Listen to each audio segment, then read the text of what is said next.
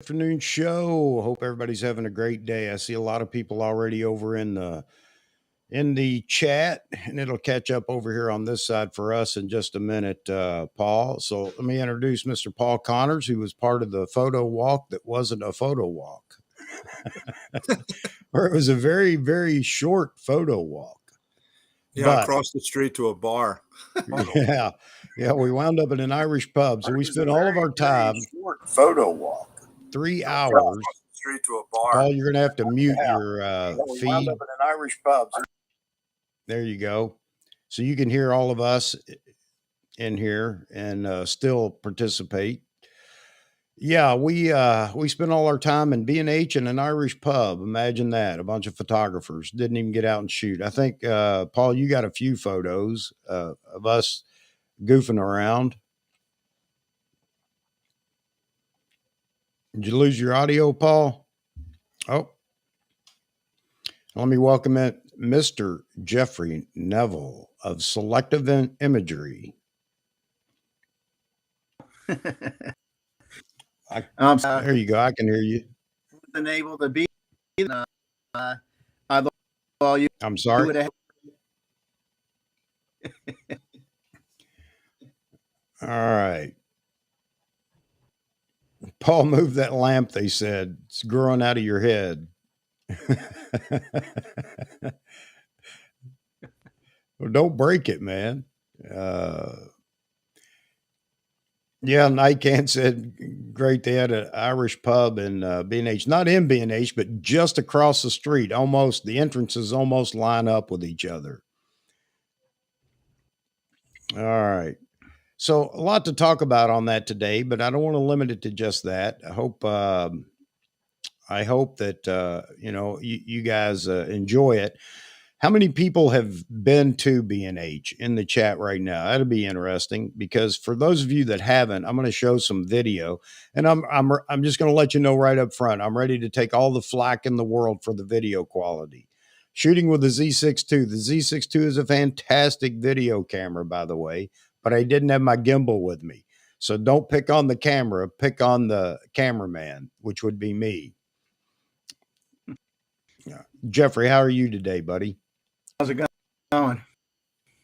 It's a going, man. It's a going. Man, I was drooling just watching you showing everything on the thing. I'm like, boy, I'd be close the store while I was in there. I'm like, no. Oh, yeah. And my brother, I showed my brother some of the video because he's here helping me with the house. Anyway, he said, well, you're really pushing B&H, aren't you? I said, well, yeah. I mean, I'm not pushing B&H. I'm just talking about what you see and, how you're treated in B&H. So I know there are people that hate B&H, and I'm sad to hear that, but it is a great store and definitely a store for photographers to go see. It's almost a museum. So it's fantastic. And Jeffrey, your audio is breaking up a little bit. Okay. The audio gremlins. Paul, did you get your audio back up? You good? No audio. Huh. Oh, I know why. Do you have headphones that you can plug into your computer, or like an iPhone earbuds or earpods or anything like that? Because I think when you mute since you're on the computer, you have to shut off the link to not the link. I'm sorry. You have to shut off your YouTube channel feed. You can't watch it at the same time on your laptop, and just use the link and what you see in the link. No audio yet. Is this any better? There you go. Loud and clear, brother. Loud and clear. All right. So we've got others that may join us. Ted, I saw your comment there. Ted may join us on the phone here in a little while. He's out busy doing things.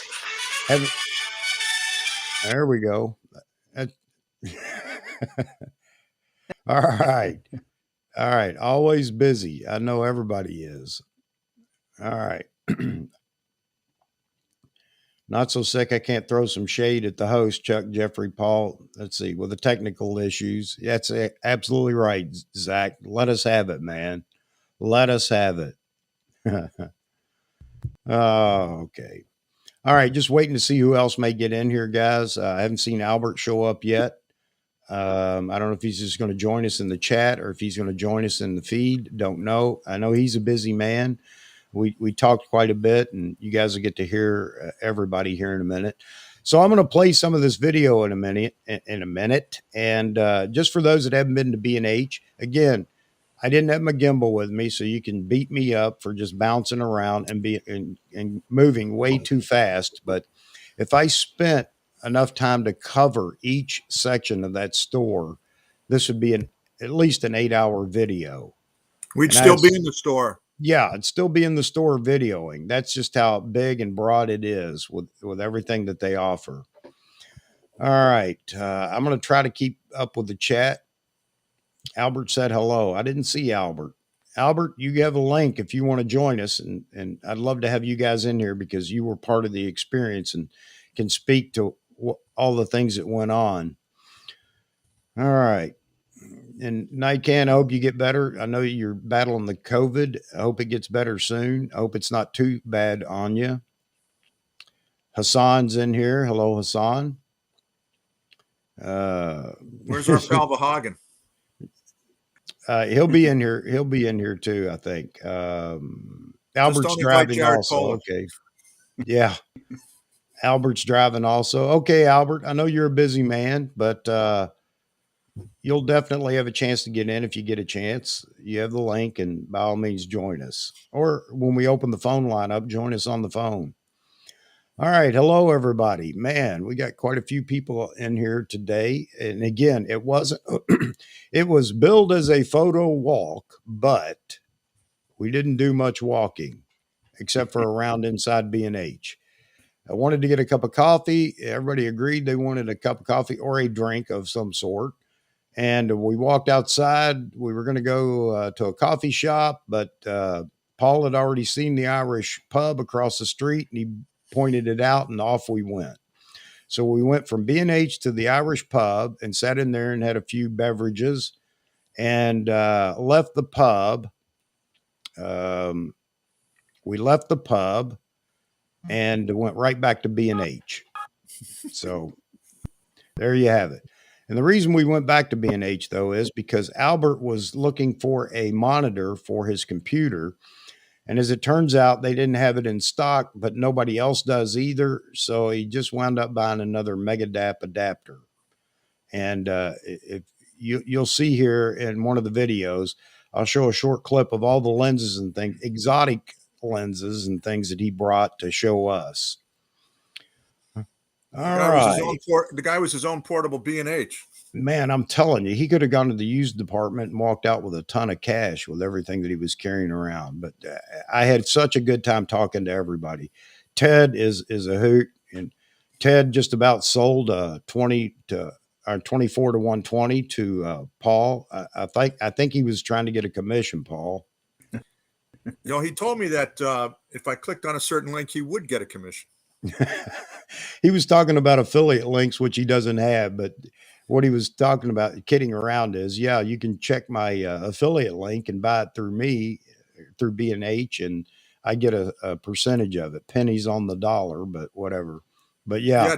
Ted was also interesting because Ted and I went to the same high school a few years apart, and Ted graduated in my younger brother's graduating class. And so after I got home, I called my brother and I said, "Do you remember this guy?" And he says, "Oh yeah, is that what happened to him?"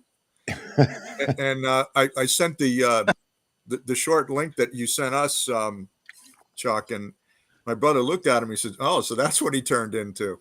Oh. Yeah, who'd have thunk that? You two show up, meet for the first time, and wind up talking about growing up across the road almost. Yep, that was serendipity. If ever was serendipity, that was a great example of it. Yeah. It was amazing. I'm trying to watch the comments here too because I want to keep everybody else involved. All right, so look, I'm going to play this first video, and again, it's shaky, so beat me up now. I don't care. Maybe next time. I'm not going to carry a stills camera next time. I'm just going to carry a camera and do video. We do this again, and we may do it again here before too long for those that want to participate. So, no further comment. Let me pull this up. So here we are, and again, beat me up now. I don't care. But let me play this. Okay, we are in B&H Superstore. And we are heading up to meet up with Paul Connors, whoever else may be here already. Need a guitar? He's got two. Here a bit. One on the other arm. The musical instrument department was in the basement. Longer, and you got to check this out real quick before we walk upstairs.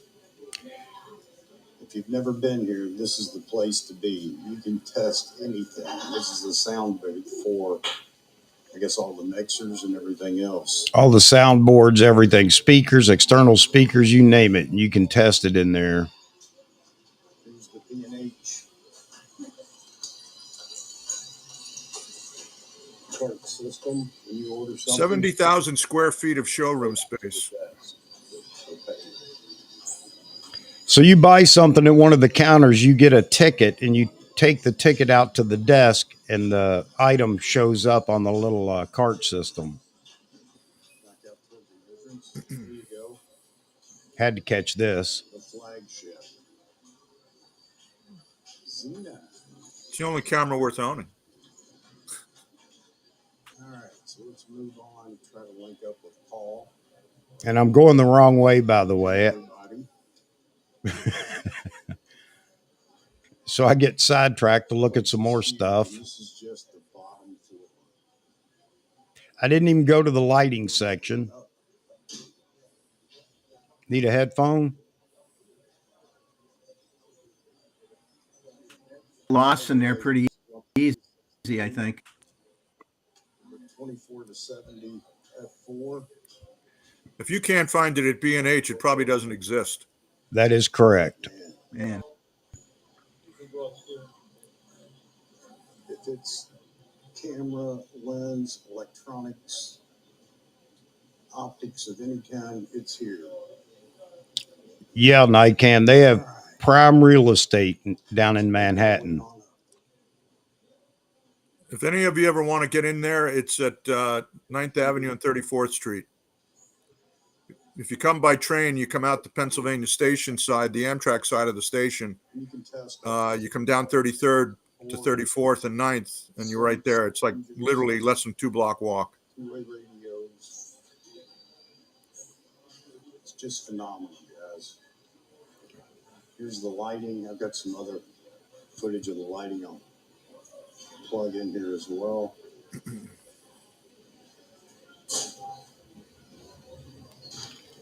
All right. Up we go. Photography. That's what we're talking about. They have a guy that greets you at the door. It's a fantastic store to come to. If you've never been, you've got to come at least once. If you ever get to New York City, you have to come and see B&H. The Superstore. Oh, you Chuck, that's you looking to me on that video.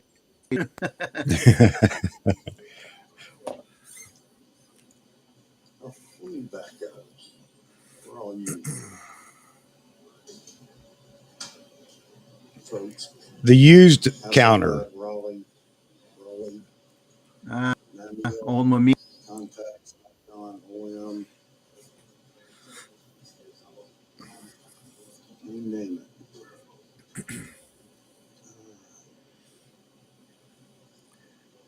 You're getting there, Chuck.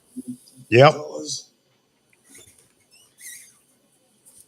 You could spend all day on this floor right here.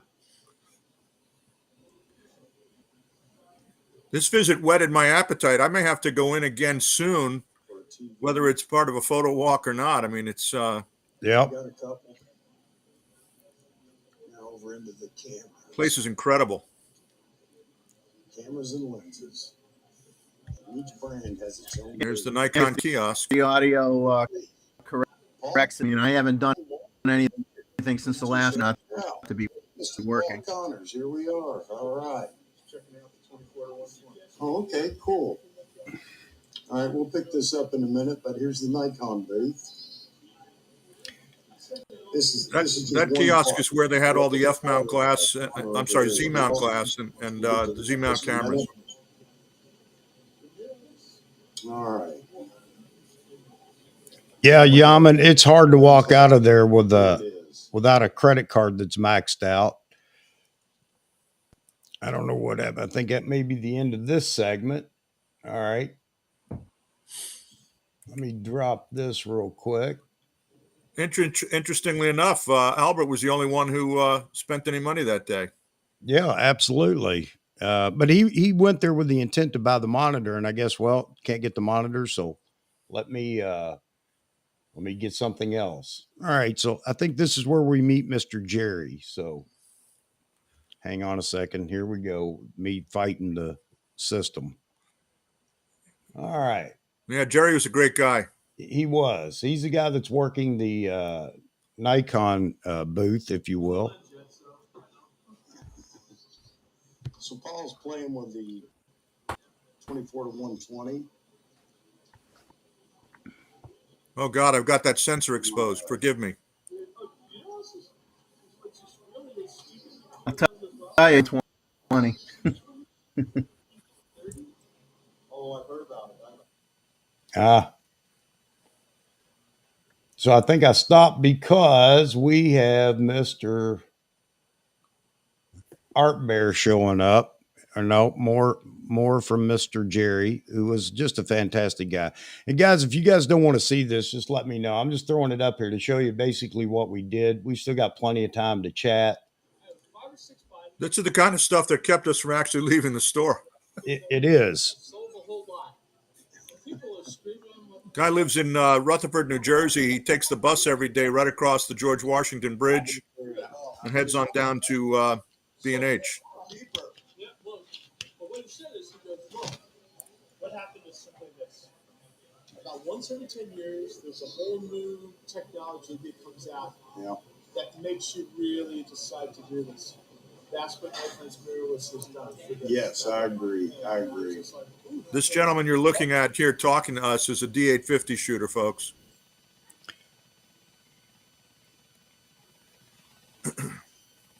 So, man, I got all these little shorts and pieces that I'll throw in here. We're going to meet Mr. Ted, Art Bear. Guy's comical. He should be going on the late night funny shows. Yeah, B&H should hire him, actually. Here's Art Bear, Ted, and Mr. Paul Connors here at the Nikon booth in B&H.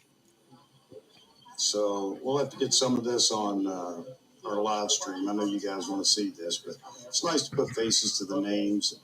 I already got a spirited conversation going on here about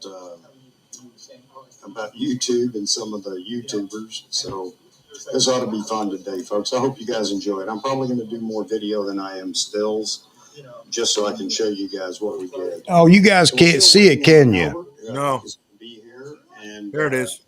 I don't know if Mr. Long Rider's going to show up or not, but he may. So anyway, there'll be more coverage coming, guys. All right. This is all raw video out of the camera. I haven't put anything through Final Cut Pro yet. Just wanted to show some of this to you guys so you guys could enjoy B&H. If you've never been there, it is definitely a place to go. And again, I get nothing from B&H. Actually, they take from me constantly. Oh, that's just a snap of the photo there. I forgot about that.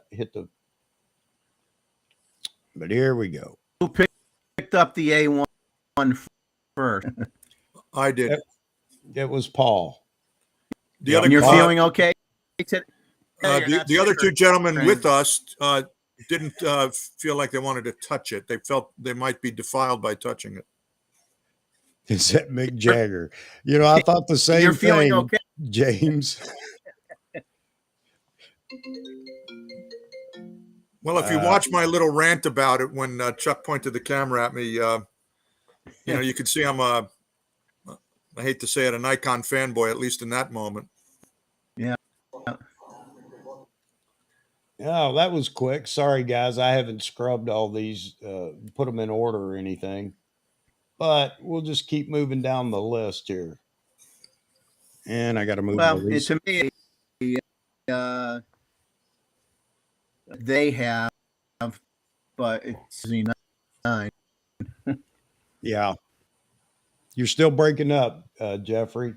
Yeah, I don't know. I don't like it as always, and I don't know what. Yeah, I have no idea. It's definitely clipping on you, though. All right. Well, here we get to meet Mr. Albert Jimenez. Albert, you're a star, man. Here we go. Me backing down the ramp, trying to do video of these guys moving. Here you go. We got Albert Jimenez with Ted and Paul. All right, so we're gonna leave the store now. It's hard to do, but they told us if we want to have a party, we got to go somewhere else. I'm just kidding. They're fantastic in here. I think we're gonna go get a cup of coffee. Imagine that, me and coffee. I don't know why the mic got so hot. Sorry about that.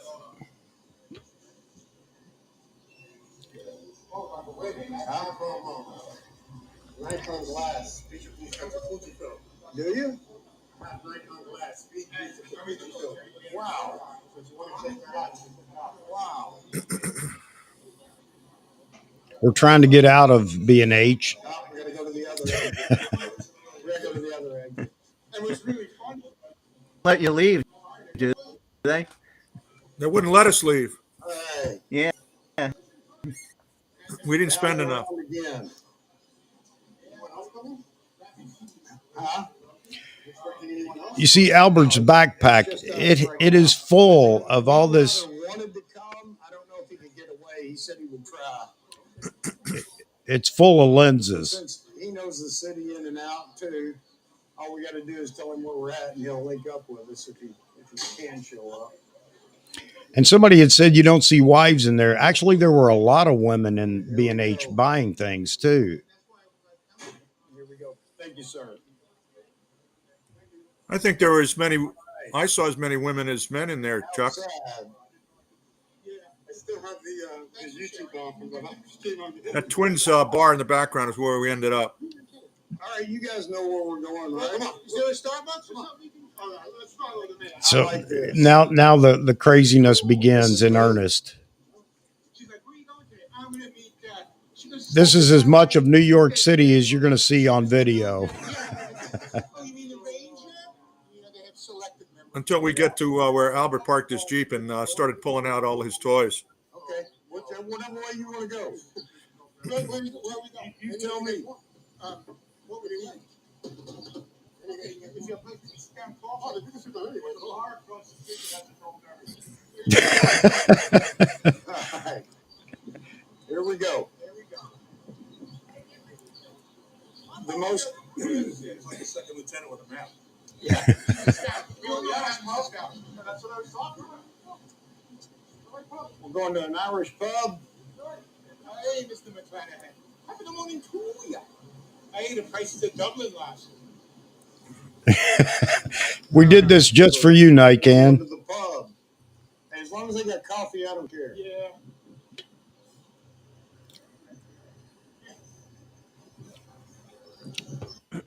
Yeah, Terry, you're absolutely right. All you got to do is ask at the desk or any associate, whatever it is you're looking for.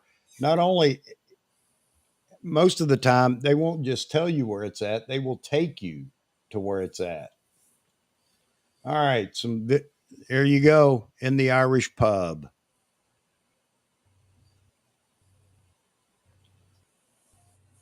and it gets crazy. God, I look fat because I am fat. This is the little, that's on the Z50, the little grip, see the difference? So the lighting, did you see, is the lighting in the pub? It kept changing. And that's $9. This is $10. Wow. And it has a, you can put the tripod in there, I'll email it to you. So this is what I'm talking about, guys.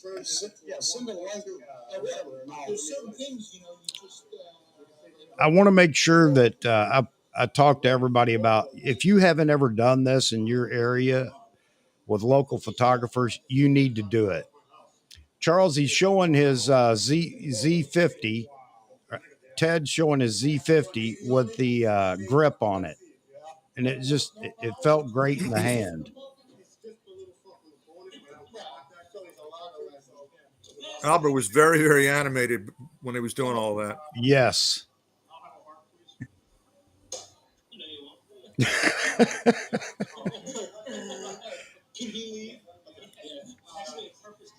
And that's the back of a black T-shirt. Yes. And try to order an 85 one.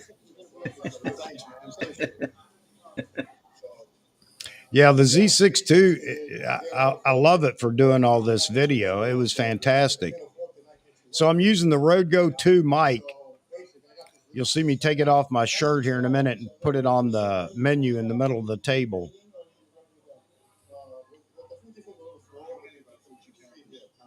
Yeah, James, he has a link to it. He just sent it to me. For anybody that wants it, I'll pass it on. I'll put it in the description. But their XT3 and 4 are pretty good cameras. They're a little weak on the autofocus if you compare them to the competition. Right. However, their color science and their custom build. Yes. This is where he was showing us all his different modified lens adaptations. Unfortunately, there is. It's better than this. It's better than, I'm telling you, the micro contrast on this is insane. The lens in my left hand is a Canon that's probably 60, 70 years, almost 70 years old. Thing weighed a ton. This lens that I'm holding right now, that lens that Paul's talking about, that lens is, I think, about 18, 16. At least 60 years old. Also, the lens that I told you. Hang on, David. Beer's coming. Also has 18 aperture blades. The book, it was hard to get lenses. Yeah, shorty mostly shit. Like I said, I look, for me, I'm a secondary shooter. I did fashion shows. You can see how, let me pause this a second. Give them everything they gave. So I'm good. That's pretty much it. It comes in one. Hey, everybody, welcome Mr. Verhagen in here. Mr. Verhagen. Hello. How are you, buddy? Good. How are you guys? Yeah, your audio has that low tone again, that or slow. Okay. Hey, Verhagen, hi. Hello. Where's the whiskey? No, we didn't go that far, Greg. Again, we didn't want to stumble up the escalator in B&H when we went back, because that was the plan. Sit here, have a few drinks, whatever, and then head back to B&H. Verhagen, how are you today, buddy?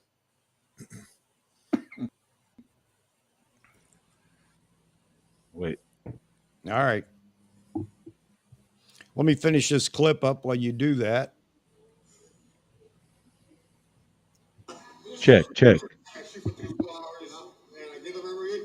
So this is what happens when photographers get together. The passion comes out, and all we do is sit and talk instead of going out and shooting. It's just so cool. Everyone's got their thing that they use, and then the ideas that you've experienced. Someone else could be doing the same thing. I didn't know that. I didn't, and then you never stop learning. It's like chess. You never hard to find. They're expensive. This one is about $400 or $500, but it's well worth it. And the voodoo in here, I don't know what the hell's here, but when they put this on all the lenses, it jumps up the micro contrast.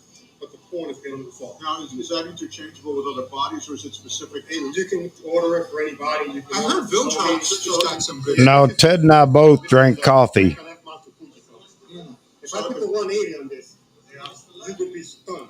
I couldn't believe it. How's your balance on weight? If you wanted to do it on multiple systems, you'd have to have multiple adapters. Yeah, I do. I have. I can autofocus this here, and I can autofocus it on both of them with the Fraser. No problem. I got the 135 here, and I got the 200.8. But you got to buy one for each. Yeah, I have to buy one. I have about 20 or 50. Is that Albert? So he's talking about all the adapters that he has. One for each brand of camera body. You could, if you got the right, because they said Viltron's is coming out. I wish Albert was on here so he could actually explain all that he was talking about. And Mr. Jeffrey back. All right, buddy. Hey, Chuck, can you hear me? Yeah, you sound good now, man. Sounds great. Is that Albert?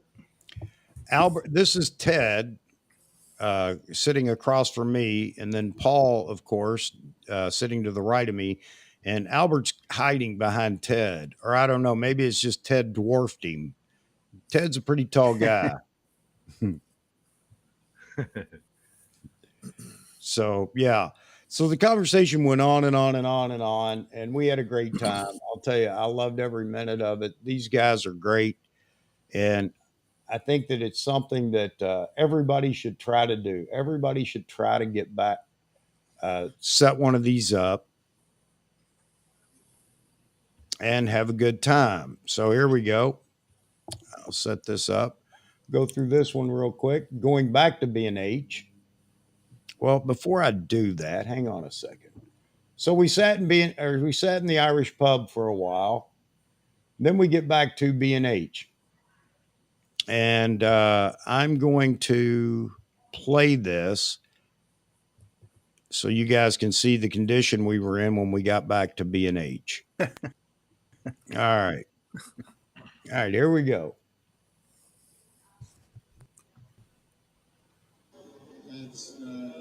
I feel like I have a Tootsie Roll.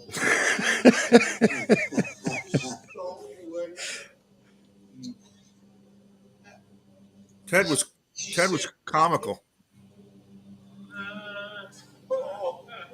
Anyway, So I had to play this back in slow motion just for the fun of it.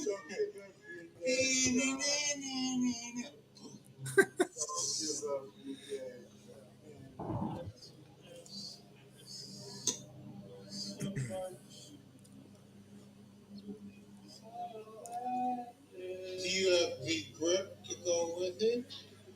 I never got it. Yeah, I'm a grip guy. Yeah, I just non-frames. Tiger, what was his name? The dog. Oh, cool. And with that, boom. All right, so let's go back to regular speed. Look at that. That's what are you using? Just face detect on that? That's a JPEG, yeah. That's a JPEG. Wow. So this is Oh, yeah, good, okay. Nice talking to you guys. Safe trip. What'd you say?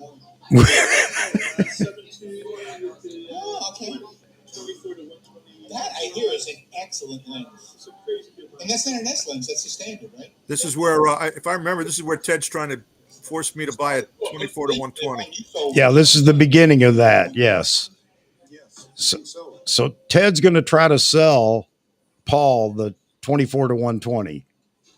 Now remember, folks, Ted does not work for B&H. There's your next lens.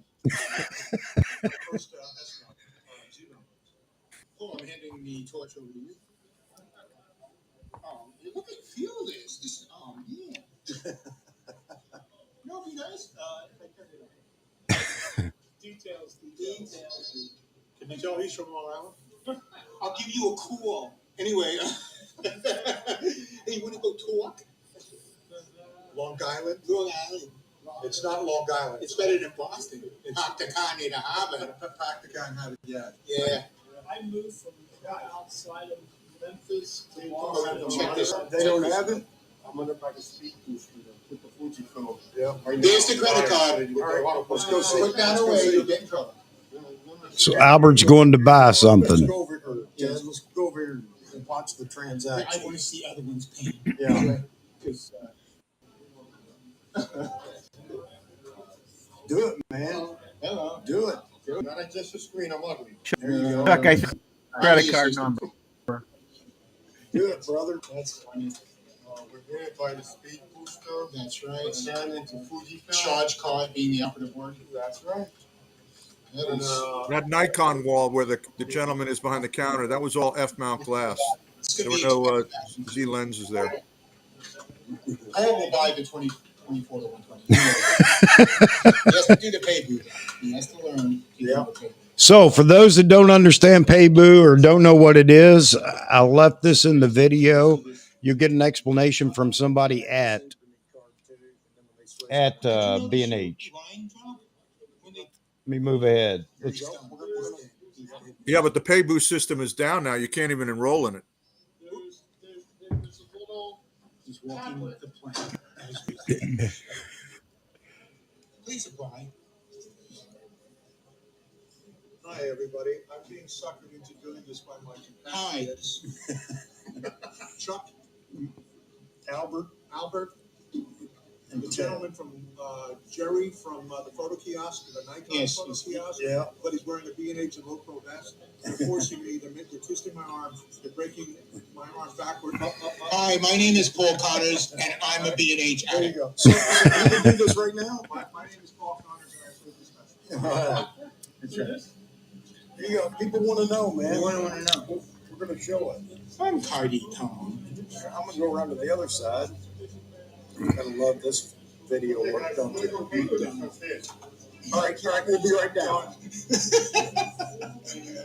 You're currently undergoing maintenance. Okay, so we also have another one of these downstairs. Basically, you're going to fill this out 2-3 minutes, and we'll have a movie like 3 minutes, right on the spot. And then from there, anything you purchase, it operates 2 ways. You can either get the tax back immediately, because what they'll do, you'll be charged the tax, but then say you have a $3,000 camera, 9% is $270, right? Ballpark the tax. You'll see your total amount is $32.70, but guess what? Additional discount, guess how much? Exactly, $270. So that way you'll have it. The other thing you want to make sure you pay that off like ASAP, as a credit, standard credit card bill. Yeah, what is it, like 29%? 29.9%. Usury, can you spell usury? Usury, can you say? USURY, usury. The other way is if you wanted to say you're buying like another Z9, okay, and you want to extend the payments out over 12 months, you can do that as long as you pay that every single month you pay that amount that they determine for you. As long as you do it by the end of 12 months, guess what? Interest free? No interest rate? Yep. I'll will your best and we'll go from there. Hey, Jerry, thanks for that. Because we're going to put this on the stream, so now everybody will know. So you're going to be famous now. That's right. Give that Chuck straight. Show them your good side. Don't walk away. I was once in a guy that was like the World of Brazil. No, you were there. Yeah, and that kind of started that whole thing. Like I had people from Brazil show up and go, I saw you on TV. yeah, That's like right. But I didn't understand you because you were speaking. That's right. or the Press guy, 3 for Swahili. The guy who was for a good hour, and then he goes, if you come to So, all right, guys, I'll cut it there. Yeah, Jerry was nice enough to actually explain it all and on camera. So anybody that doesn't know what the Payboo card is, and I'm not here promoting B&H, your only store to buy things from. However, I've used the Payboo card, and it is nice to knock that tax off. So there you heard it from one of the associates, how it works. Plus their other purchase on credit sort of thing. As long as you make those payments every month, the payments they set up, there's no tax on the purchase. So there you have it. All right. So I have another couple of pieces. I'll put Albert's lens class here in the end, but let's get to the comments and everything else. say hi, a warmer welcome to Mr. Vahagan, who jumped in here with us. I know you've already said hello to everybody in the chat. Hi guys, how you guys doing? How you doing? Good, man. What's happening, Mr. Connors? Hey, Vahagan. Good to see you on that video. It was cool. Mr. Jeffrey stepping away for a minute. He'll be Yeah, right just don't back. look at my profile, Vahagan. I need to lose some weight, a lot of weight. You and me both. But It was good to put faces to names, you know? Yeah, it was fantastic to get together with everybody. And again, so this is where I'll do my spill real quick. Folks, you need to do this in your own local area. Somehow get in touch with other photographers. I'm telling you right now, you're going to have a great time, whether you go out and shoot photos or just get together and talk your passion photography. And it doesn't matter what everybody's shooting. This is what happens when a bunch of photographers get together. We had such a good time. I'm telling you, we could have sat in that Irish pub for probably 2 or 3 hours and just continued the conversation about so many different things. You need to do this wherever you are. This is the community that we need to have going on, rather than all the YouTube talking heads, myself included, out there. Is get together with your fellow photographers and have a good time. So I'm going to make this statement right now. If you guys want to do that, wherever you are, set up a photo walk, photo talk, whatever you want to call it, using a local landmark or a park or whatever, doesn't matter. If you want to do that, I will promote that here on the channel. All you have to do is email me that you're going to do it, and we'll make sure it's in every live stream until you actually do the photo walk. So I think it's just something that everybody should do. We had such a good time. Paul, did we have a good time? Oh, great time. I hope we can do it again before you move to Tennessee, Chuck. Absolutely. I do too. And I'm working on that right now. I wish Ted could be in here because he is the comedian of the bunch, and nobody got any slack from him while we were out walking. It was just such a good time. And oh, by the way, Paul did not wind up buying the 24 to 120. We couldn't get the pay booth thing straightened out. Just so you know, hang on. We got Ted in here now. Hang on, Ted. All right, Ted. All right, buddy. How you doing, guys? Man, we're doing good. We were just talking about you. I think you were listening to it. So what's up? Hey, I just watched your the whole montage that you did. It just reminded me how much fun we all had, and it was just, again, that's what YouTube was really all about—a platform for people to meet and as you point out, bring a community with like passions, and it's such a positive thing. And I think that more of that rather than all the divisiveness that we see all the time. Yeah, absolutely. And you know what's funny is, and Vahagan's brought this up before. I think Jeffrey, you've mentioned it too. The funny thing is we can all argue and fight and everything on YouTube or on live streams, but when you get together with people face to face, it's funny how everything changes and we become humans again. Absolutely.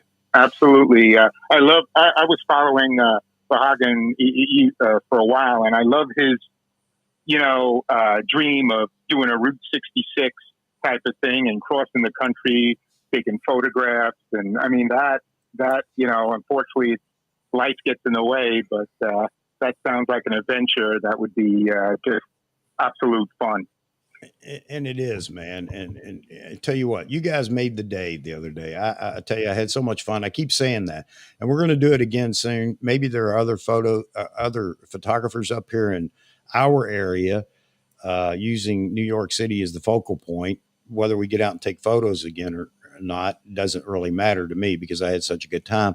But who was it? Charles just said, no, it wasn't Charles. I can't remember. Somebody had said, in my local area, again, I'll say, if you guys want to do this, if you want to promote a photo walk, not that my channel is going to reach anybody in your, your area. However, if you have no photographers and you can do it by word of mouth, and you do want to spread the word, I will put that out on the channel here on the live stream, each live stream until you have your photo walk. And I encourage you, man, to go find people and get out there and do this. Even if it's just once every month or two, there's so much fun in meeting all the photographers around you. We had a great time. Yeah, it's all about bringing the Absolutely. community together, you know? Your channel that with the live stream, I really think facilitates this type of thing rather than just listening to a pre-recorded, which has its function for certain things. But as far as the immediacy and the feedback and the ability to just arrange, something like we did, which we had a great time. Paul, Al, definitely want to meet Jeffrey with his new channel. I love it. And so I think that's what's really great is that it's really positive for photography. And without getting into the minutia and, who's better than who and what bird is caught by what, and this does 600 frames per second, what does yours do type of thing. Yeah. Ted, can I have my wallet back, by the way? I don't know if you can hear Paul. That's one of the issues I have with this. Yeah. Okay, good. Yeah. It's great to bring the community together, It's great to bring the community together. And when me and Mozman met, it was great. I met another guy, Mike, a wedding photographer, where I did that 50 versus video. I met him through the channel. He said, "Hey, you want to try the 2.8 lenses? Come on over." We did that, and then a few other guys, and then Jeffrey met Mozman through the channel. It was great. Yeah, so that's the whole point right there. I'm glad you brought that up, Vahagan, because just the fact that Mozman and Jeffrey got together because they had a platform to actually communicate and talk about when they're traveling or whatever, specifically Mozman. So guys, if you want to do this, I'm offering right now. You just let me know anything that you're doing out there to bring the community together, to get out and meet other photographers. Let me know, email me, and I'll make sure it gets out in a little news segment on the live stream. And Ted, I had a ball with you yesterday, brother. You need to be working at B&H. Yeah, you got that right. I live and breathe that stuff. I've been doing it for such a long time, and basically 95% Nikon, and it was just a hoot to talk to Paul and Al, and again, just that camaraderie and just that frame of reference we all have and we've all experienced if you've been into photography for any length of time, and it's just great to see different people's perspectives, and that's priceless. It's just fantastic. Yeah, absolutely. And you know what? You almost made the sale. If it hadn't been for the bank, so I want to make that clear to everybody. It's not B&H. They're not having the problem with Payboot. Well, they are, but it's the bank that's causing the problem. Isn't that what they explained to us, Ted? Yes, that was. I actually did a follow up on that, Chuck. I called 1-800 we don't care. I mean, humidity, and we're working on it. Oh, that's great. No problem. Multi-million-dollar business. You're working on it. Good luck with that. Thanks for sharing. And that was a problem. That saved Paul, a possible, knock on the door by the sheriff. So it was good. Yeah. Yeah. It saved me about $1,100 plus tax. Thanks very much, Paybu. Hey, Mike, one I will be interesting doing thing this that in Nashville. Go ahead, Vahagan. I was going to say one interesting thing that Ted brought up is when you meet people in person, especially people you don't know that are shooting at this location using Sony or Canon, there's no arguments. It's all photography love in person, Oh, what are you shooting? Sony. Oh, that's cool. Oh, you got the Z9. How do you like it? So nothing like you see online, No. So that's a great. Go ahead, Ted. Go ahead, Ted. That's a great point, Vahagan. Like when Al was showing his Fujis and everything, I actually get psyched on that. I want to know more about that. I want to see, firsthand, how other people are getting it. I prefer Nikon, but That doesn't mean that that's the end all. You can really learn and really go, oh wow, that's interesting. Oh, is that the way that works on that or that menu system or that button?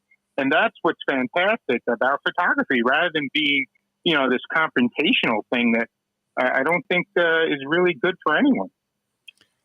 No, but I mean, it's a business to them, and I just had another long talk with Ronald Pollard this morning about that, and I'll give you this, Jared Poland. So we're not going to go into the bashing thing, but my take real quick on Jared Poland. He is a master. I mean, an absolute master at YouTube and his channel and what he's done with it. But that's where the love for Jared Poland ends with me. I have to give him credit for that, but I don't have to watch him. I don't care for the bashing and what goes on. I don't have to. And there are plenty of people that comment negatively in his videos or whatever, but we're not going to change his mind because it's a business. And that's really where I wanted to go with this. This is a business for him. It's a way of life for him, where other photographers make their money actually doing photography. He makes as a photographer, makes his money doing YouTube. And you know what? That's okay. This is America. He can do what he wants. I don't like that he bashes, Nikon or whatever, but it's his prerogative to do it. But anyway, that said, everybody gets together and then you meet the real personality of the person that was behind the keyboard and chatting. And it seems like everybody becomes a human once they're face to face. It's so easy to do it behind the keyboard, but it's hard to do when you actually meet people. So maybe if we all did this more, the keyboard could take a break and people wouldn't be so angry all the time, and we could just go out and have fun, because I definitely had a blast. Ted, you were the show, no doubt about it. Yeah, thanks, Chuck. It's even when, to your point on meeting people in person, even when you see in a live view or anyone, it's still different when you meet that person or persons in a social setting. It's just a different vibe that you get. And I think I certainly got a lot out of everyone there and what they contributed and how we can interchange ideas. I think it was just so fantastic. I really felt that I made new friends. I really do. Oh, absolutely. And Vahagan's talked about that too, where he's made friends, via his channel and doing the live streams and everything else. And it's so true. So yeah, again, everybody needs to get out and try this. Try it once. I guarantee you're going to like it. No doubt about it. Vahagan, you had something you wanted to say. Yeah, just you brought up Jared Poland, and you see, I know Terry has a problem with some of my videos. I know he left comments. Can I address that? Yeah, sure. Look, if I gave up YouTube tomorrow, it won't hurt me. You know what I mean? I'm not doing YouTube for a living, but I find it important that I do it what I want to do on the channel. If I feel like I want to, and by the way, I'm not bashing Jared Poland.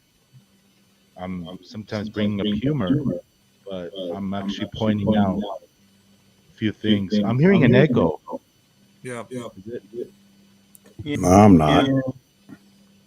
Oh, you're not? I'm hearing an echo too. Audio is really weird today. Okay, so it may be because Ted's on the phone. He's listening to the Oh, I see. the feed, So he can hear you guys. And I told Chuck this many times. You want to do something? I'm never gonna change the way I do it to please people. I'm gonna do it my way. And if you don't see the humor in certain things, or if you have a problem with certain things that I do, hey, you know what? Don't watch. Exactly. But I'm not gonna change. I'm not gonna change. This is who I am, and I'll point it out. I really don't care if I stopped YouTube tomorrow. It's not going to change my life. It's not going to hurt me financially. That's what I'm trying to say. So, but it would help me financially if I did stop. Oh yeah, I mean, yeah, it would probably. No, you're right. It would help me. Rubbing any nickel in. So I mean, I understand, Terry. You have problem with certain things, but I'm not bashing Jared. I'm only playing the YouTube game, man, like everybody else.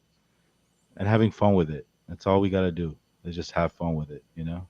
I'm not calling him the devil. I'm not talking crap about him. No, I'm just pointing out things that certain things he says that are not true or I disagree with. And there's nothing wrong with that. Hey, Vahagan, when you sponsored him several months back, I was on that live stream when you did that. You may remember that I made some comments that he took umbrage with. And one of the things that he wrote in a comment in response to my comment was, "That's a really dumb, stupid, or whatever thing to say." I immediately responded and said, "You just made my point, Jared. You're thin-skinned. It was offered as constructive criticism. It wasn't designed to hurt you personally or your brand. But the fact of the matter is you don't like criticism of any kind and you won't tolerate it. So you're making my point, Jared."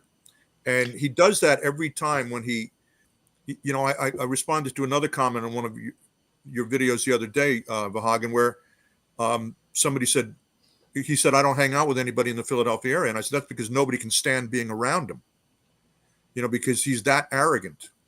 And he's but that close-minded." This goes back to my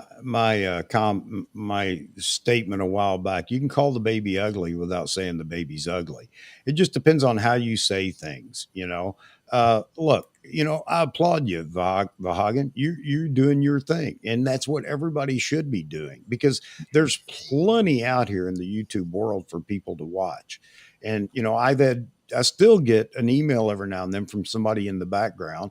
It may not be a subscriber, I'm sure they aren't, but they say your live streams are too long. Okay, but I'm not going to change that.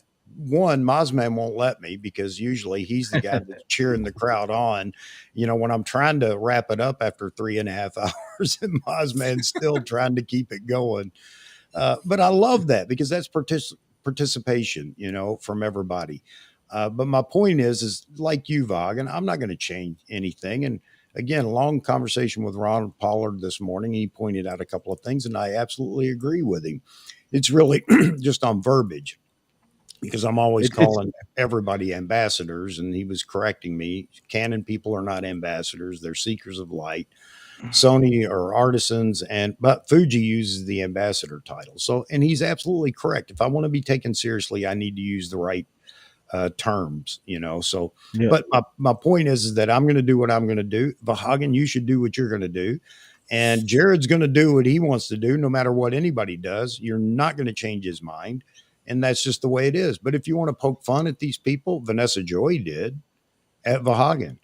And there are a lot of people that do that, poke fun at their other YouTubers that are out there. And I think that's fine. But anyway, if anybody sees it as personal, then, take it up in a way that you can talk to them, not inside the crowd. That's just as bad as what somebody's doing is to call them out in the crowd because then they're going to be very defensive.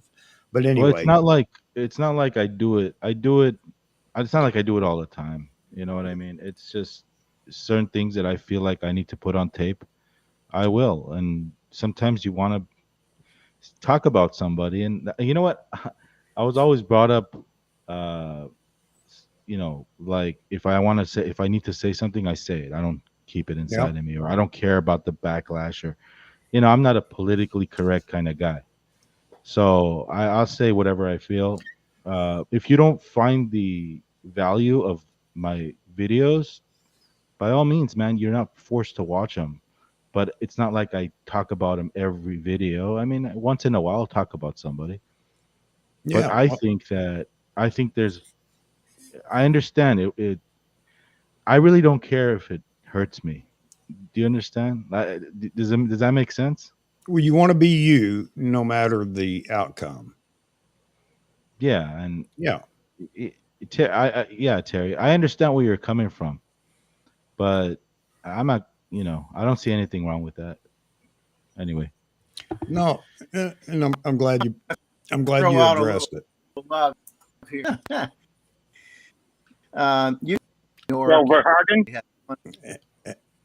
Hang on just a second. Your audio's still breaking up, Jeffrey. I don't know why. I think I've been shutting down.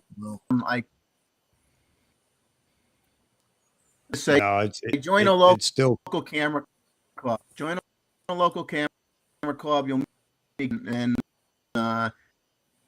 it'll be together. I mean, everybody has a great club, and everybody shoots everything. so we're only getting about a quarter of what you're saying, buddy. I don't know why it keeps breaking up. Yeah, I know. To Hey, uh, go ahead, and then I want to ask you something. But go ahead, Ted. yeah, I wanted to make a comment on Vahagan. You know, up until that point, when Vahagan was the first time that actually any real, YouTube channel called him out on it. That was the first time, and I think it really made an effect on.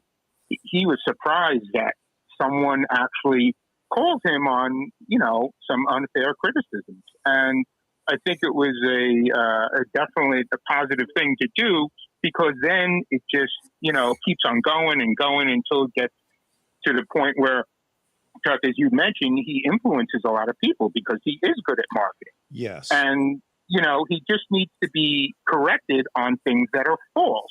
And I think Vahagan took the lead on that, and I commend him for that because, you hear it over and over and over, and it's just at some point you just say, okay, this needs to be corrected, and someone has to say something, and I commend him on that. And besides, Vahagan's a real photographer. Hello. Yes. And yes. So let's go with that. That's what I was saying is, as a photographer, Vahagan makes his living through photography. And, again, I'm not bashing Jared Poland. I mean, I'm in awe of the fact that he's got over 1 million subscribers. Okay. That's phenomenal. But he's a fantastic YouTuber. And I mean, he could probably teach everyone a good lesson on how to be more successful on YouTube. But he's not a working photographer as far as I know. So, but that doesn't matter. Neither am I, and people still want to come in here and chat and whatever. So yeah, it's just the way it is. And the other thing is that some people, we've talked about this, Vahagan and I and other people. There's my beautiful daughter, Miss Courtney. Love you, baby. A lot of us, or Vahagan, we've talked about it. I lost my train of thought. See, my daughter comes in and I'm just completely gone. There are some people that don't want to be on a live stream because they have to show their personality because they can't control it. On a live stream, you are who you are and it's going to come out, and that's just it. And I think that interview that you did with him was very uncomfortable for him because he even talked about it. He's not a big social person. And, so what you see is what you get. So that brings me to Ted, Paul. Am I any different in person than I am on the channel? Absolutely not. In fact, it just reinforced everything I thought. Well, and I think that's important for people to know because then you can decide what you want to listen to from people. If they're completely different from the person they are behind the camera or in front of the camera than they are in person, then there may be some caution you need to take in what they say. So I'm just throwing it out there. You guys can put the pieces of the puzzle together. So those that do come on live, I think is fantastic because they're showing you who they are. Go ahead, Vahagan. I just want to say, first of all, hi, Courtney. And second of all, yeah, man. I mean, look, if I'm not going to do it my way, I won't do it at all. That's it. I'm not going to change. And that's corporate people don't like me. That's why corporations don't like people like me because we just want to be free, man. We want to like feel like we have the freedom to say anything, make a video about anything, and just be us. You know what I mean? I wouldn't trade that for anything in the world. I don't want to be controlled by anybody. You know what I mean? Yeah. I live in a society where it's like I'm used to being free. So I mean, and guys, it's not like Jared Poland, like Chuck says, is a brilliant YouTuber, and we're just trying to learn from the best. And I think he is one of the best when it comes to YouTube. Yeah, and as much as I hate to say it, sorry I say it that way, but the Northrops are fantastic YouTubers. Look at what they've done with their channel. But I'll leave it at that. I don't agree with all they say and everything else, but the bottom line is you got to give credit where credit's due. They've done a fantastic job with their channel. I don't like what they say, quite often, but anyway, I You're got to give right, them some and credit. you're right, Terry. You might be right, Terry.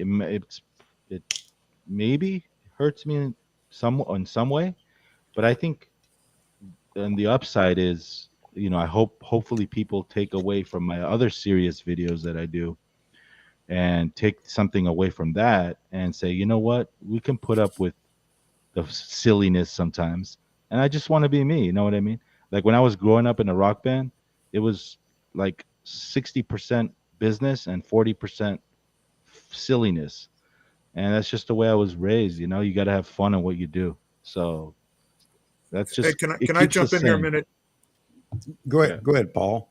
I'd like to get back to your most recent question, Chuck, and answer in addition to what Ted said. Here's what I've taken away from watching your channel these past months and then having met you on Monday. First of all, I know your military background. You, Ted, and I are military guys. You retired from the Army. I served in the Army and then the Air Force. Anybody who doesn't know Chuck's background, he's a former Green Beret. He was a retired chief warrant officer. Yeah, we don't need to go into all that. Okay, but your leadership skills show in everything you do, Chuck. And you lead by example. And that's one of the things that I found, really enchanting about the channel when I first discovered it. And then when I met you in person, you're a very humble guy, and that humility comes through all the time. I mean, you say what you think, but you say it in a way that's very encouraging to other people. You don't brag about yourself. The fact that you didn't want to get into your military background, that I understand that. Yeah, my wife does that all the time for Yeah, me. So yeah, and I understand. I mean, but you do lead by example, well, thank and you. and the humility, I think, is something that everybody sees. I know Ted commented on that to me on Monday when we were in the Irish pub, and then we were walking back to the trains. And don't and Vahagan, I'll say the same thing to you. I mean, I really enjoy watching your channel. I know that you don't make a point of going after people for the sake of going after people. It's either because you've been provoked or because they're totally out of line, and one of the things that I was thinking to myself when we were at B&H Monday, we spent a lot of time at the Nikon counter and less time actually seeing most of the store. But, I thought to myself, everybody there and most people on this channel are Nikon users or interested in Nikon. But there is so much more out there. I mean, other people have said it, I'll repeat it. There's no such thing as a bad camera. There's no such thing as a bad camera system. People are going to defend what they use because it validates what their decision making was. Just like what we do here on these YouTube channels, people are going to do what they're going to do because that validates their direction in life. So as far as, I'm a loyal follower of Vahagan and Chuck. I think just about everybody else who comments here is as well. I really enjoyed the hell out of meeting everybody in person on Monday. And like I said earlier, I hope we can do it again before you move to Tennessee, Chuck. Yeah, I hope so. And when I get down there, I'm going to do the same thing down there, and maybe in Nashville or whatever, because I enjoyed it so much. That's why I keep talking about it. I can't express to everyone how much I enjoyed that. Just get little get together. So, Hey, Vahagan, maybe you want to do something like this at Sammy's Camera in L.A. Yeah, definitely. Uh, I'll think about that. Yeah, I'll put it together. It'll be fun. See who's around. Mozman for sure is in. Just trying to think who else is in the. Well, there's plenty of people in this area, Even in if it's this just you and community. Mozman, the dynamic duo. Yeah. Yeah, Yeah. No, that's it. go ahead, I'd just Ted. like to I'd just like to second what Paul just said. You mentioned, Chuck, well, is the person representative in person? And one of the attributes that I got from watching you initially was just class. I mean, you watch your language, you just present yourself in a very, very professional manner. And, to the other point of other YouTube channels, they may not be big as the Northrops and and the Polans and the others out there, but I think they have so much value to share, with their 500,000, 3,000 subscribers, and there's so much out there, that we can really enjoy, and I think it's a really great thing for to have people open their mind to not just the big channels, but look at other ones that have little niches that do things like you do, Chuck. That you're one of the few channels that have constant live streams. I mean, that's very rare. Yeah, well, and as long as it's fun, I'm going to continue to do it too, Ted, and I really appreciate that. Yeah, I would encourage others to do the same thing. And let me just encourage people right now, real quick. Let me put the shameless plug in here. It's not shameless because I believe in these guys, and you guys already know Vahagan. But if you don't, and I can't imagine anybody in here doesn't know Vahagan, but if you don't, go over and check his channel out. And more important is our good friend, Mr. Jeff Neville, who's fighting the audio issue. I don't know if it's fixed yet or not, but he has a channel on YouTube, Selective Imagery, and you guys need to go check it out. It's just fun. He has a short, relatively short videos on his birding, and it's just a lot of fun to go watch. It's very relaxing. Go ahead, Jeff. No. Nope. Press the I tell unmute you what, button.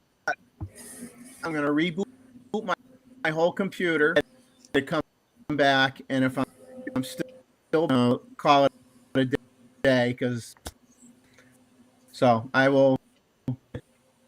Oh. All right, brother, no problem. All right, I hate that. Yeah, I have fought the sound gremlins as well. So T-Mid just put up here, Imaging USA's in Nashville this year. Hey, send me some info on it, T-Mid, and if you're going, let me know too, because maybe we can put this together.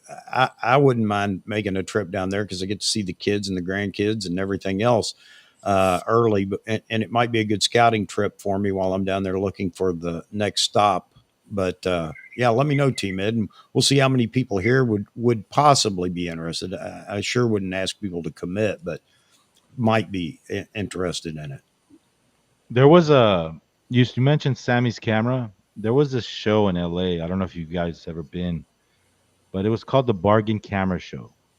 It happened maybe before COVID, but once every 2 weeks, where everybody gets together and sellers, they would set up booths and tables, old lenses, vintage lenses, vintage cameras, and that'd be a really cool place to do this meetup. I don't know when they're coming back. They've been on hiatus for 2 years now, but I don't know if you guys ever been, but it's a great place to just check out equipment, old lenses. You find real great gems there. Was it almost like a photographer's farmer's market? Is that what it was like? Exactly, but it was so cool. You get to meet people, sell your gear, buy new gear, and it was great. It was a great place. But I hope they come back soon. Where in LA did they do that, Vahagan?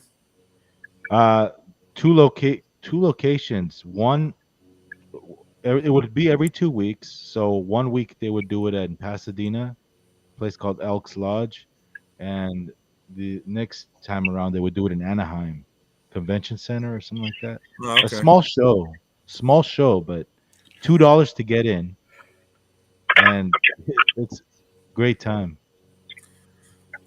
Black Rifle Coffee, Chuck. Yeah. You know what? I wouldn't mind going back out to Salt Lake City too. I love it out there. But then again, you've got some of the best national parks that are in the U.S. for photography. Oh man. I found some real good gems at that place. Like I found a Minolta 1.2 rocker lens. I found you it's great, man. It was great. Those were my old Leica days. I'd go there and find adaptable lenses and with adapters and meet a bunch of people. Yeah. Yeah, I'm all about Waffle House too. Just looking at the comments, gentlemen. I'm all about Waffle House. I miss Waffle House big time. I don't have one near me. No grits though, Chuck. Well, Ray says cameras, coffee, and grits. He's doing that to get at me because he knows I hate grits. Oh, yeah. Hey Chuck, this Yes, one sir. time, this one guy comes and comes with a backpack full of camera gear. He doesn't look like a photographer. You know what I mean? So Yeah. he comes and the booths, they buy cameras too at a bargain price. So he's just unloading all this gear, like DSLRs and lenses. And then I go up to him, I go, "Hey man, where'd you get all this stuff?" You know what I mean? I'm like, let me buy it before you sell it there. I'll pay you a little more. And we agreed on a little deal on the side. Was he a burglar? And I don't know where he got the stuff from, but then yeah, it's probably stolen. But then I looked at, it was a 1DX. It was a Canon 1DX. I look at the serial number in the back, in the bottom of the camera, the body, and it was scratched off. It was scratched off. I'm like, you know what? I'm not gonna touch this stuff Yeah, that's because stolen. yeah. So So I'm looking at all the criticism over here too on the Waffle House. You know what? I don't care. I'm still eating at Waffle House. I love it. The best breakfast any time of the day or night. Best place to go. T-Mid says I'm hungry now. Your daughter's saying scattered, Speak covered, up. and chucked. Yes. Yeah, go ahead, Ted. Yeah, I just I have to get going, but I just wanted to say before I leave, it was really great meeting Paul, yourself, and Al, and again, Vahagan, you're doing a great job. I love what you do. I follow your channel from the beginning. I'd love to meet Jeffrey Norell. He sounds like a really interesting guy, and but I just want to say it was really great of you to put that together, Chuck, for us. Really had a great time, and hopefully we can do it again sometime real soon. Yeah, I hope so too. And I'll definitely keep you guys informed. That may happen sooner rather than later, not just for us, and you guys may or may not be able to attend for whatever, but for anybody else, now that they know how much fun we have, maybe others that are in the vicinity would be up for joining us. So, yeah, had a great time. I love you guys. It was so much fun. And we are going to do it again. hey Ted, thank you. Thank you for the kind words, Take man. care, Ted. Thank you for the kind words. Thanks, Ted. Thank you, Ted. Bye-bye. All right. Bye-bye.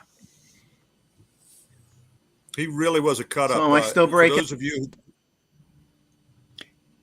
Yeah, he really was a cut up. You couldn't want for a better companion for the day. Ted was just a ball he's of an fire. entertainer, man. He's an entertainer, and he's a smart guy. And just had a lot of fun. Yeah, absolutely. Go ahead. Let's hear it, Jeff. Let's see. Nothing. Nothing. All right. I'm going to call it. Working. There you go. We hear you. Now, you hear me? Well, I heard that. You heard that? I don't know. Wait. what's What are you on. using? What are you using? I'm using your Uber mic. Okay, it's the connection. Unplug the mic.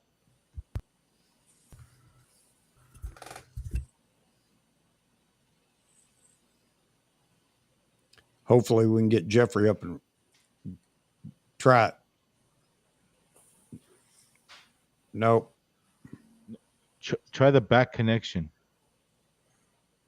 Or maybe it's your does that run on batteries?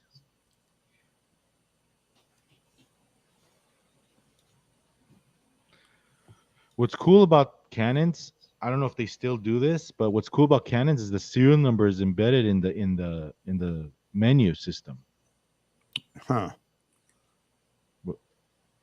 Which is really cool. So there's no way they could change it. That's almost like the holograms in U.S. currency now. Yeah. Well, the serial number is embedded in the EXIF data. when you take a picture.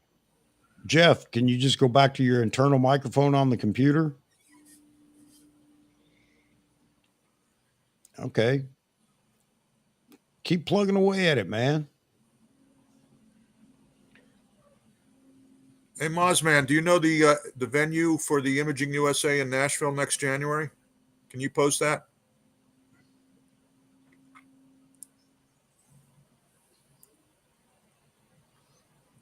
So go ahead and press the settings tab, Jeffrey, and go to the internal mic. Audio. With a hammer.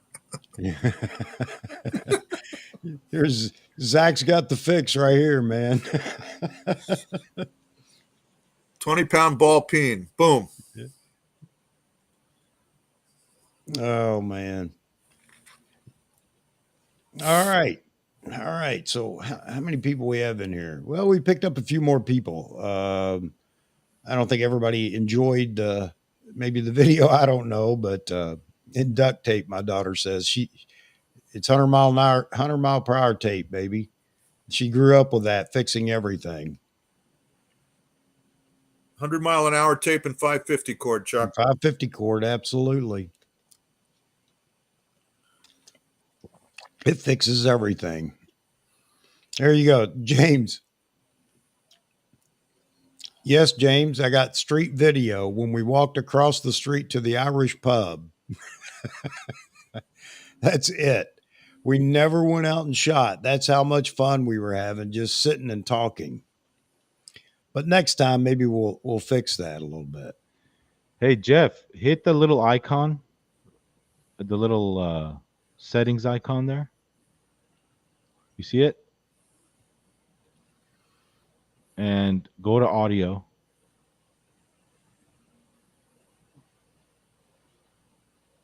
Yeah, we can't hear him. How about now? There you go. Better. Am I here? Yep. Yep. Yeah. You're here. Hey, I'm live. Or I'm alive. Ozman just posted. It's at Gaylord Opryland Resort and Convention Center. I've stayed there. That hotel is so big, you get lost in it. They have people that are guides to get you to your room. I think I've stayed there too. Is that the one with the giant courtyard that looks like Yes. a parkland in the middle They of have, it? they have an atrium in the middle of the hotel that they have a boat ride. I mean, it's amazing. So that'll be a great venue, and I guess they're going to use maybe I don't know what they're going to use for the actual venue for the imaging thing. But anyway, that'd be a great place. So that's on the, I think he posted the 23rd, or it's the last week or so in January. 23rd and 24th, Chuck. There you go. Yeah, we're going to have to make that. I'm not going to tell everybody to spend their vacation money and time to go, but I think I'm going to have to make that. Either I'm down there and it's a local ride over, or if I'm not there yet, it's going to be a trip to Nashville for that. I may join you on that trip, Chuck. And then throw in there, I got to go see the kids and the grandkids at the same time. Now, is that a photo-centric event or video as well? That's a good Imaging question. in general. I'm going to have to go check it out myself, but this I would be never another. even heard of it, so I'll have to look it up. Yeah, me either. I think it's Hey, imaging Jeff, in I general, like- Jeff. Jeff, You know? I like your gator video, man. Yeah, that was really fun. T-Mid's going to be there. All right. What's up, T-Mid? No, nothing like seeing puncture holes in a flounder up close. Okay. All right. All right. It's that halfway mark. I got to run to the little boy's room, and my brother's mowing the grass. I'll be right back. You guys don't tear anything up while I'm gone. All right. Try not to. Okay. Hey, when I was breaking up before, one comment I meant when we got on the subject of how much fun you guys had in New York was that I joined a camera club when I moved down to Myrtle Beach, and that is a really great way to meet people who do all different genres and you become friends quick, and everybody's shooting different stuff. So I mean, it's never oh gee, you're a Canon guy, you're a Fuji guy. It's just you're a photographer, and everybody gets along great. They plan trips and events you could choose to join and go participate in, and it's a lot of fun. So people should really look into their local camera clubs and see if you have any, because it's a great way to meet people. And where I shoot now, everybody knows by now, I shoot at a lot of state parks in Myrtle Beach. I see a lot of the same people every time I go out. We all know each other by name. We all talk and hang out together and enjoy each other's company. And there's nothing better than that. It's a lot of fun. One of the things I wanted to add based on one of my earlier comments is one of the reasons I don't zing other camera brand users is if I haven't used that equipment myself, I'm not competent to comment on it. And I'm not going to comment on other equipment if I haven't used it. I'm not going to criticize it.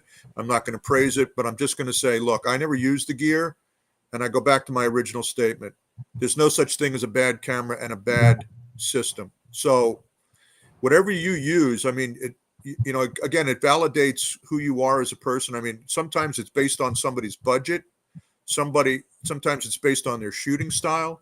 It could be something as simple as, hey, my dad used this brand before I did, and I grew up with this brand. So I think the smartest thing you could do, I don't go around and go, oh, you're a Canonista, or you're this, or you're that. I mean, I say, oh, that's really great. I mean, could you show me how you do that? And, when I started out in photography 50 years ago, when I was in high school, I shot Minolta, and then I moved to Nikon, and I stayed with Nikon for film and, and then digital. Now I bought my Z9. Do I think I'm going anywhere else but Nikon? Probably not. But I'm not going to sit here and shoot down other people's brands or what they use or what they do with it. I was a Minolta guy when I was in my early teens. I had several Minolta cameras, and I loved them. I had no problems with them. But I had a lot of different brands, and that's one reason I don't really bash brands. I mean, I'll point out differences, and then if somebody's really just getting, oh gee, I don't want to say it politely. Well, if they're basically misinformed on some of the things they're saying in terms of bashing the Nikon brand or whatever, it's like you said, if you've never used it, then what are you basing your bashing on? Some other YouTube video that somebody came out with? It's like every brand has such really good options for people that, like you said, it could come down to your dad left you a camera and you got used to that camera and you like that camera and you stuck with that camera. Does it mean it's the best camera? No, but it really doesn't matter, because if it does what you want it to do and you get the images that you want, who cares? That's all that matters. You only got to make yourself happy. You don't have to worry about what everybody else thinks.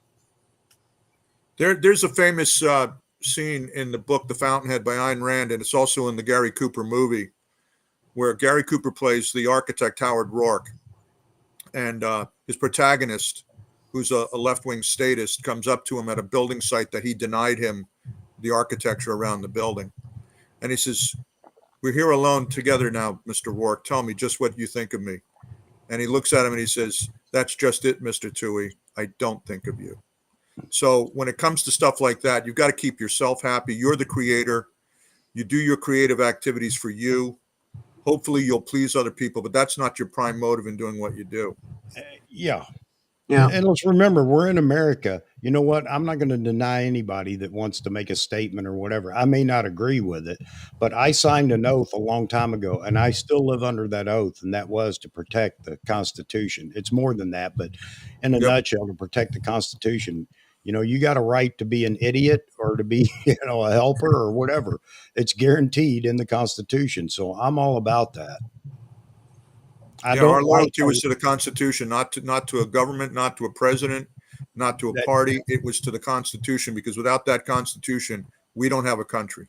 That's right. Absolutely. So I'm all about that. You know, you want to say crazy things or whatever, you have the right to do it. So just like that in YouTube, you know, idiots can start a channel and just be whoever they want to be. It doesn't mean you have to tune in. And there you have it. One of the things I like about YouTube is I consider myself a pure still photographer. I don't know anything about video. I don't pretend to. I know what I like when I see it. And the thing that I'm awestruck when I watch these YouTube videos is that the guys who create them, like Vahagan, like you, Chuck, even Jared and Chelsea and Tony Northrup, they are creators in their own right. They're creating something based on their vision, whatever that vision might be. Yeah. Do I have the skills? Do I have the skills to do what they're doing, what you guys are doing? Not at this point in time. Do I want to acquire those skills? I don't know.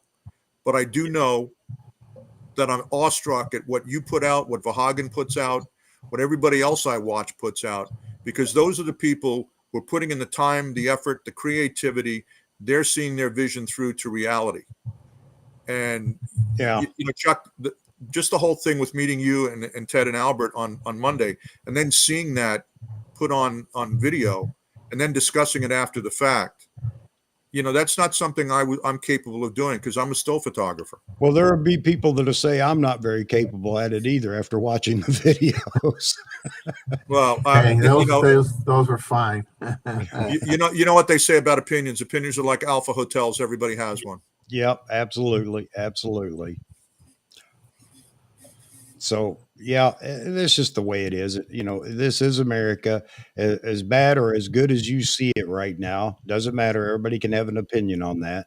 It's still America, and you know, just like you said, Paul, I support the Constitution, and I got to support all the bad that goes along with it. That's just the way it is because we have a free society.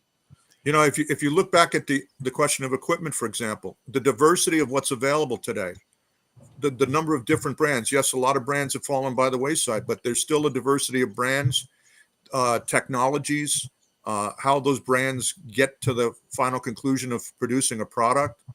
I mean, that's the great thing about capitalism. It provides competition. It provides motivation for people, for companies to produce products that people are going to want and going to utilize. And if those companies can't produce those products, then they're going to fall by the wayside and maybe go out of business. I mean, when we were talking Monday, I heard really good comments about, I think from you, Chuck, about Olympus. Yeah. Albert was talking about how, you know, he thinks that, you know, Fuji's still a great brand and it offers a lot. Yeah. And the digital 4/3 sensor is still a very good sensor and people are moving that way. Ted talked about medium format. Albert talked about adapting medium format lenses with his adapters. I mean, so the diversity of equipment, the variety of equipment that's out there is what enables everybody to hopefully achieve their creative vision. Well, I got to tell you, it definitely allows everybody to start a YouTube channel. Yeah. With whatever you want to talk about. But yeah, absolutely. You know, I met Joe McNally once at Unique Photo, you know, near where I live in New Jersey. He was teaching a class. And, you know, I had taken classes when he used to have his studio in Dobbs Ferry, New York with him. And he remembered that I had been a combat photographer. And he said, are you still, you know, in the military? I said, no, I'm retired. And I walked up to him. I said, I know you're probably going to consider this to be sacrilege, but, you know, when the bullets were flying, I'm not ashamed to admit that there were times when I put the camera on program and just tried to get the image. And he says, no, in circumstances like that, I understand using the program feature on your camera.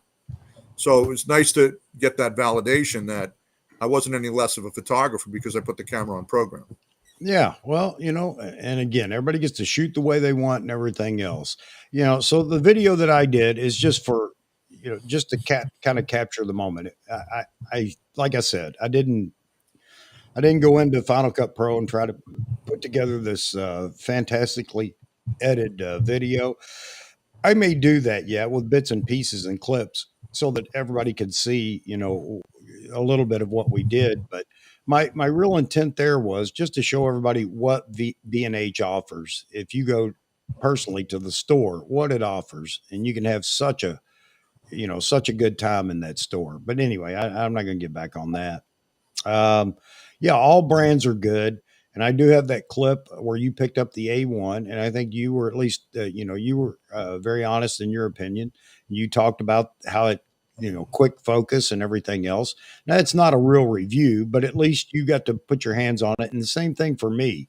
I can at least say I touched one, but I have no desire to go into reviews and pitting one camera brand against the other. One, as you guys know, I don't claim to be an expert in any genre of photography or videography. I'm just here as a host to let you guys be the experts.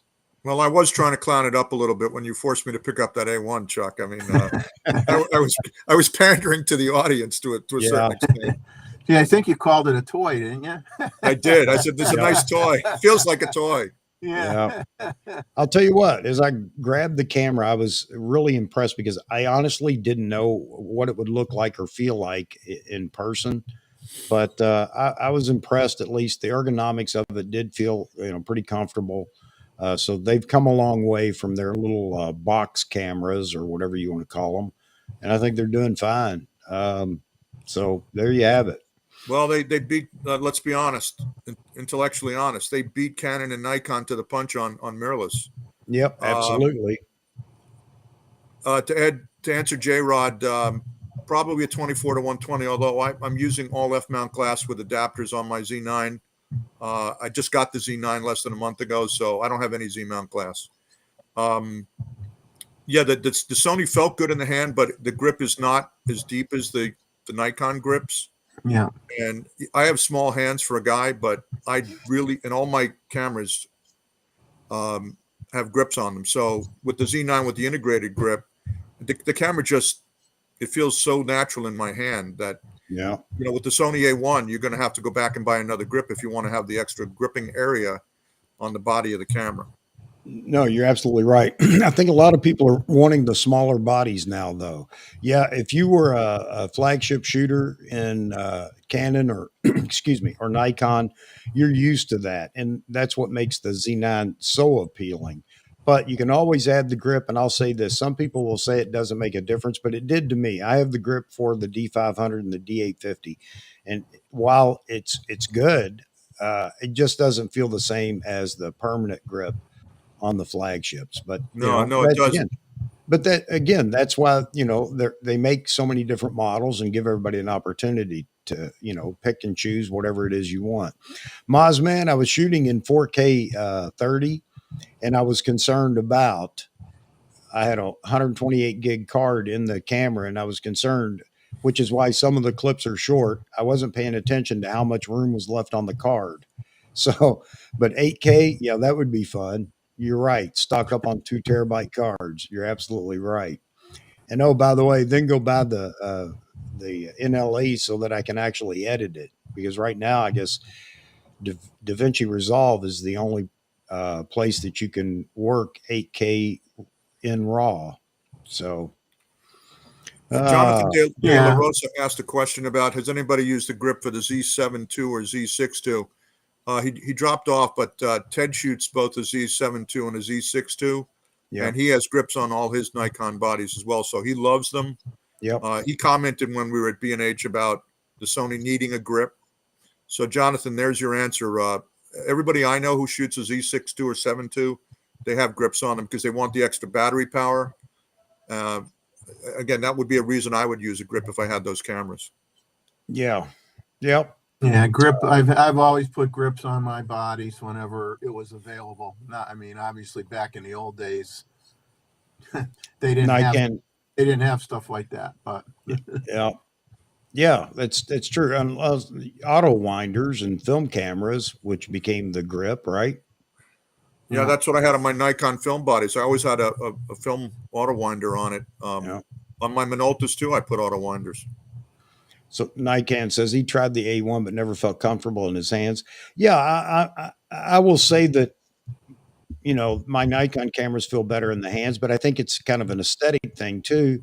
And so I can't separate every individual piece and say, it's just the ergonomics. It's just this. I think it's all in what you get used to. But I started with Nikon. I like Nikon. I'm sticking with it, and I'm going to continue. I'm going to continue to beat Nikon up on their marketing. It's just the way it is. I'm not a fanboy. There, and if I were a Canon shooter or a Sony shooter, especially if I were a Sony shooter, I probably would be hated in the Sony community because I'm not letting anything slide. It's just the way it is. Nobody grows if they don't know what they need to fix, you know? So there you have it. There's a photo store, Chuck. I told you the story about one near me in New Jersey here, and the owner of the store, he sells Nikon gear, but he's not a fan of the company in general for the same reason you just mentioned. His problem with Nikon is their marketing. And he told me privately, he said, "Hey, Paul," he goes, "my problem with them is the Nikon marketing department in the United States. They're a bunch of liars." Came right out and called them that. And he capitalized liars. And he said, "I just don't trust anything out of Nikon marketing." Hey, here's a comment. I did not hear this yet, but then again, I've been away from doing all my research and looking at everything on YouTube because I've been busy. And don't let the pretty shirt fool you. The minute I'm finished here, I go back into the work clothes and get back at it. But any comment about the rumors that Nikon will temporarily suspend the 800 PF and the 400 2.8 TC? I have not heard anything yet, Gustavo. So if anybody in the chat or if any of you guys have heard something, you can talk to that. But I'll definitely find out because that's an important. If it's just a rumor, that's okay. But if it's true, man, that's a big deal. Yeah, James texted me this morning and mentioned it to me because I had been on a list for that lens, and I actually called the dealer a couple days ago, and he said he had only received 2 lenses, and they of course went to NPS people. No clue when I could possibly even get one. And now you hear this, it's like, okay, so if you're going to do something like this, you kind of, once again, the communication with your customer, if you're really suspending new orders, you need to explain why you're suspending new orders. Yes.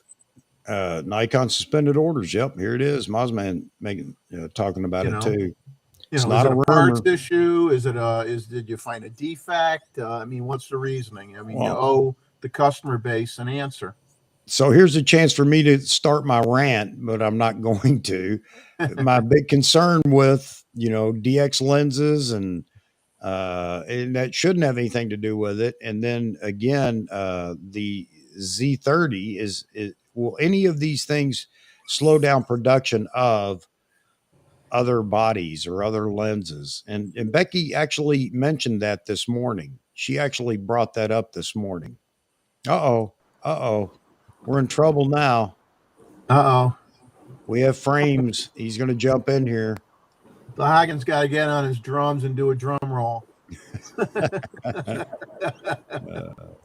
Mr. He's Albert Jimenez. Get your drums out, Hagen. Do the drum roll.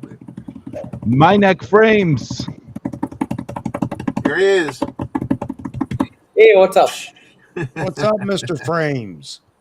I just came back home and I realized that today is your show. So look for the link and just joined. That's it. So you forgot about my show. Is that what you just said? No, I forgot that today is Wednesday. I'm just busting your chops, brother. I mean, I'm just running. There's so much happening. Oh my God, this is crazy. And hey, what's up, everyone? I had to send him a little message. Where are you? You know what? You sent it like I'm just entering my home and you sent me the message. So it's 11:15. So we are like a late meeting, just finished and came back. So hi Jeff, what's up? You see Chuck? No. Hey Paul, now we got Frames in here, and I need to get Mr. Jimenez to give us a call if he can't come on the show. I wanted him to talk about the clip I have of him showing us all the lenses, so you guys know what he brought to the table. Well, not literally the table, but some people may be interested because he's got some strange lenses that are actually pretty fantastic. But I'll leave it up there for you, Albert, if you want to call in. All right, Frames, didn't mean to cut you off. Go. No, I'm just changing the settings of my this thing. So Put it on this can 480, be. bro. Put it on 480. It crops it when you're on HD. It's weird. Oh, There you go. but what happens if you're seven to? Oh, okay, okay. Then. But aren't Yeah, you paying? So what's up, frames? I mean, we had a pretty nice chat yesterday. So, what do you think of the announcement that the 800 PF lens is being no new orders being accepted? Did you hear about that as well? Why I didn't know that. Let me just open Nikon rumors. I That's didn't that's I didn't nice. know that either. That's is that a weird. definite suspension or is that like a discontinuation of the lens? Well, it No, it can't be can't a be. No, this is the discontinuation. new lens. This is the new 800. This is the new 800 6.3 PF. Yeah. It's So obviously I don't know supply if they're chain issue. having. Yeah, I don't know if they could be. I wish they would communicate and say why. You know, it's that's the one sore point that a lot of people have with Nikon is things just happen and there's never an explanation. Yes. So Yes. no, Yes. so Nikon has said that Nikon has received an unexpectedly large number of orders. That's the reason. That's the standard. You know what? After a while, that kind of gets old because if you use that on every single thing that you put out there, basically it means that you're not very good at estimating your sales when you're producing your next product, Yeah. and you're not able to satisfy the inventory, and then that just frustrates people because everybody doesn't want to wait 2 years to get something, and then they wonder why Well, that's I what Bayou guess Josh, that it was part of hasn't. Bayou Josh's commentary. Yeah, I guess you know what? Hire more people, buy more supply, yeah. man. What can I tell you? Hi, Nikan. Well, the Yeah. availability of material, Vahagan, isn't always, it's just not there. I mean, the Do you chip believe shortage that? affects every industry. Okay. So there's Mozman. This is what he's thinking. Maybe they just can't produce enough glass. And yeah, that's producing a lot of high quality glass. So yeah. Well, and then the PF lenses are much more difficult to make in terms of glass wise. They're a lot more complicated and they take a lot longer to make. So that could be it. Yeah. Mm. Yeah, but Nikon Well, has outsourced glass manufacturing before. They don't admit it, but they've outsourced to Tamron. Tamron could manufacture a lot of that glass for them under their specifications. Yeah, but I don't think they want to do that because they said 6 or 7 months ago that they were going to reserve the big glass to Japan production. So they're not giving that away. That production of those lenses, high end lenses, away. Not, I don't mean literally giving it away, but they're not going to outsource it. I Yeah, but guess that's what I take. they made that announcement shortly after they gave the one factory in Japan back to the Japanese government. That made a lot of sense. Yeah, well, their marketing stumps me. So yeah. But they are going to have a beautiful new location that you can go visit in Japan. Instead of one floor of a big office building, that's where you went to see Nikon in Japan. I had a buddy that was over there, and he said I had the hardest time finding the Nikon, office or whatever you want to call it, Nikon company. But anyway, he did get there and he did take the tour inside of all their cameras and whatever. But for a major player in the camera world, it's just strange that they never had a actual official company building.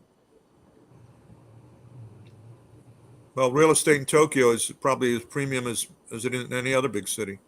Well, I mean, they've only been around 100 and something years, right? So it's not like they didn't have time to find something before before it got too bad. Well, I've been in their factory north of Hanoi, and it's a pretty long building. I mean, it seemed like it had work at capacity type of an arrangement there. Same thing in their Thailand factory when I was there. They were chock full to capacity from what I could see. You know what, Mozman, you're exactly right, but that's a scary thought. Does Nikon not think that they're going to be, they're not going to sell many cameras and lenses and things? Are they going to become a niche company like, not necessarily like Leica, but a smaller company that's not going to bode well I for mean, Nikon shooters. you have to have faith in what you're making. I mean, if you don't feel that you're going to sell much of anything you make, then that's not a very optimistic viewpoint to have. Yeah, but they're canceling the lower end introductory level DSLRs to recreate capacity for the digital. I'm sorry, the Z stuff. So, if they're at capacity and now they're canceling the stuff that they feel is outdated and obsolete, they're converting that capacity, just like when automotive companies. That's fine. I don't expect them to come out with any new DSLRs. I think that would Okay, be so, foolish. I just thought of something here. So, are other companies doing this? Are conversations like this going on in the forums for the other brands? We at Nikon, at least my audience, definitely uh, will say what they feel is wrong about the brand here. I wonder if others are doing it now. With Yeah. that announcement of stopping, at least curtailing production of those two lenses, are we going to see a news flash from Tony and Chelsea and everything we've just been talking about? Is it possible that we'll get a video today from them talking about a Nikon quits, Oh, some clickbait title, gets rid of the two no, new lenses? it's over, man. It's over. It'll be something. I just one. If you look at it, if you think about it, uh, you can go back and just see what are the kind of lenses that have been uh, out of stock, and you'll see that most of them are niche lenses, like the 400, the 800, understandable, the macro lens for a long time, the 100 to 400. And we didn't see that, we don't hear that about the 40 or the 35 or 50 or 85, 70 to 200, 24 to 70, which means I think then it's a matter of estimating the numbers in the market, and uh, they may not have, they probably didn't have the right kind of data to predict sales for these lenses. That could be a reason. I I believe think you're right, Frames, and also talking, Mozman's comment here. But do you cut production at a point where you haven't delivered enough to even satisfy the initial need? I think there's more to that than just Has supply. to be. Hey, frames, Hey. click the little settings button, go to audio, and turn on select your mic because your laptop mic is on. Oh. Yeah. Okay, right. Yeah, I think there's more to that, Chuck, than supply or I'd hope so. Yeah. there's I would something hope going that on. they would, again, make an announcement and say we're going to satisfy the current needs Is before. this And there you is this go. better now? Oh, perfect. Yeah, you're good. Yeah. See, I wasn't going to tell you to change mics because you sounded better than I do, and that it just can't be. Yeah, I know. I get that. I get that. But you know what? Despite all of that, I'm a well wisher. So, Oh man, what I want to What's up, know, Chuck? That's a new shirt or what? Looks like a new shirt. new That's shirt. nice. See how long it's been since Nice you've one. been. See how long it's been since you watched my channel. You just tell me Yeah. constantly how little you watch my channel. Yeah, he's worn that same shirt the last 6 No, no, no. episodes. Listen, I was not attentive. I was not. I was not. Yeah, yeah, exactly. I was not attentive. I most often I listen to you and not look at your shirt. Today I just Well, I yeah. wear these shirts for a reason so people can see that I actually have nice shirts.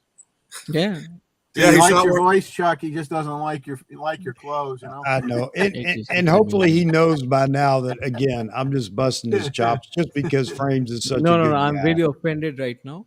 I'm woke and You're woke. offended You're and woke. offended. Chuck wears the nice shirts to distract from the fact that he's wearing his boxer shorts and no pants. Yeah, How the fuck do exactly. you know that? No, because he told me. Because he told me.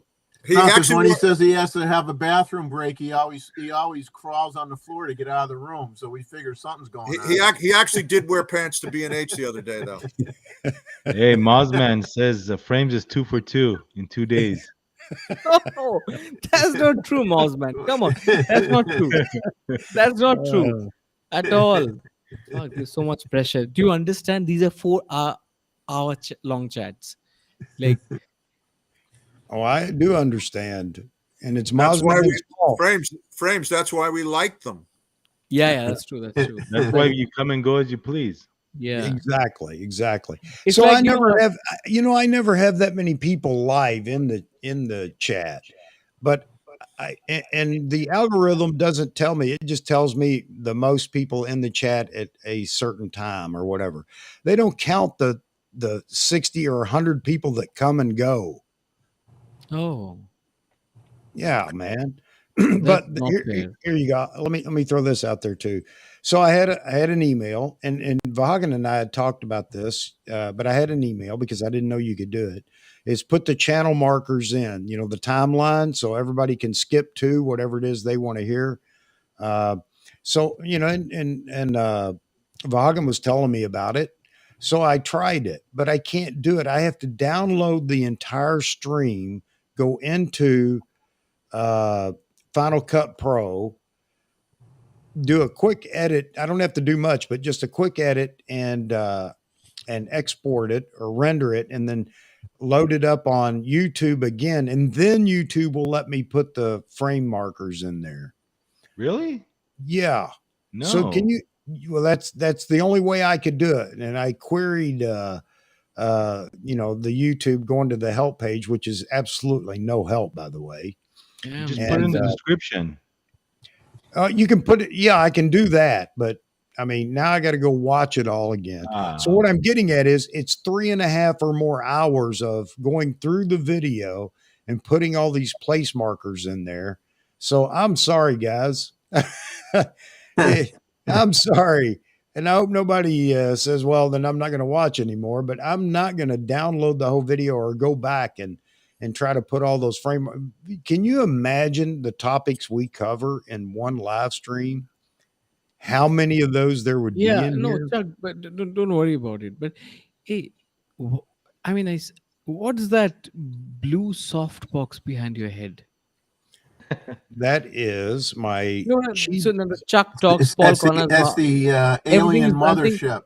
Is it like what the APS? Now it's called APS AP Studios, and then in blue.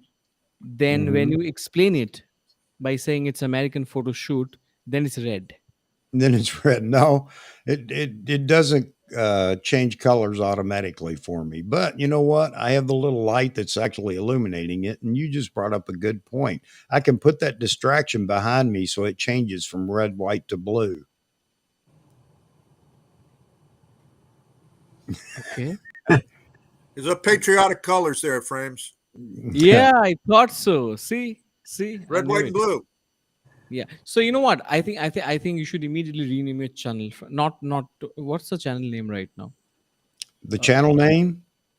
I'm changing it to Frames TM Doesn't Watch.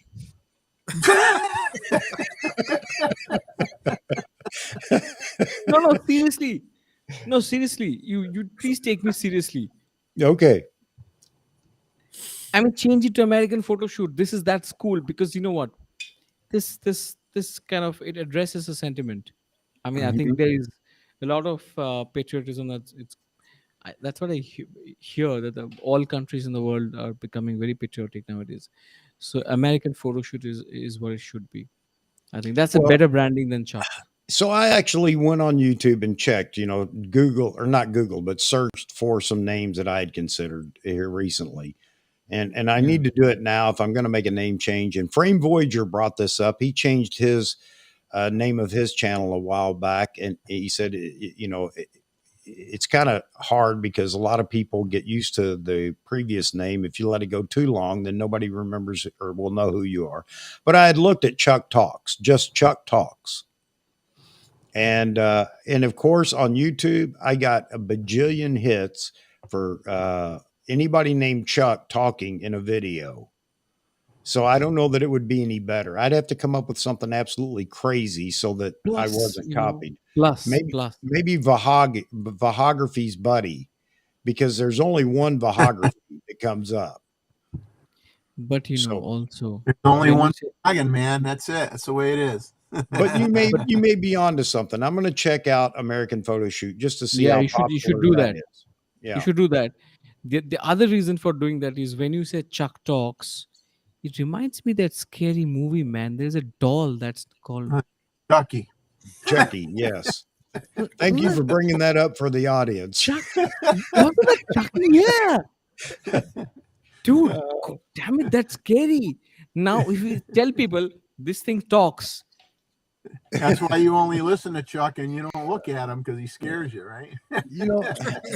That's why I miss you in the streams, Frames. You bring so much but I mean, that's just that's how memory works, and it just reminded me of it. I had no control over that. Yeah, I love you, guy, man. I love you being in here. I need to get you and Stu Blue in at the same time. Wow. Oh, that'd be a rip. I don't know where Stu Blue is, though. I asked him, when's your next video? He replied to me as well. It's like, let me check. Oh, I can't find his. So I'm just waiting for Albert to call, and then we're going to go look at another video with you guys. I want Albert to be able to explain. No, I can't. Yeah, Greg says I need on-air live sign behind me. I actually looked at those. I thought about it. I don't know how goofy that would look, but I did think about it. You need to tell everybody how animated Albert's going to be, Chuck. Oh yeah, you guys get ready, because if you think anybody you know is passionate about photography, you haven't met Albert yet. And I'm really hoping that, you're still in here, James, because I think you two would have a ball linking up because of your lens, your love to find these lenses and things like that. And Albert's got some unique lenses, I got to tell you, but he needs to explain it because I couldn't keep up. That's how fast it was moving. And as he's showing this is, and Ted, I wish he was still in here actually, because Ted called him Mr. Haney. I don't know if you guys have ever watched Green Acres in your life, old show. Oh yeah. He called him Mr. Haney. He just pulls up with his truck and he's got all these things in the back and he's, talking about them. But yeah, I can't believe he left all that stuff in the back of his Jeep when we were inside B&H. I mean, even though it was in a paid parking lot, yeah, that Jeep was exposed. I mean, that stuff could have gotten stolen. Yep. Yeah. New York City, after all. That's just how passionate he is. He brought everything and the kitchen sink with him because he wanted to show us. And I'm glad he did. I really enjoyed it. I wish we'd had more time. I don't know about you, Paul, but we didn't have much time at that point. We were near. Well, you had to get back to catch your ride home. And, that kind of broke up the formation. Yeah. What I want to know is what's all your wife's fault, Chuck? Go ahead, Vaughan. I was going to say, what I want to know is what's next for Frames. There we go. Hang on a second. Mr. All right, Mr. Hello? Yeah, Albert. How are you, Chuck? I'm good, man. And we're just here talking about you. I guess you were listening in the background, but I was talking about get ready. Actually, Paul brought it up. I said, get ready for passion for photography and lenses, man, because you're all about it. I love it. Thank you. I just wanted to thank you for coming out to see us. I'm humbled by it, and I'm humbled to be talking to all of you gentlemen. So, see, that's embarrassing to me, man. It is. No. You took a long drive, Chuck. Yeah, but anyway, I had a great time with you guys. And just like I told you, so we had this conversation around the table and they're talking about what they like about, well, they talked about Jeffrey. They talked about your channel. They talked that about, might not be good then. No, it was good. All good. Talked about Vaughan and his channel. They didn't talk about Frames. He's gone. I'm here. He's here. Okay. Well, he's never here. Hello, friends. Never Yeah, here. everybody loves you, Frames. You We know all I'm love Yeah, you, but man. I love him. He shoots Nikon and Yeah. Fujifilm. What's not to like? There you go. Nikon. That's my man. but Yep. you know, Yeah, I've there also you had go. A man after my own taste. There you go. Hey, Yeah. hey, Albert, I didn't get to thank you for the beers the other day. Thank you so much. I could hardly hear Paul because I turned off the volume on my computer. Okay. So You got headphones there? You can throw headphones I on? do not have headphones, unfortunately. No. All right. You know we were in B&H, right? Yes, They have headphones. I will buy some. I promise you that I am going to buy everything. I'm going to buy a microphone. I'm going to buy a USB port that allows me to log on and join the live stream. And I'm going to get a Atmos Ninja so that I can show you guys the lenses. Yes. Okay. That's cool. And hopefully I can share them with you guys because I have a lot of lenses. I've been collecting lenses for many years, way before the mirrorless revolution. So I've been collecting junk for a while. Yeah, and you know, and a lot of people would call it junk, but they don't know. Well, They've it's never not junk. picked, You saw it for no, they've yourself, never but picked it up and tried it, and you did. no. And if they do try it, they don't know how to use it or they don't know how to adapt it. So I adapt a lot of different lenses. I own about 50 adapters. So I've adapted medium format to Nikon cameras, Fujifilm cameras, everything. Okay. All right. So you guys heard it. If you want to know about adapters from Nikon to other glass, anything. from Fuji to other glass, or I don't know, I'm going to let you explain it because I'm going to pull up the video here in a second. I'm going to get it queued up here. And I want to play some of this, but you got to talk about what we're looking at because I couldn't keep up. I cannot hear you, like I said, so I don't have. Listen, I'm just gonna put up the volume a little bit. Yeah, so you can mute the volume on the feed and watch the feed. Okay. There's a little bit. I can tell. Go ahead. I can tell by looking at the lens. Go ahead, shoot. All right, hang on a second. Everybody ready? Let me go back to my. Hang on, I got to pull this up. All right, so we now have I got go-to guys now on the stream. I got a film guy. You all met Max, and I think he's fantastic with the film. We got Roy, and Roy's Mr. Every camera that was made. And then all you other guys that are experimenting with this stuff too. But now we got the adapter master. That needs to be that's your YouTube channel, Master Adapter. So anyway, let me pull it up here. Let me play it. Okay. This gets better bokeh than any lens I've ever tried before. This is like about 60 years old. Wow. How much like 70 years old? Okay. This is 60 age. Oh, that's the call size projection lens, the 120 millimeter to 1.9. That is a medium format lens, probably 645. It's a projection lens. It gives outstanding bokeh, probably some of the best bokeh I've ever seen. I'd love to show it to you guys one day. Hopefully, I'll get to do it. No aperture, right? No aperture, no sir. The balls are perfectly circled. It gives slope. I'll tell you. And it has the only problem with these lenses is that you cannot shoot them directly into the sun because they were not designed to receive sunlight from the front. Right. You know, they were designed to put out light. The projection lenses, and they work better than current lenses that cost thousands of dollars. They're very hard to get. And if you do get them, it's hard to get one that's clean and good condition. I got lucky. I stepped with some dog poop and I found them. So that's simple. All right, man, I would love to share it with you guys. I wish everybody could pick it up and play with it because it was impressive, especially for what it is. Yeah, that's what I do. Okay, how many blades? There's no blades here. This is a projection. Bladeless. It's a medium format, as you can see. Okay. Look at that glass. Yeah. That's you, Albert, right? Yeah. Yeah. That's the Carl Zeiss lens. Carl Zeiss Denim. So that was a Carl Zeiss lens. Yes, sir. Lens. I also have Leica projection lenses. I have about 8 of them. They're very good.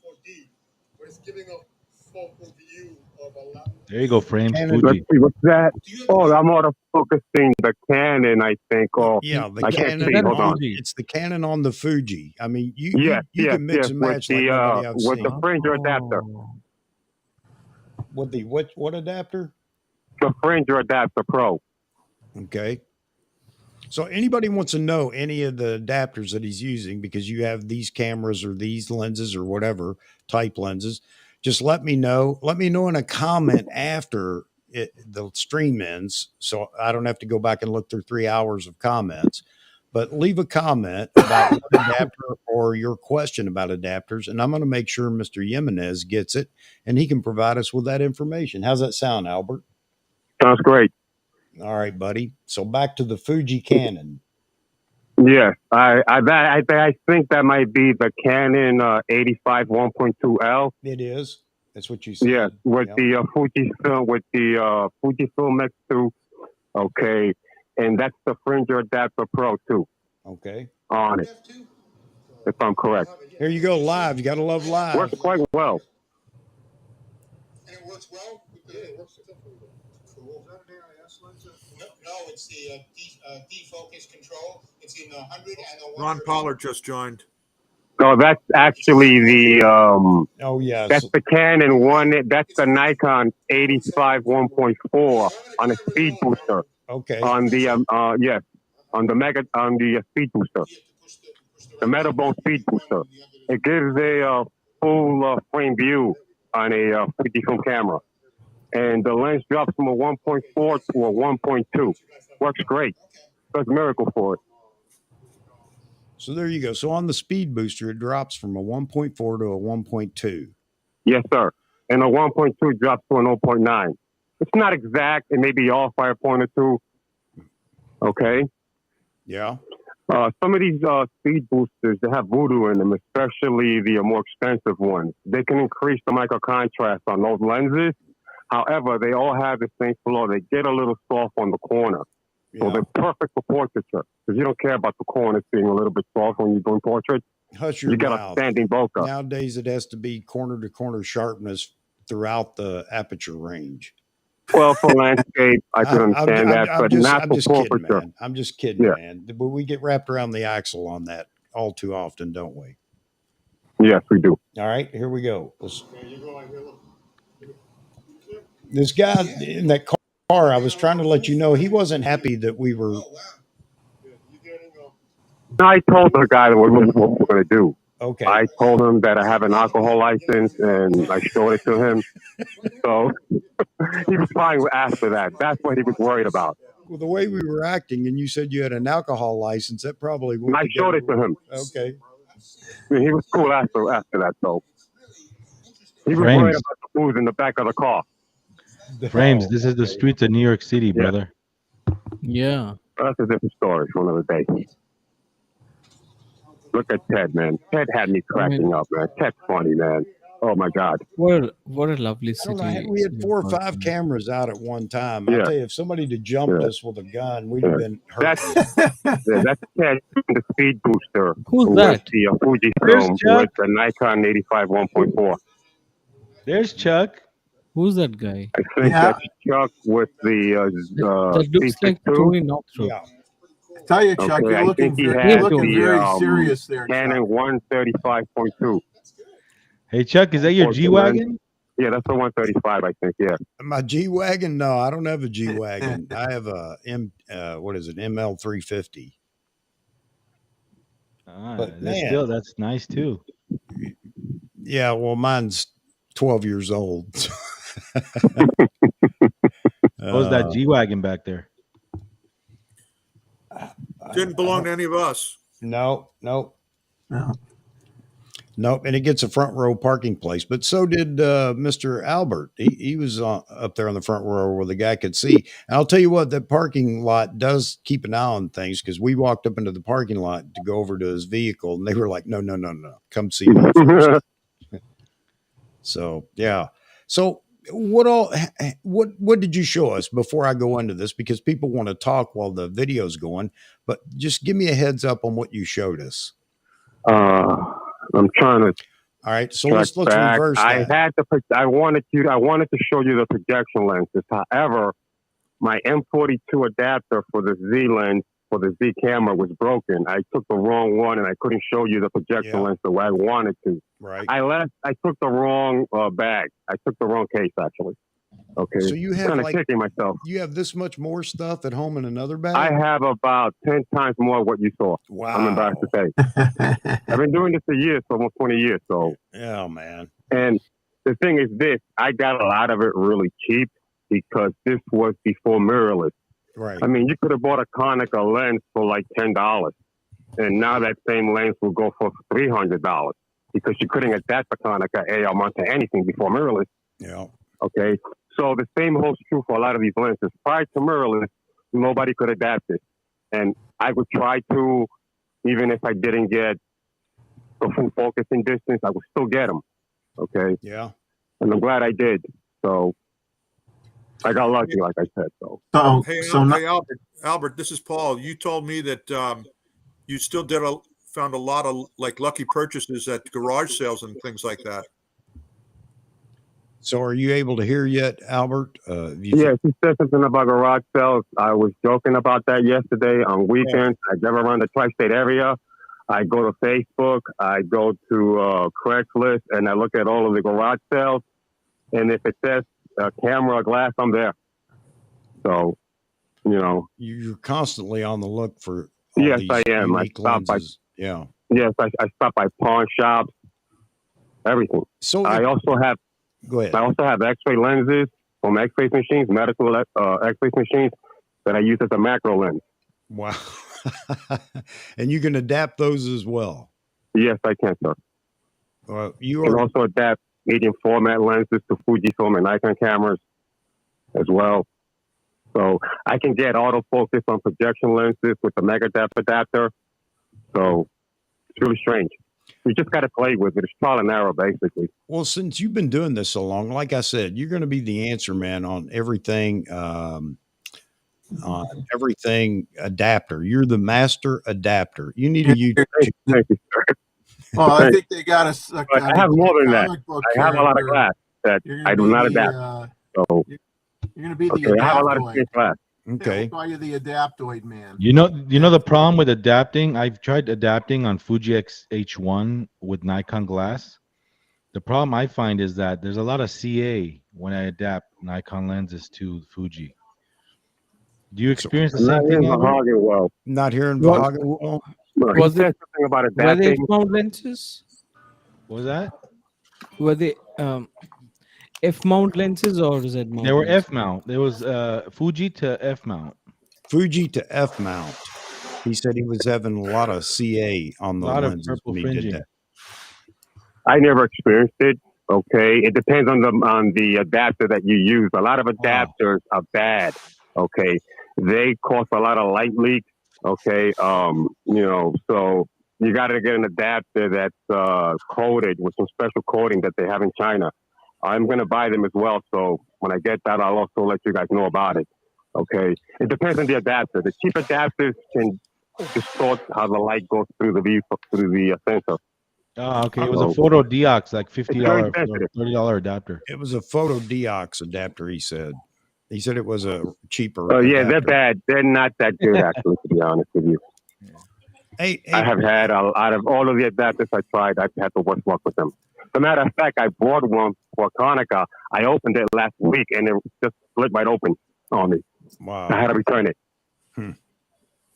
So which one did you buy when we were at B&H? Which adapter? The one I got is, remember I had I was autofocusing the Canon 85 1.2 on the Nikon and Fujifilm, and the 135 as well. Yeah, and I got to tell you, that was snappy. Yeah. So what I did was I wanted to get a speed booster for the Fujifilm so I can get that 1.2 lens to become a 0.9 lens. Yeah. Wow. Okay. And get that field of view with it. I tried it. It looks outstanding. Yeah. I'm surprised. I would love to share it with all of you because we have to understand that these are creative tools, and I embrace all of the new technology, all of it. I embrace all of it. Yeah. 100%. However, I cherish and hold on dearly to what's in the past. These are all creative tools. There is no need to criticize none of them. They all offer different things. We should appreciate all of it and just worry about the art and not so much what we're using.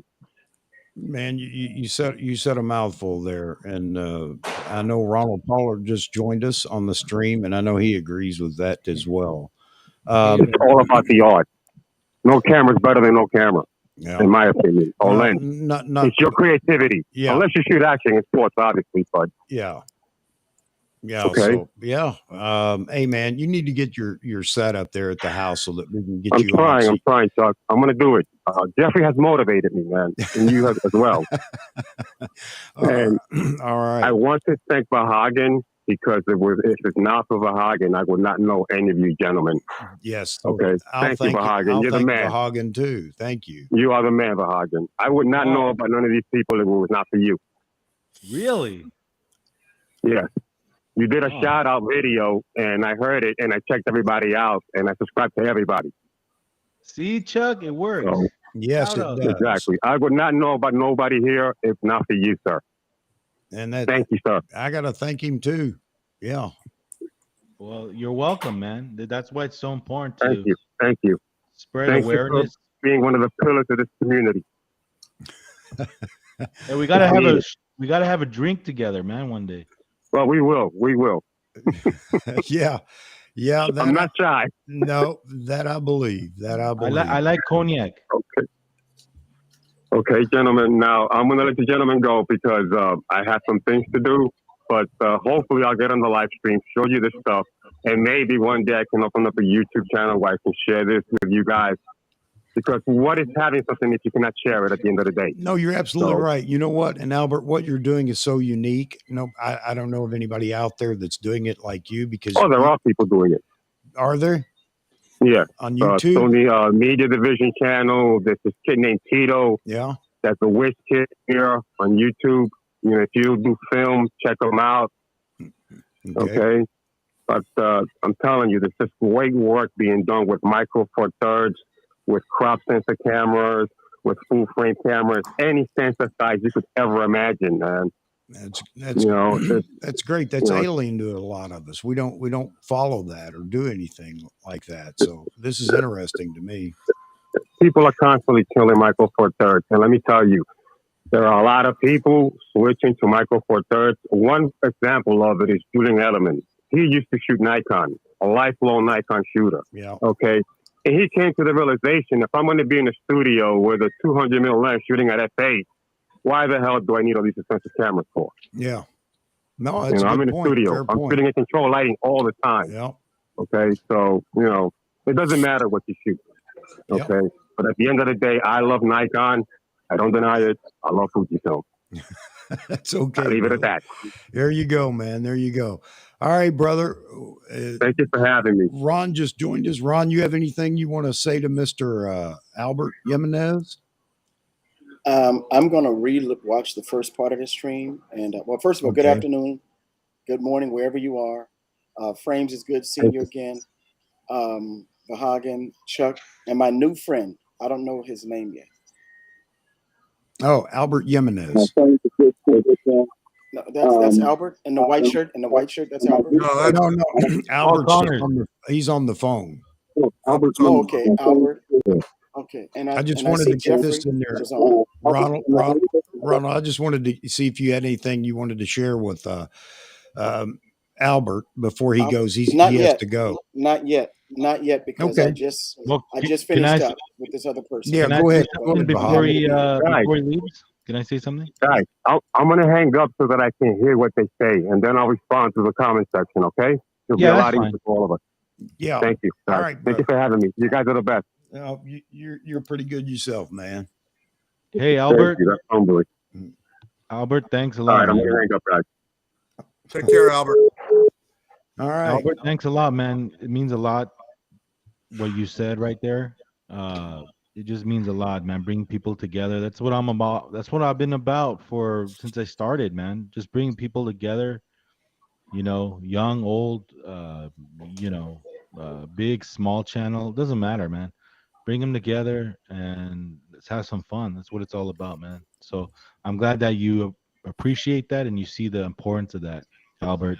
And you've been there since the beginning. I remember you were one of the early commenters when I just started. So, and it was great seeing your face on Chuck's video. It was, hey, that's Albert. All right. And Paul too. I've seen Paul before, but not up close like that.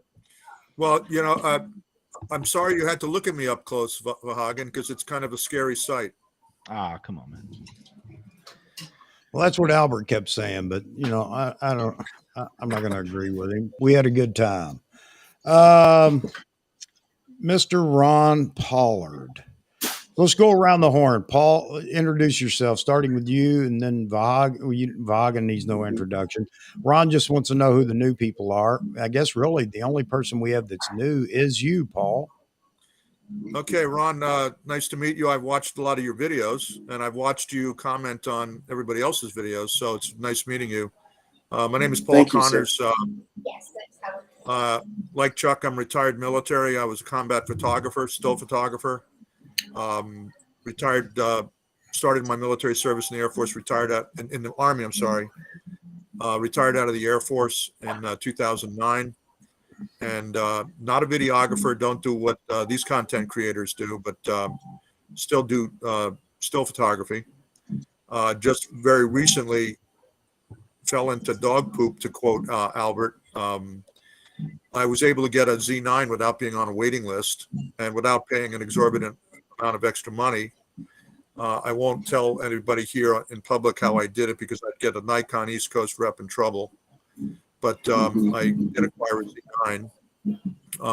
No Z mount glass at the moment, still using F mount with adapters.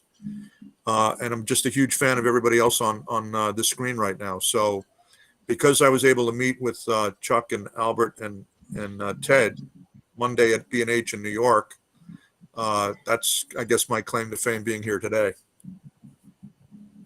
Well, it's so nice to meet you, Paul. And Thank you. tell you, nothing but respect, brother, being a combat photography, and nothing but respect for your service. Thank you for what you've done for our country. Nothing but respect, man. And I'm humbled and I'm blessed to be in this group with you guys and be welcomed in this community. I love it. And I really, really, really want to know what your experience has been like. Chuck, when you say it's okay, I'd love to know what his experience has been like with the Z9, and as opposed to what you've used with other cameras and other tools. But I really, at some point, would love to know what your point of view. When Chuck says it's okay, I'd love to know. Yeah, well, we talked about that the other day, and he's welcome to share. But I think just like he was telling us, he needs to play with the camera, and this is something I've heard from everybody that gets the Z9 before he can render his opinion. But I'm not speaking for you, Paul. I'll turn you loose here if you want to talk about it. Because go ahead. Yeah, Ron, I literally just acquired the camera, and when I met with Chuck and Albert and Ted Monday, I literally just started using it. And when I bought the camera at the time, I immediately bought an FTZ2 adapter because I have a huge collection of F-mount glass. I was coming off of the D850. When I made the decision to go mirrorless, I didn't start with the lesser, lower-bodied Z mounts. I said to myself, when I go mirrorless, I'm going right for the Z9, especially given the fact that I got one as quickly as I did. So I traded in my D850 and I got the Z9, but I'm just learning mirrorless in general, coming off of DSLRs and film cameras. I still shoot film a lot of black and white film. But there is an adjustment. We had a segment earlier in the show today about me almost buying a 24-120 Z lens. Ted, our companion at B&H Photo, was doing a great job of selling me the lens, but he was trying, looking for a commission that he didn't deserve. But I opted not to buy the lens at the time because, quite frankly, I had a Tamron 35-150 on the camera, and I've got a 24-70, and I said, right this particular moment, it's not a good time for me to be buying this, especially since B&H couldn't get their Paybo card up and working. to save on the sales tax. But I'm going to start slowly but surely converting over to Z lenses. Paul, I understand. There are two lenses that I have from the F mount. The one, as you know, Vahagan and Chuck, will probably have to be buried in the grave with me when I die. My 200 F2 version 2. No, don't get rid of that. With me. You got rid of it? No, don't get rid of it. Oh, no. Do not get rid of that lens ever. No. I love that lens. Like I said, I've had one guy offer me $4,950 for it.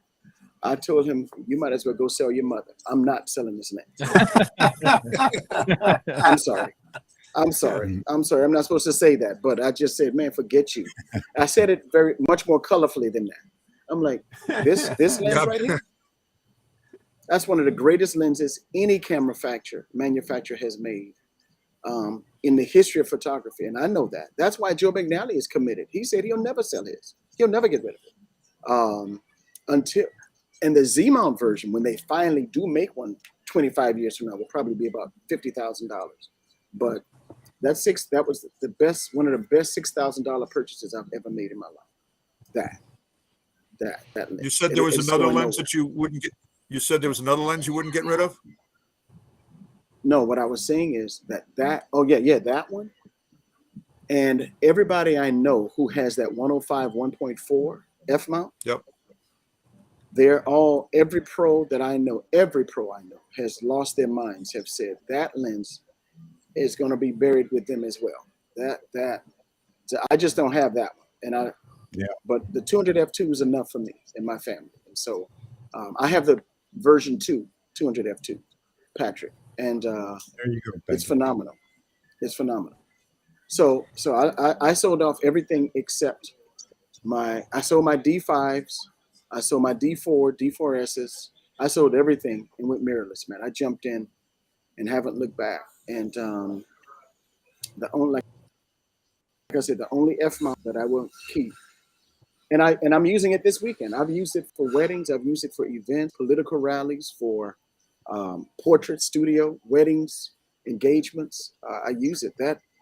There's a secret sauce they put in that lens that I just believe in. There's a secret sauce they put in that lens. I just don't understand it, man. I just don't understand it. And with the Z9, it's phenomenal. It's absolutely phenomenal. So I've shot a lot of concerts and stuff with that lens. Now, let me get Frames, Vahagan, and Jeffrey in here. You guys, you're sitting on the sideline here. What's going through your minds? I just want to say hello to everyone. Hey, Chuck, did you know that Phil was from New York as well? Yes. And he said he's going to try to make the next get together we have. All right, cool. Hey, what's up, Patrick? Nice to see you in here.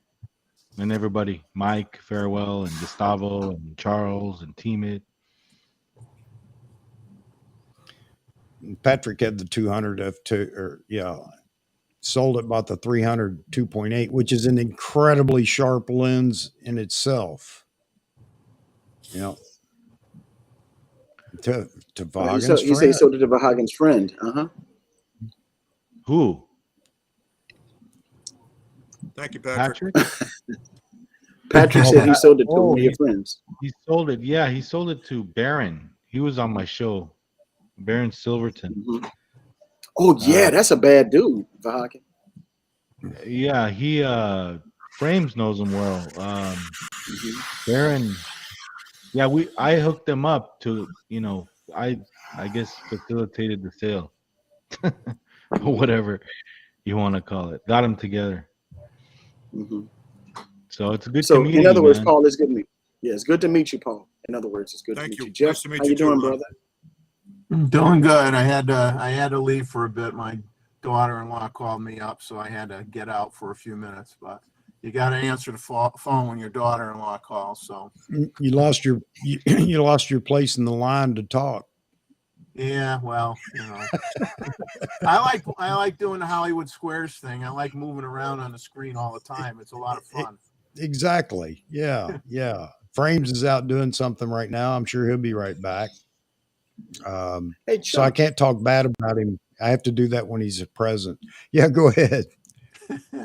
Chuck, did you guys discuss the veracity, or even let's say it is true that Nikon's done with all DSLRs? What, is it okay to address that, Chuck, or is that? Yeah, absolutely. Yeah. Yeah, absolutely. Well, when they say done, I mean, when they say done, they mean they're not going to come out with any new DSLRs. I'm sure they're going to continue to support what's out there, and they'll unload whatever's in inventory, but nothing new. And that's not a surprise. I mean, I don't know. Canon's already done it. I don't think Sony has a DSLR. No, but Canon's already announced too. DSLRs are over for them. Yeah. It doesn't mean that they're never going to look at any, DSLR or whatever that they have in inventory.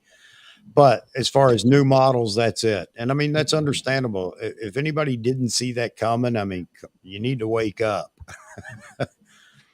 Anybody that wants to take their bride to Malibu Beach, if you're ever in this area, I know, Ron, you know this area well. But I took the shot in Malibu. Wow. And my goodness. I told the bride, let's, go down to the cliffs down there. You know Matador State Beach, Ron? Yes, I do. Malibu? I do. Yes. Oh, you take them down to this canyon. I know it's like a bit of a walk down, but there's some gorgeous opportunities to take portraits here. And it was a nice shoot. So Jaspreet just posted that comment about DSLRs. I know that they've discontinued, according to Becky and Khan, some of the lower level DSLRs, the entry level. But I haven't heard. Well, the D500's gone. I think the D700. And let me ask you, I mean, come on, this is let's do the common sense thing here. Does it make any sense for Nikon to produce another flagship DSLR? No. How about another follow on to the D850 in a DSLR, mind you? No. It just wouldn't be smart for them to do that. I mean, so we knew this day was coming. It came pretty quick because DSL or mirrorless is moving so quick. I know I'll get some flack for that because no, it isn't moving quick if you're on a waiting list. But so I understand that, but it really doesn't make any sense in my opinion. Doesn't mean they couldn't sell a few more, and there are people that are going to say a very small, if you could add them all up, very small amount of people. What do we got going on? We got somebody's pressure washing something. Yeah. Okay. No, I'm here in the studio downtown, and they're doing some construction out there. I'm sorry. Oh, okay. All right. So there'll be no more DSLRs, but they need, based on what Chuck just said, they need mirrorless equivalents to the models he just mentioned. In my opinion. we that's exactly what we're expecting. And to be honest, I wouldn't want them to even be looking at another model DSLR because that's taken away from what everybody's waiting for, in my opinion. Go, Jeffrey, and then you, Frames. Well, I think the sad thing is that the D780 was a real nice camera, and it never took off because that's where they kind of had a hybrid mirrorless DSLR, and they had the phase detect autofocus on the sensor, so you could shoot better video.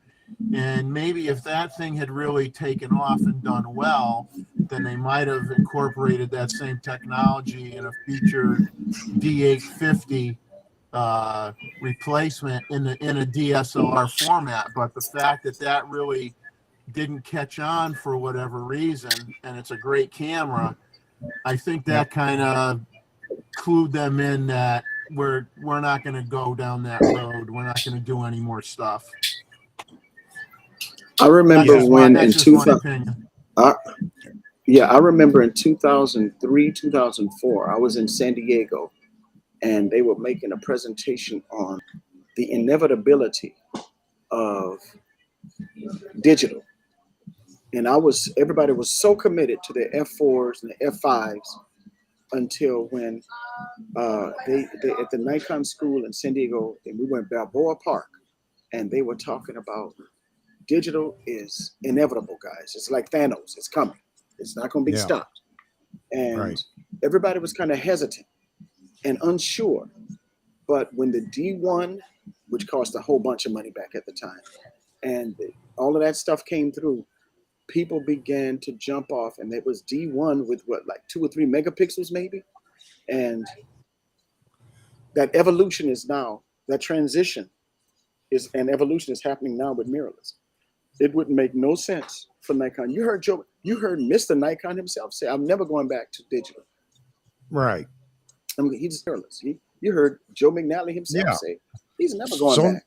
Nostalgia is not getting in the way for Joe. And that's what it is for a lot of film photographers. It's not about it's better. It's just the fact that, it's nostalgia. So yeah.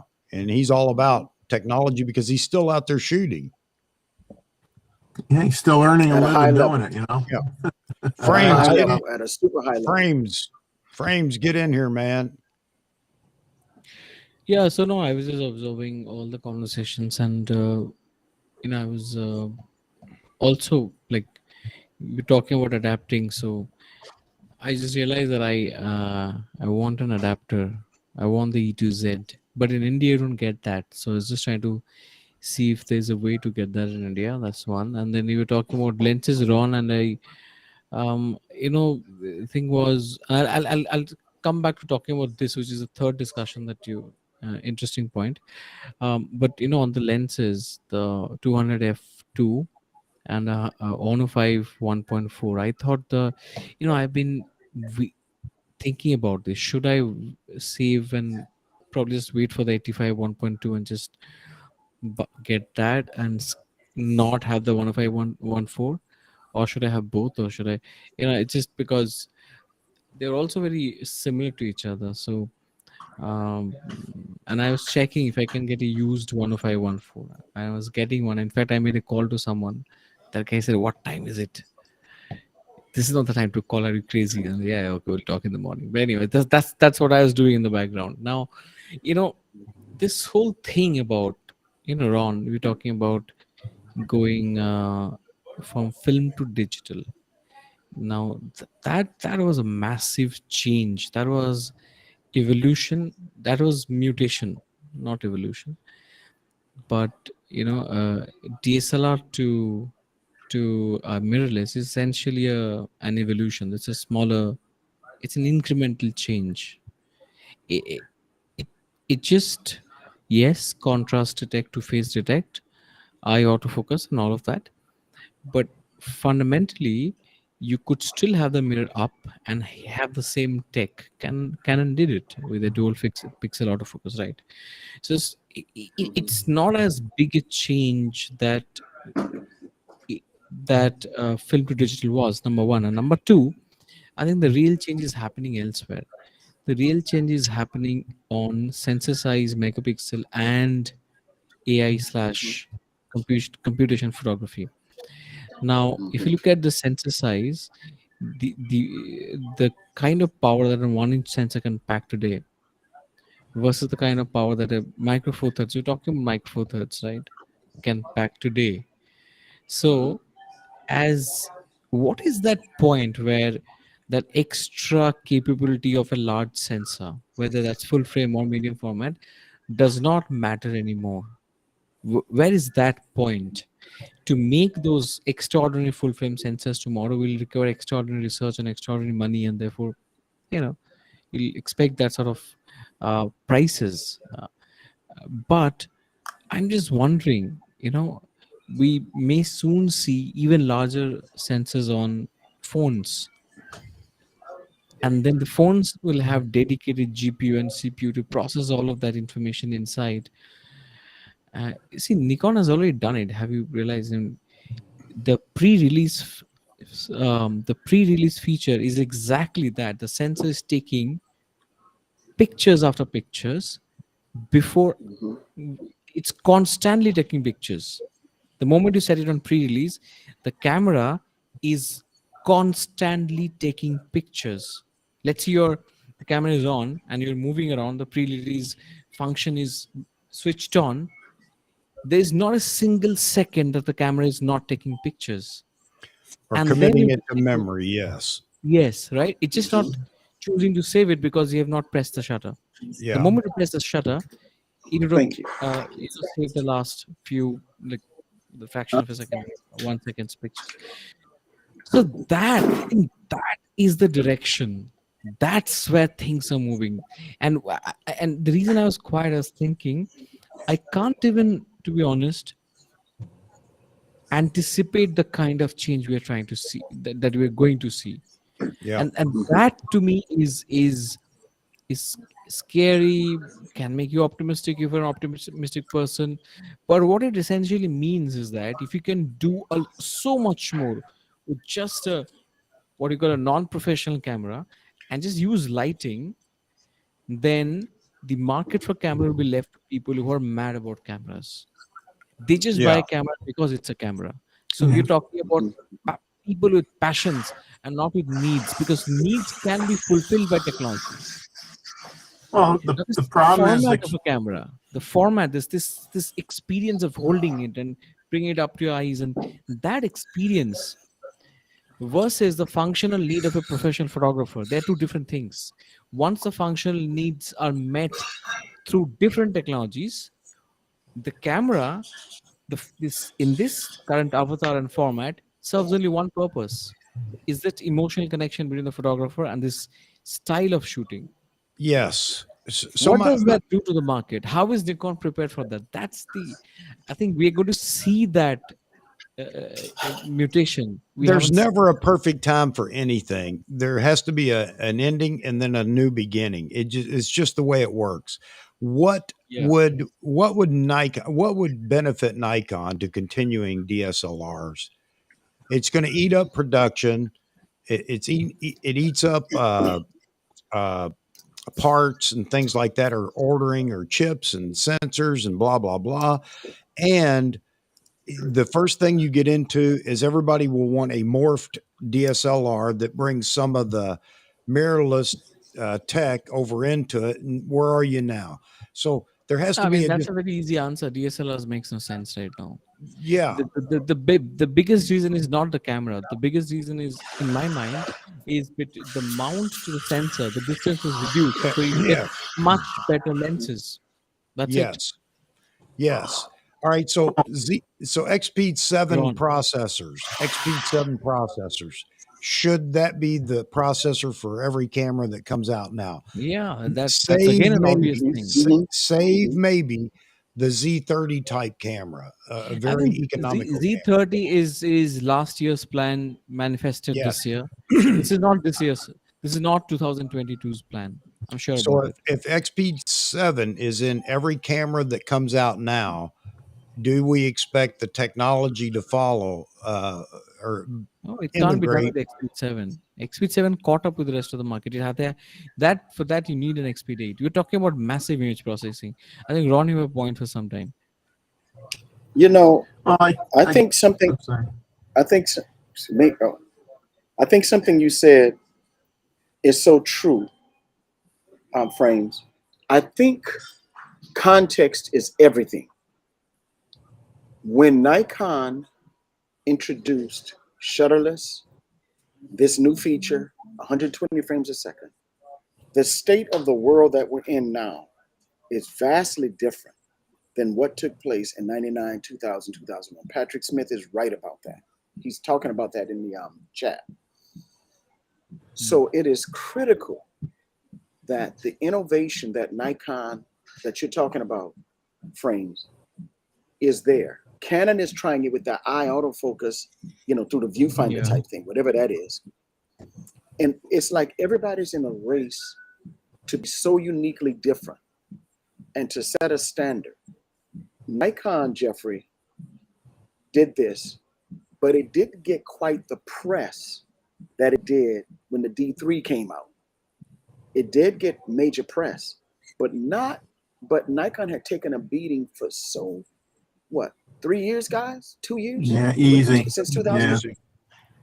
Took a beating for 2.5, 3 years until the very thing that should have catapulted us as Nikon users way ahead brought us even. When that very thing, that the features you're talking about, frames, should have put Nikon way ahead of Canon and Sony, Fuji, and everybody else, because this stuff we're talking about is way next level that Nikon did. But it seems like it just brought it even with everybody else, because back in the day, you didn't have influencers chopping up a brand. You didn't have influencers overlooking the faults of other cameras and harping on one issue with Nikon, you know? I mean, so I'm saying that to say to you, I agree with what you're saying, that the next level of things have to be earth-shattering. They have to be ridiculous. They have to be beyond mind-blowing. Yeah, so I'm agreeing but with you. I'm agreeing with I, you. Well, I'm also saying another thing, actually, Ron. I'm also saying that Okay. as technologies progress, like 100 megapixels, let's say, and 16 stops of dynamic range, and a third big point, I don't know what that is, but something else, let's say. What is the point when all these extras, all these extraordinary extras, these advances stop making sense for the wagon? It's like, this is great to have, but this is not really, I mean, if you're buying a camera, yeah, you would like to have that, but they do not become a reason for you to buy a camera. If you are looking for a great camera, to be honest, if you pick up any DSLR, then great, they're good enough. So the question is then, the bigger point I'm making is that to get a job done, in future, very soon, we will not need a camera in the app, in the form and shape that you're using them right now. Okay, and then it may I'm be tracking with only you now. I'm left, tracking with you. it may then be only left to people who love that experience of holding the camera, bringing it up to the eye and shooting it, because the format, see, the reason for that format was functional. In order to have a large sensor, and in order to change the lenses, you needed to have a larger body. To hold the body, you needed a grip, and on top of the grip, ergonomically, it made sense to put a shutter button there. So the form followed the function. Now the function, the capabilities is the technology is advancing to a point where you can avoid being restricted to that form. Imagine a day when maybe you can pack in all that capability, and understand there is a limitation to lens design, but imagine all of that thing being compacted to a GoPro style body, like a very tiny body, right? One argument could be, just far more convenient to hold a larger body, but then you don't talk about that while using a phone app. And if a phone could do that somehow, you wouldn't complain. Most people will not complain. So then it comes back to nostalgia. It comes back to an old way of doing things that felt good. So therefore, I'm kind of sensing that the future of the camera market is not with pros so much as it is with enthusiasts and just the lovers of photography, lovers of that art, who do it not for any purpose other than to satisfy themselves. Which means you're going to have a much smaller market. Which means cameras are going to be as expensive as Leicas are today. Most cameras will be as expensive as Leicas. In that market, can you charge that premium? A Leica can, because they've done it. With reduced quantity, small market, they can charge that premium. Can Nikon? That's the question. Well, And in that reduced market, how many brands can operate? Which is why last year Fuji talked about, we're looking at the viability of the camera business, despite being a strong company, despite doing quite well, in fact, and growing. Well, go to any event and see how many people are using cell phones versus real cameras. Chuck has mentioned it here a couple of times on various episodes, that one of the negatives associated with Nikon is that it's seen as an older person's brand, where Sony is viewed as an innovator.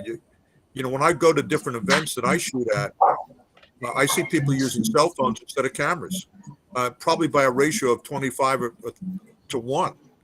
I've been at events where I was the only person with a traditional camera. It's a sad thing to say. So you talk about an ever decreasing market. The way I view it, regardless of the brand, I think it could come to the point where manufacturers are cannibalizing each other. It's like the cell phone companies. They're all the Verizon steals customers from AT&T and vice versa. Hey, Ron, the background music is really getting loud. Hold on. Okay. So that's kind of my take on it. I mean, my personal take is when you see people with a real camera, I think they're more dedicated to the creative art of photography than necessarily just getting a snapshot. Yeah, I take my cell phone with me at weddings sometimes. The only time I use it is if I need that shot for a time lapse. You know what I mean? I did a time lapse at a wedding while I was shooting the bride, and she was getting her hair and makeup done here, and I just set it to record, and she was just getting ready, and so you can use it sometimes, see, for creative things. She really liked the video, but yeah, no, I know what you mean. There's nothing replaces a real camera. Well, one thing Frames talked about was where do you get to a point where you hit an equilibrium? How many megapixels do you need? How much dynamic range do you need? Realistically, where you can say, okay, we're there now. We don't need any more.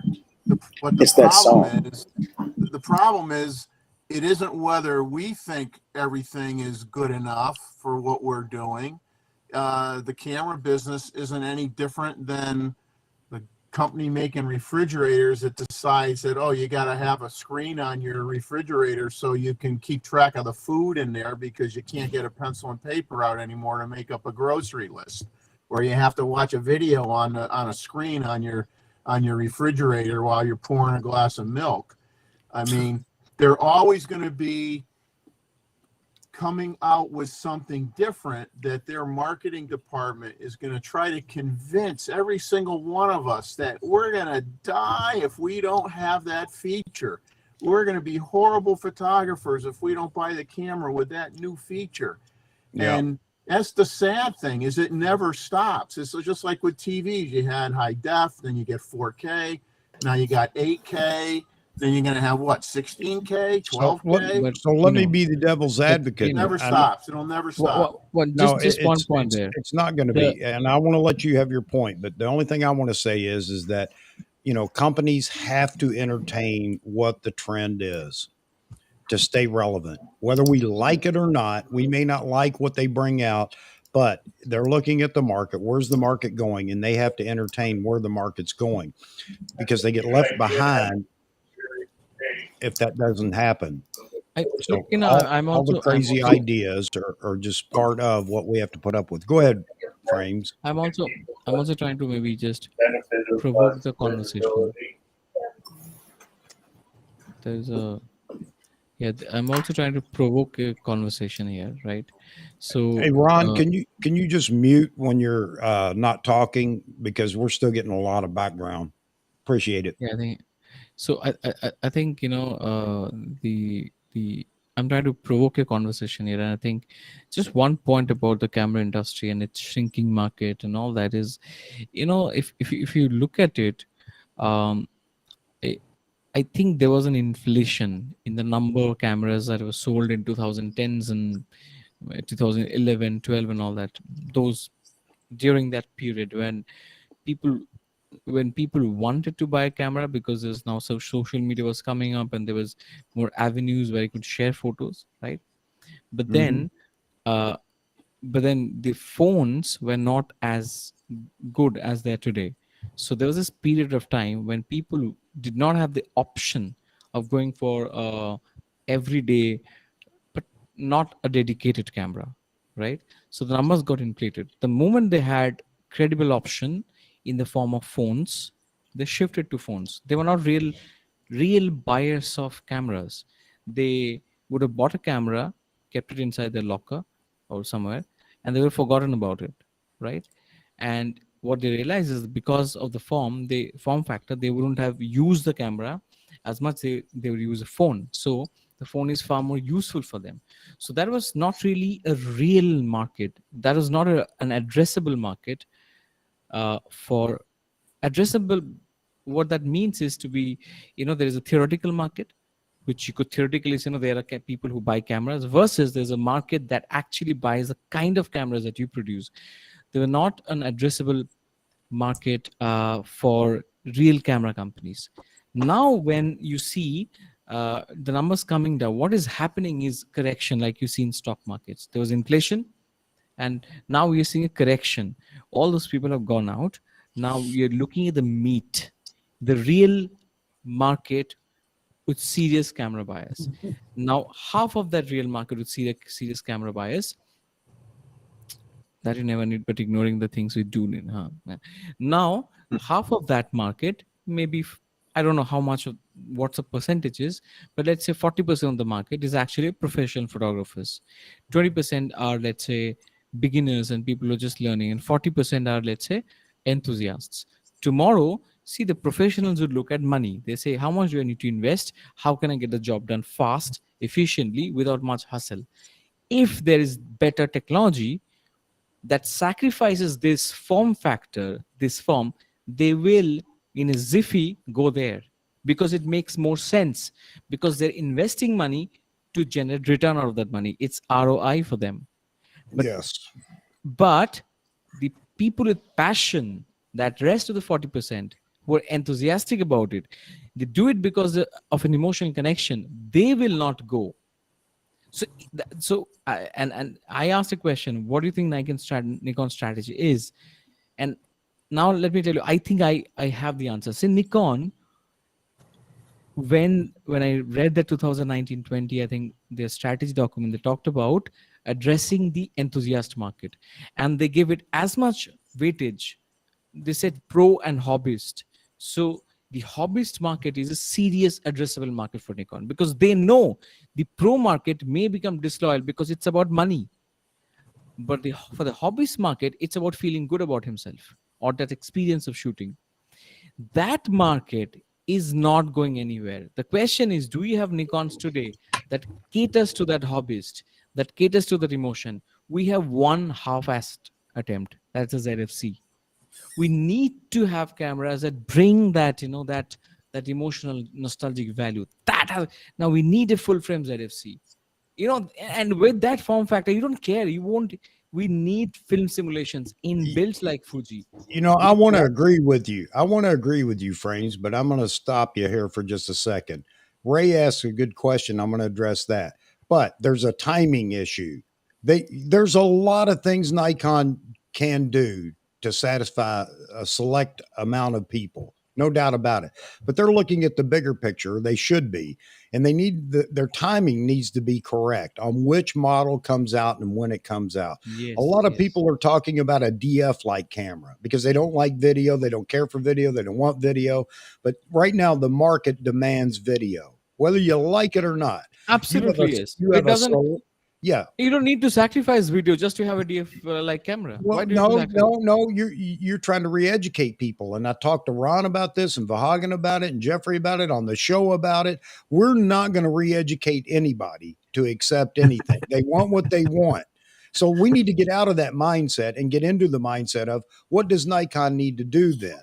And you have to follow along. And then timing too. What needs to come out next and when does it need to come out? And Chuck, I get the comment all the time about being an impetuous child. I'll give you another context. Yep. So when someone in the Sony system comes out and says that, you know what, I think we can achieve DSLR like image quality in the phone in the next 2 years. Yep. That's a serious comment. Who's this guy who's making this comment?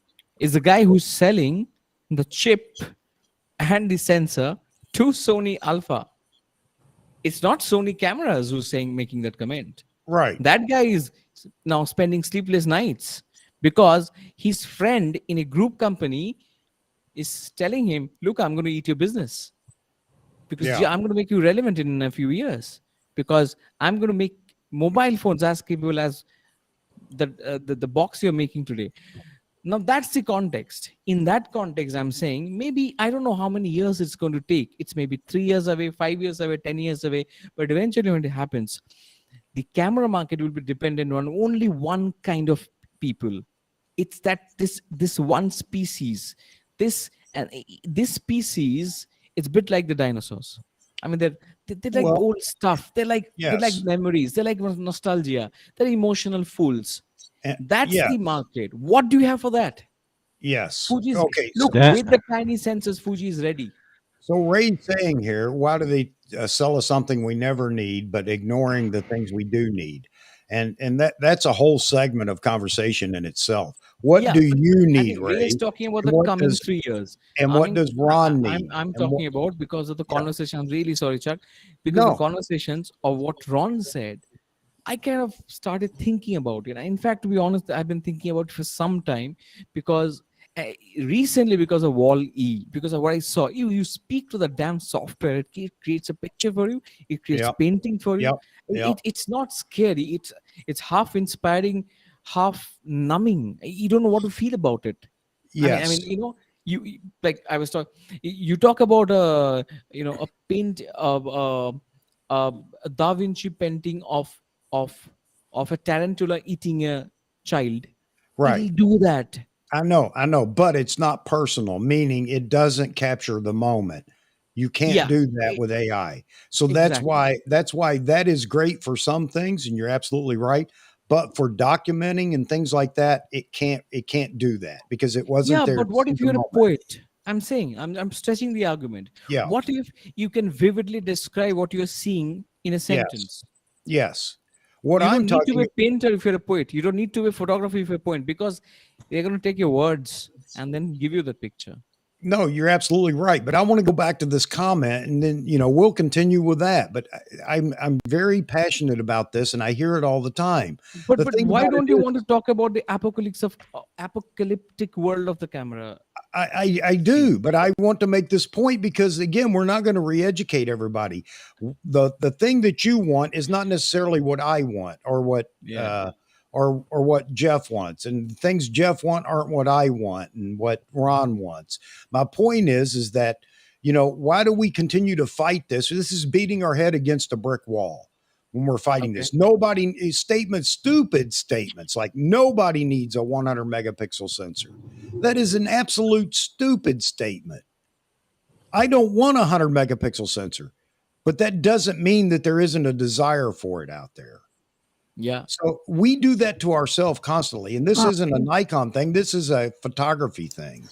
And, See, and, part and of the companies create trends too. Trends are not always Yes, coming from the public.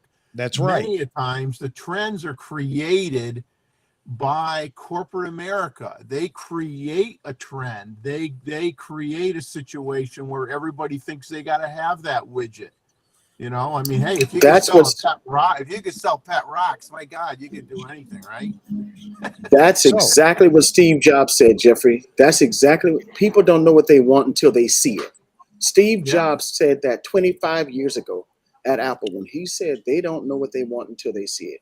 Frames, that's why I was addressing your part of argument, a part of your opinion by talking about context, because the context of what was considered innovative, different, unique, cutting edge was a very different context than the context of today. Yeah. Today's context is not trending toward professional photographers, is what Chuck is saying. They have to follow where and it's a slippery slope too, Chuck. It's a catch-22. it is. They have It to is.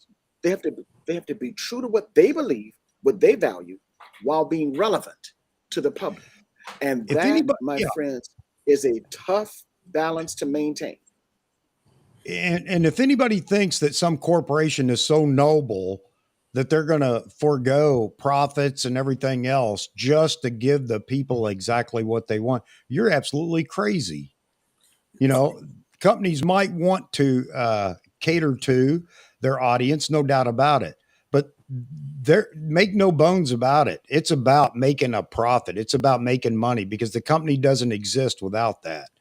So the last thing I'll say, and then you guys can pick it up right where you were, Frames. And I just want to make sure everybody understands it.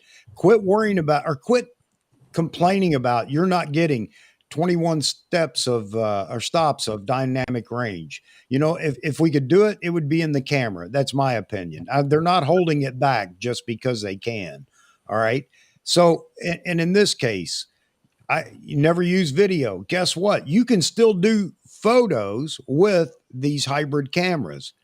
What you can't do is video with a stills only camera.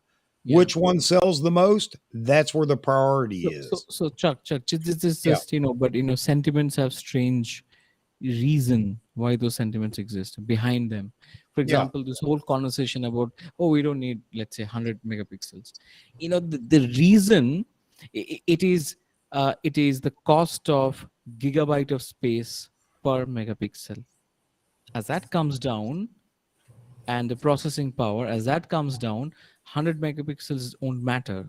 Because right now, the idea of 100 megapixel creates a sense of heavy files. Oh my God, how do I store them? How do I manage them? Look at the pricing of the Apple laptops. I mean, how much additional do you have to pay per 256 GB? So, and therefore, I think it's all connected to the ecosystem of technologies, especially at least some of these things like megapixels and all that. But I'm talking about overall. Do you really need anything more than 4K? It's not a matter of what you need. I'm not even going to answer that. It doesn't matter what you need. Yeah. The companies are going to sell it and convince you that 4K you guys need to quit with this school. idea that I'm going to change everybody's mind by telling them what they need, even if you're right about what they need, because that's not what people buy. They don't buy what they need. They buy what they want. The only segment in photography that buy what they need, and even that's shrinking, not the segment, but that philosophy, is the professional market, because the camera is a tool for them and they need to make money with it. It's just like buying a bunch of standard wrenches for your toolbox if all you work on is imports. That doesn't make any sense. So the whole point here is we need to get away from this whole idea of what people need. I can't determine what you need. No, that's absolutely right. And this is also not to say this is not anti-progress. I'm talking about all this AI tech. Obviously, I'm not taking the anti-progress stance. I'm talking about there is a point where the additional benefits will stop making sense per dollar. Can I jump in here a minute? I have an analogy. A lot of people might not see the analogy between photography and what I'm going to say, but there's another industry that's very good at selling to people what they think they want, the people, that is. That's the golf club manufacturing industry. Golf club manufacturers come out with new models of drivers, fairway woods, irons, wedges. Titleist has new wedges every year. I'm an avid golfer. You know what? TaylorMade has a new $900 carbon-headed driver that is not going to make me a better driver off the tee. I'm not going to spend $900 on any single golf club, but I will spend money on a lens. But the thing is that you can spend all the money in the world on brand new golf clubs every year, but if you don't have the inherent skill, you're not going to be Tiger Woods or Phil Mickelson or Xander Schauffele. You're going to be who you are. But with the camera technology, that technology is something that people can learn to use where they don't necessarily have to have inherent native skills. All these professional golfers are athletes. I can't hit a ball. Okay. See, this is the old timers coming out again, though, Paul. The honest truth is, it doesn't matter whether they can't use it or not. There are people that bought the Z9. How they got it, I don't know. Early on, they were already talking, and they were asking questions as ridiculous as, well, how do I change the battery in it? I mean, come on. Did they buy because they needed? No. They bought because they wanted. This is the society that we're in. People buy what they want, not necessarily, and they'll skip what they need. I I absolutely admire the clarity of your thoughts. Now, let me ask you a question. Sorry, hang on. Who's the question for, Frames? Ideally, it's for Chuck, but it's for anyone who'd like to take it up. How can Leica sell the cameras at the prices they can sell at? Because doctors and rich lawyers buy them. That's who. Yeah, it's Yeah. a stat. It And becomes more wealthy of a and wealthy status celebrities. thing. And It's a wealthy status celebrities. thing at But some why do they point choose more than a Leica? need. More than a need. It's Hey, status. Amar, the call Why do line people number's buy a up here, Rolex? man. Call in here and we can put you on the show. You know, you can say, why do people buy a $10,000 watch or a $20,000 watch? I could go out and buy a watch at the store for $10, and No, I it'll keep understand, time but good enough for me. why don't they Status. buy? Why don't they buy a Sony? Those guys. No, I disagree. I disagree with you, Jeffrey, because Leica, Leica It's is a Leica, man. Ferrari. No. It's another experience. It's another user experience. The rangefinder feeling, the lenses. Leica has its look. Yeah, they're expensive, and yes, doctors and dentists buy them, but it has that look that it's. You know what I'm talking about, right, Ron? Exactly. It But has Vagan, that tell me, look. if Nikon copy, Leica. if Nikon, Look, if Nikon if copies you don't know, everything, if Nikon see, copies Chuck, that's one of the everything things about you a can't like, teach people. no, See, Chuck, so that's one of the things you can't teach people. Well, this is That why I look get in on trouble Leica all the is time. ridiculous. It is, Vahagan, true. There is a look, a finished look to their black and whites and even to their color that's unlike anything else. It's unbelievable. And also the user Nikon, and the user experience. Hey, Amar, call if that Nikon, number. if Oh, there we Nikon go. All copies right. everything about a Leica and they branded Nikon, will those doctors and lawyers pay for that? What was the question again? If Nikon copies everything about, let's say it's an M11, and if Nikon just copies it and brands it Leica, will people pay the same money?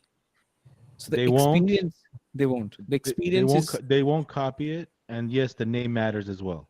Of yes. course. So the experience is not tied to the tangibilities. Then it's not about the Wait a minute. facts. I'm talking about the rangefinder. I'm not talking about these other cameras. It's fine. A rangefinder. You pick any Leica you talk about, and let's say that's the Leica. That's Leica for me, not the rest of the guys. But and if another brand comes and copies that the exact same product, the point I'm trying to make is that I'm saying that this is going to be this. These are emotional purchases ultimately, and how is Nikon building that connection? That's the bigger point I'm trying to get at. It's not about 100 megapixels. It's not about that. But see, Tomorrow guys, when the market shrinks, Paul said something. Ron, when the market shrinks, and let's say you hear some bad news about Nikon, if you love Nikon, you'll buy it. I'm talking about what are they doing to increase that love? That's the question. It's not about how can they increase megapixels. That's easier job. Fuji has I'm that. sorry, Frames. Chuck, I want to, Frames, I think you're making such a strong argument. But Paul said something that I really have to address. And Chuck, between those two, and I'm tracking with you, Frames. Paul said and he's right, because Paul, like you, I'm an avid golfer. All I have is TaylorMade and Scotty Cameron putters, all right? From the Terillium insert to the Newport 2s and all the other stuff. So here's my point. You have a company like Nikon, Paul, and Chuck, and everybody else that has to figure out a wedge marketing that makes it relevant and applicable and worthwhile to get into Nikon and to grow with Nikon. Is that just me? While Nikon remains innovative, because Chuck is right and Paul is right. Chuck is right that it doesn't matter if people want what they want; they're gonna buy it because it's what they want. And you've got to figure out, Nikon, how to market to that while being true, Paul, to what you were talking about, the quality of whatever Titleist is putting out there. Because you're right, a $900 driver doesn't make any sense if you're a 52 handicap. Why the heck are you going to do that? You know, if you're a 75 handicap or a 30 handicap, why would you want a $900 driver? You know, what sense does it make? But it doesn't have to make sense. Leica don't have to make sense frames to those who can afford Leica. So guys, if I can jump in here for a second, let's get a show of hands, right? We talk a lot about things we've never owned or experienced in our lives. Has anyone here that's on this panel right now ever owned a Leica in their life? Yes, I have. Okay, who else has owned one? Not me. Okay, Not so me. how can you? I've shot them. I've shot them a lot. I've never owned. Right, but you've shot it, so you know the experience, right? That's what I'm hearing coming out of you, right? People talk a lot of shit about stuff they don't know, right? I drive a $100,000 Mercedes. I'm sorry, but I don't give a shit what you say. Your Honda Accord, you can put all the wheels on it all you want. It will never be a Benz. Never. So That's as right. long as you get that shit straight very quick, don't expect your Z50s, Z30s to behave like a Z9, right? It's a dream machine. If you have the money, you'll buy it. If you don't, you're always going to bitch about how screwed up it is. I shot with this. Where the heck is it? It's up here. Let me get this off. Well, hello to you too, 247. Yeah, man, you came in firing on all barrels here. Welcome to the deep end, 247. Welcome to the deep end. So I shot with this junk, right? The R7, piece of shit, right? No, it's not. No, it's not. Right? It's a piece of Omar, it's a piece of crap, right? Crap. Piece of crap, right? All right, thank you. When I took it to Grand Canyon at 116 degrees, how many YouTubers sitting here have actually done that rather than sit with a stupid ass chart in front? Oh, let me show you at ISO 200 it does it. I did this in 116 degrees for 5 freaking hours with this thing shooting 4K video. It didn't melt. I love this guy. Didn't overheat. Didn't do any of that. But do I expect this to perform like an R5C? No, I don't. You'll never see a video like that. So you got to be real, guys, with what you guys are saying, because I take personal offense when people tell me, oh, Leica's this, it's a rich man's toy. It's a rich man's toy because you can't afford it. Because the people that are rich, yes. Well, that's hence rich man. Exactly. Yes. If you think about money, for example, money, relative thing, forget about cameras, right? Who talks about money the most? Have you noticed that? Well, you're going to say people that don't have it. Don't have it. Why? Because they're money. The people that have money, they got money. They don't sit there and talk about money. Guys, so I don't own a Leica, but and I don't own a Rolex. But I didn't hear you say that it's actually a piece of junk. No, that's not true. These people talk about money all the time. That's not what we're saying at all. We're not saying that. Yeah, that people will spend money. Leica. Now, unless I'm wrong, I'm from what I recall. I mean, all that stuff is handmade and handcrafted, and people will pay for craftsmanship, old school craftsmanship, just like people will go out and buy antique furniture. Absolutely. Or they'll buy something made by the Amish people in Pennsylvania because it's done by hand. That's nothing wrong with that. If you walk into a Leica store, if you've ever walked in, if you've been close to one, go in there, give them a credit card, let them give you a $10,000 camera to take home. They'll let you take it home. Shoot with that thing, especially the monochrome, just for one day. And your jaw will drop when you look at it. I don't give a shit how good Sony sensors are, how good all these are.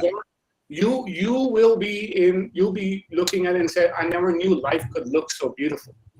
Very true. You know, hey, Omar, I'm not debating that at all. I think it's a great camera. Right. But it's the Ferrari. You're not going to go out and buy it. That's the key. That's the key. You make the right point there, Chuck, because what people don't understand is they always want, within their price range, everything that they can't have. So we have this culture in YouTube. If you look 4 to 5 years ago, if you go back to film days, we didn't do that to people. Oh, you shoot an F3 and I shoot an F100, for example, the film camera, the Nikon one. Oh my God, your F3 sucks, man, because you paid 10 times more, and I wish I had that, and Nikon give it to me in the F100. Did you do that? No. Why do you do that today? Because you have this mentality of entitlement. I'm entitled for $1,500 to have every single thing that the $6,000 camera has. Why is that? No. No, you're But you know, right. I'm not sorry, but you know, I'm just butting in. So I'm trying to understand your what's Yeah, I the don't think point that that you're way. making. So my You want point good stuff, is, you're gonna pay money for it. when you're guys. spending a certain budget, when you have a budget for certain things that you Look. can afford, that your wallet dictates, when you can only afford McDonald's, you don't sit there and think about a $40 steak that you can't afford. You just don't do that. But isn't that obvious? I mean, that doesn't need a mention. I'm saying why you're saying that. What It's do you mean? obvious. What is obvious?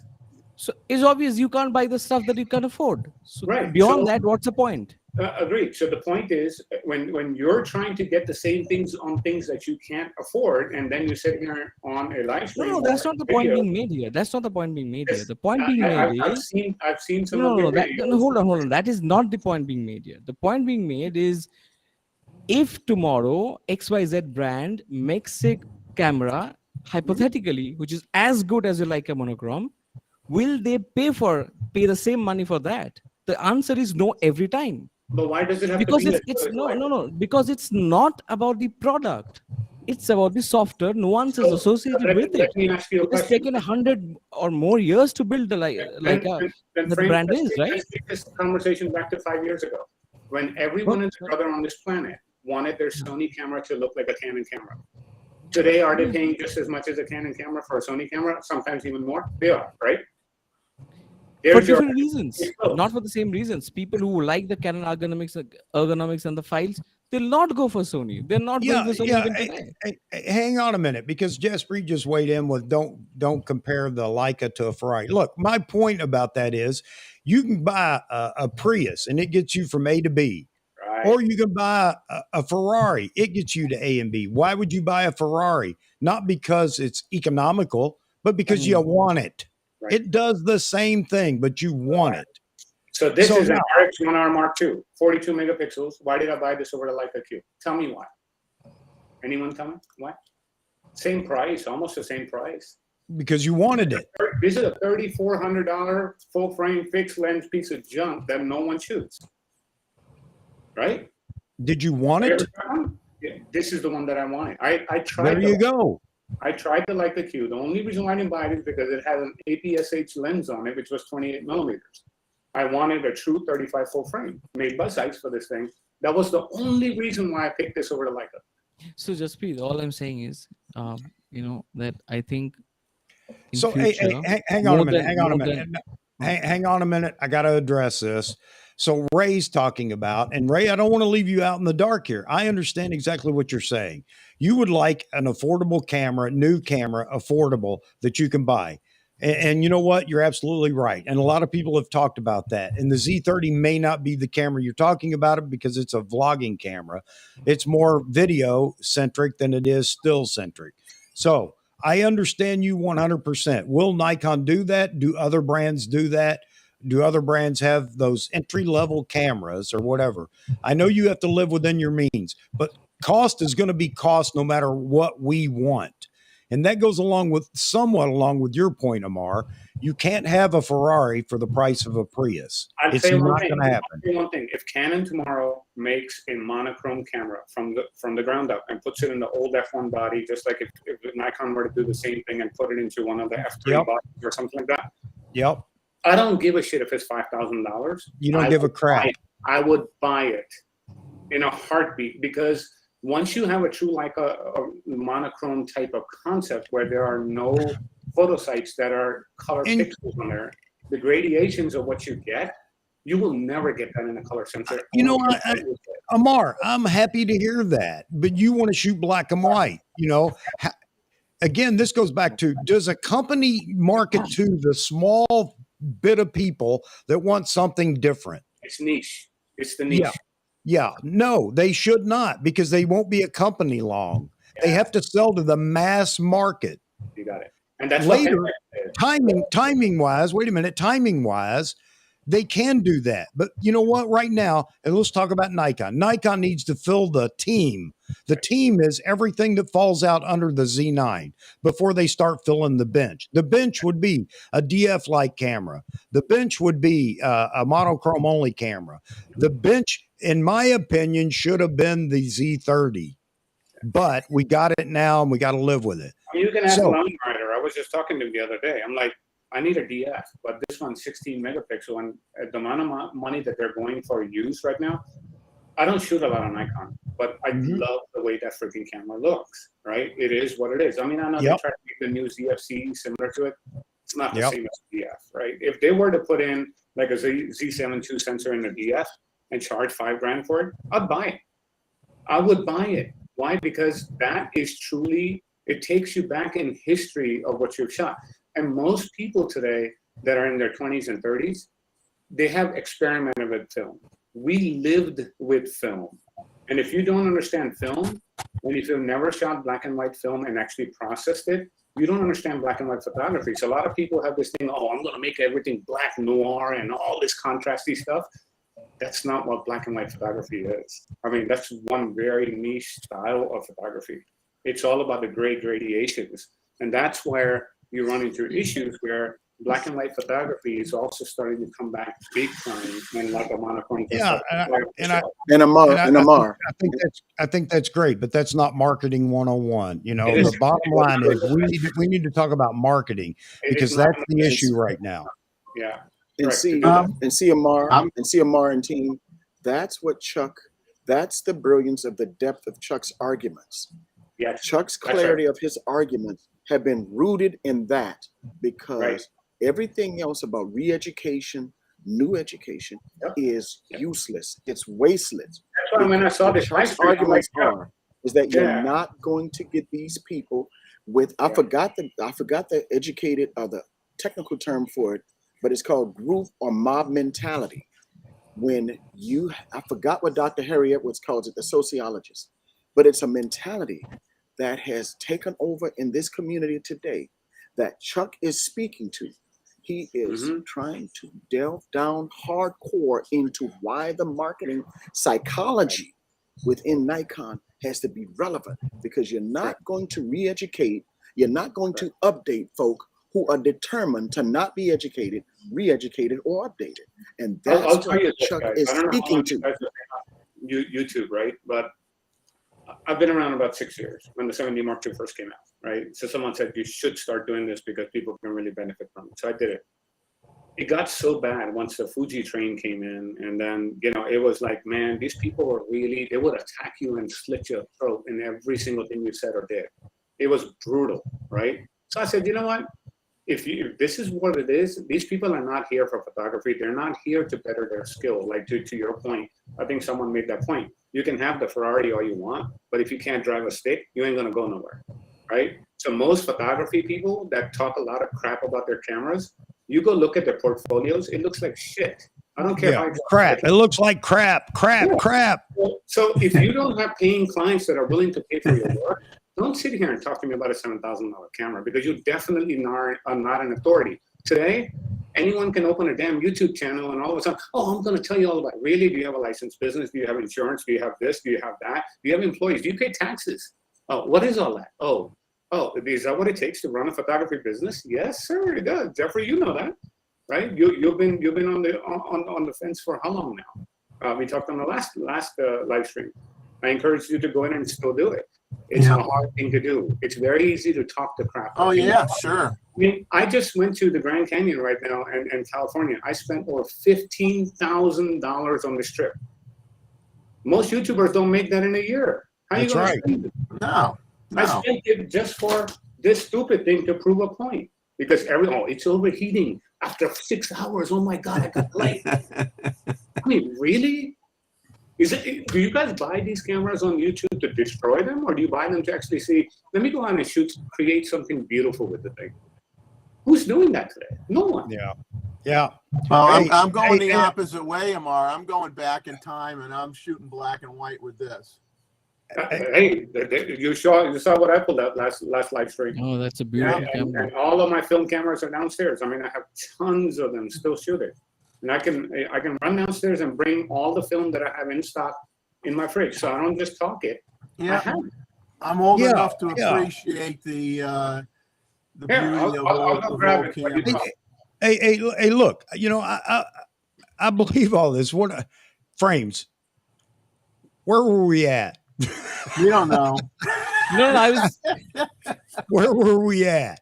You know, my argument isn't with whether a camera is good or bad. My argument is with the fact that we refuse to look at marketing and forget about cameras and pros.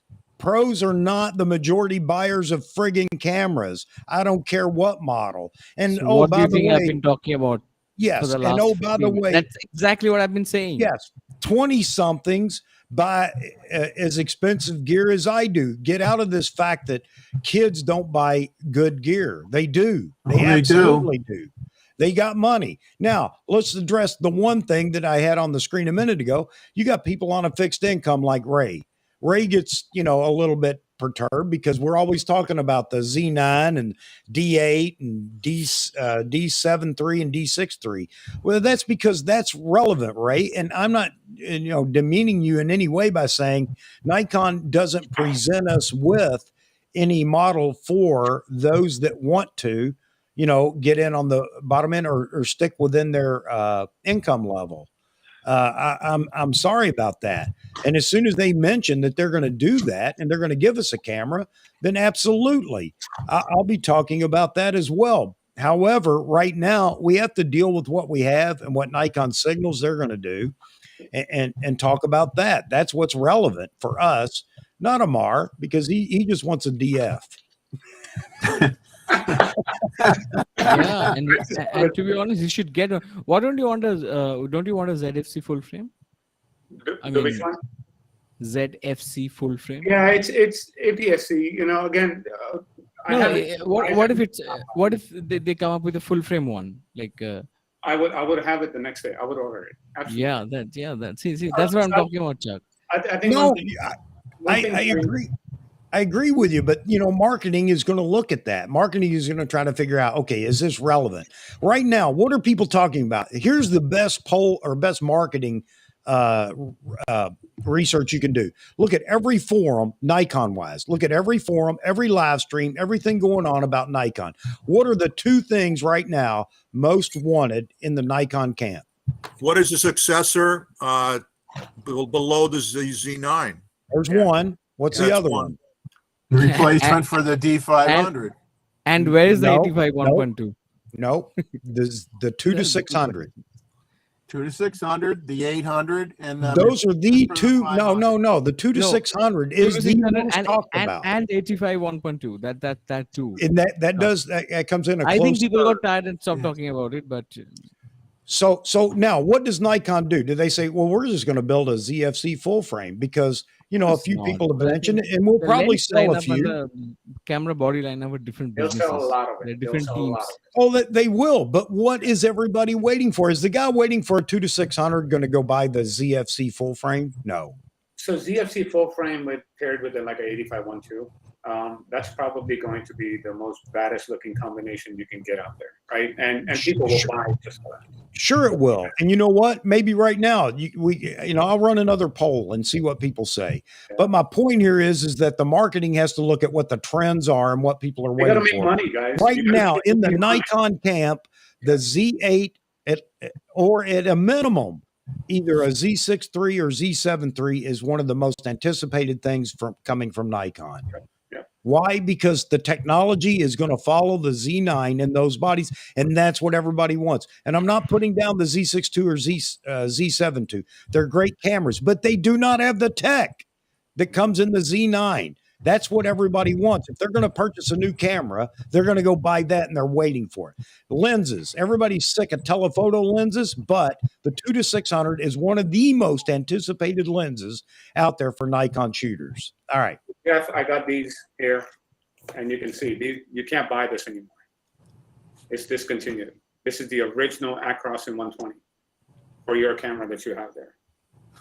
Right? If you're really bent out of shape, you want to shoot it. It's expired by 2 years.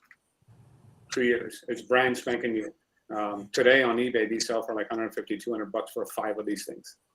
If you want to sell it, if you want to use it, let me know. Send me your address. I'll ship you a box. You shoot it. There you go. You shoot with this, get it processed, and I guarantee you will never shoot black and white again on digital cameras. There you go. It looks. There you go. Amar comes this is in. what I want people to. You had Max on here, right? Yeah. You had Max. Yeah. I'm telling you right now, I have known Max probably ever since even before I started YouTube. He is probably one of the last living legends right now when it comes to film. I don't care what you say. All these people think they have shot it.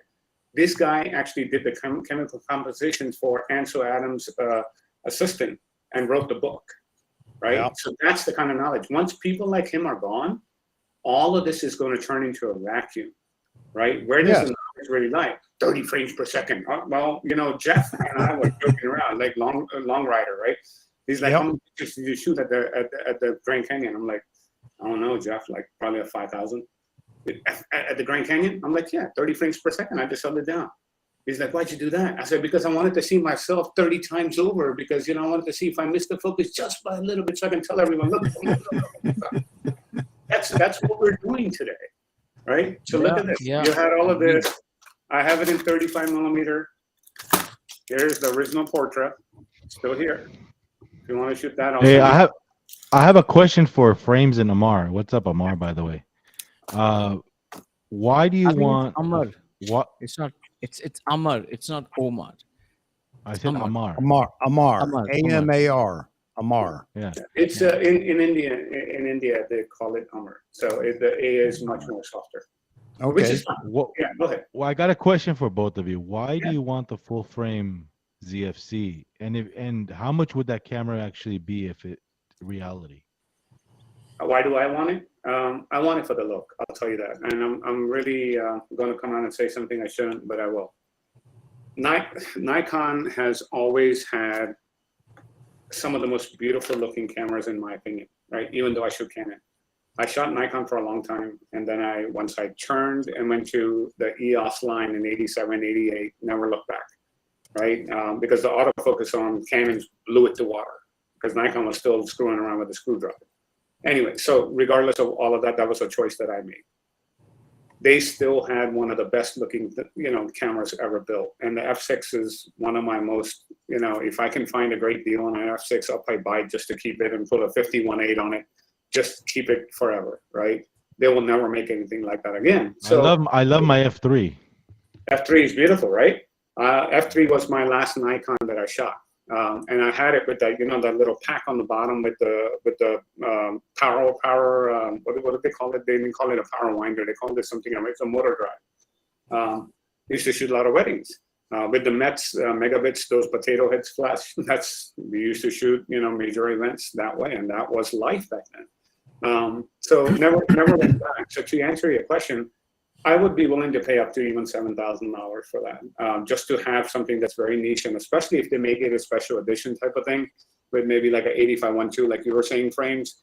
That's a silver edition and a silver lens or something like that. I would pay the money in a heartbeat and order. Dude, you're talking about collectibles now, man. That's like what I want. 100th anniversary shit. Yeah. I mean, sorry. I think because imagine the Fuji experience with the Nikon colors and files, and in that and full frame. That's why I would go for it.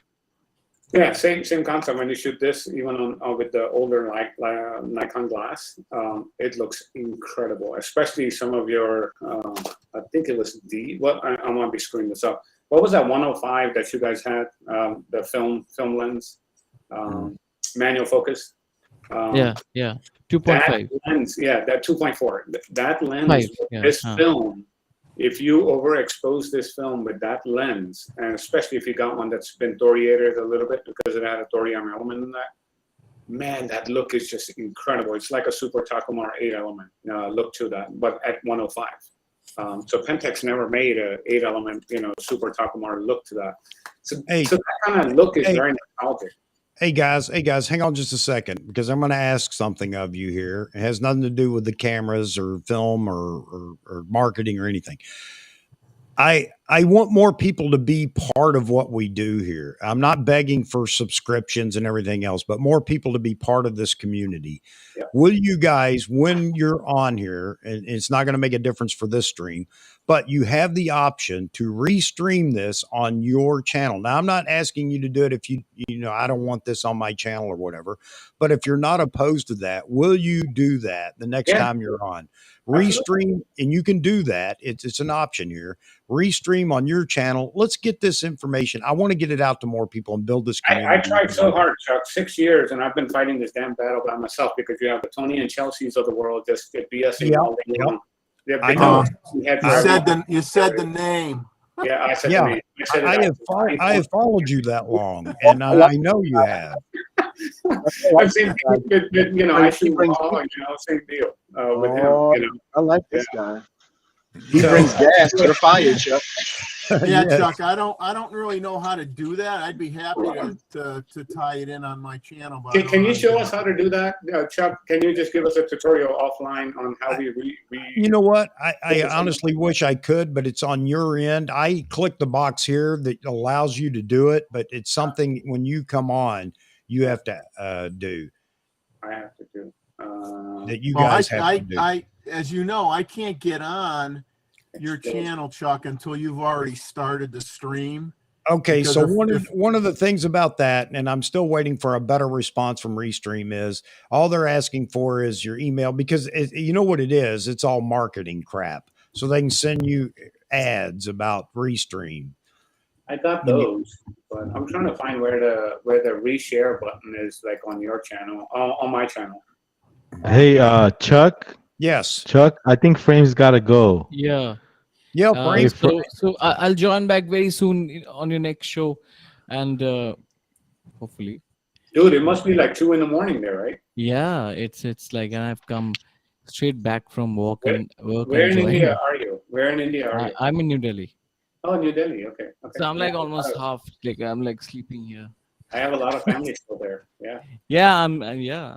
In fact, you know what? I thought you were Jasprit, so I started calling you Jasprit. Then I realized you're not Jasprit, because I realized Jasprit is talking to me separately here in the comments. Yeah, man, definitely get some rest. But yeah, Chuck, come up with how we do that, and I'll be more than happy to share it. Now, absolutely. And just so you guys know, and I'm guilty of it too, I'll have to check it out. If you open that option, Vahagan, when I'm on with you, I'm more than willing to do the same thing. And if we can continue to do that, this community just continues to get bigger, not just for me, but for everybody. So yeah, I'm all in. If I'm on anybody's show, I'm willing to do it. Frames, plug your channel real quick. Oh, you plug it for me. It looks cheap. No, I can't do the rock and roll thing. I don't do the rock and roll thing. Anyway, I'll see you soon, very soon. And it was a great chat. I just wanted to provoke controversy, like some passion, and which Amar sort of suddenly just, and he, you know what, he switched on the camera and he walked towards it. He said, listen, I'm in attack mode. Yes. Like, now here we go. Just talking about it, I'm like, if you guys have never owned one of these things, it's just like doing yoga, right? Can you imagine someone teaching you yoga that has never done yoga in your life? Oh, you're gonna see the sixth element, and then you're gonna be in the next dimension. You gotta imagine it.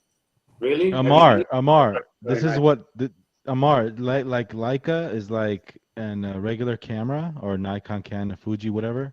Using a Leica is like driving a manual transmission versus an automatic transmission. Nice, man. And how come you didn't message me, man? I was there last week in Los Angeles, man. We could have met up. You were? Yeah, I sent you the message. Yeah. Anyway, where? So I'm just going to take your leave, guys. I was up on please Century continue. I don't want to disturb the chat, so I'll see you very soon. Hey, all right. In the next chat. Take it easy.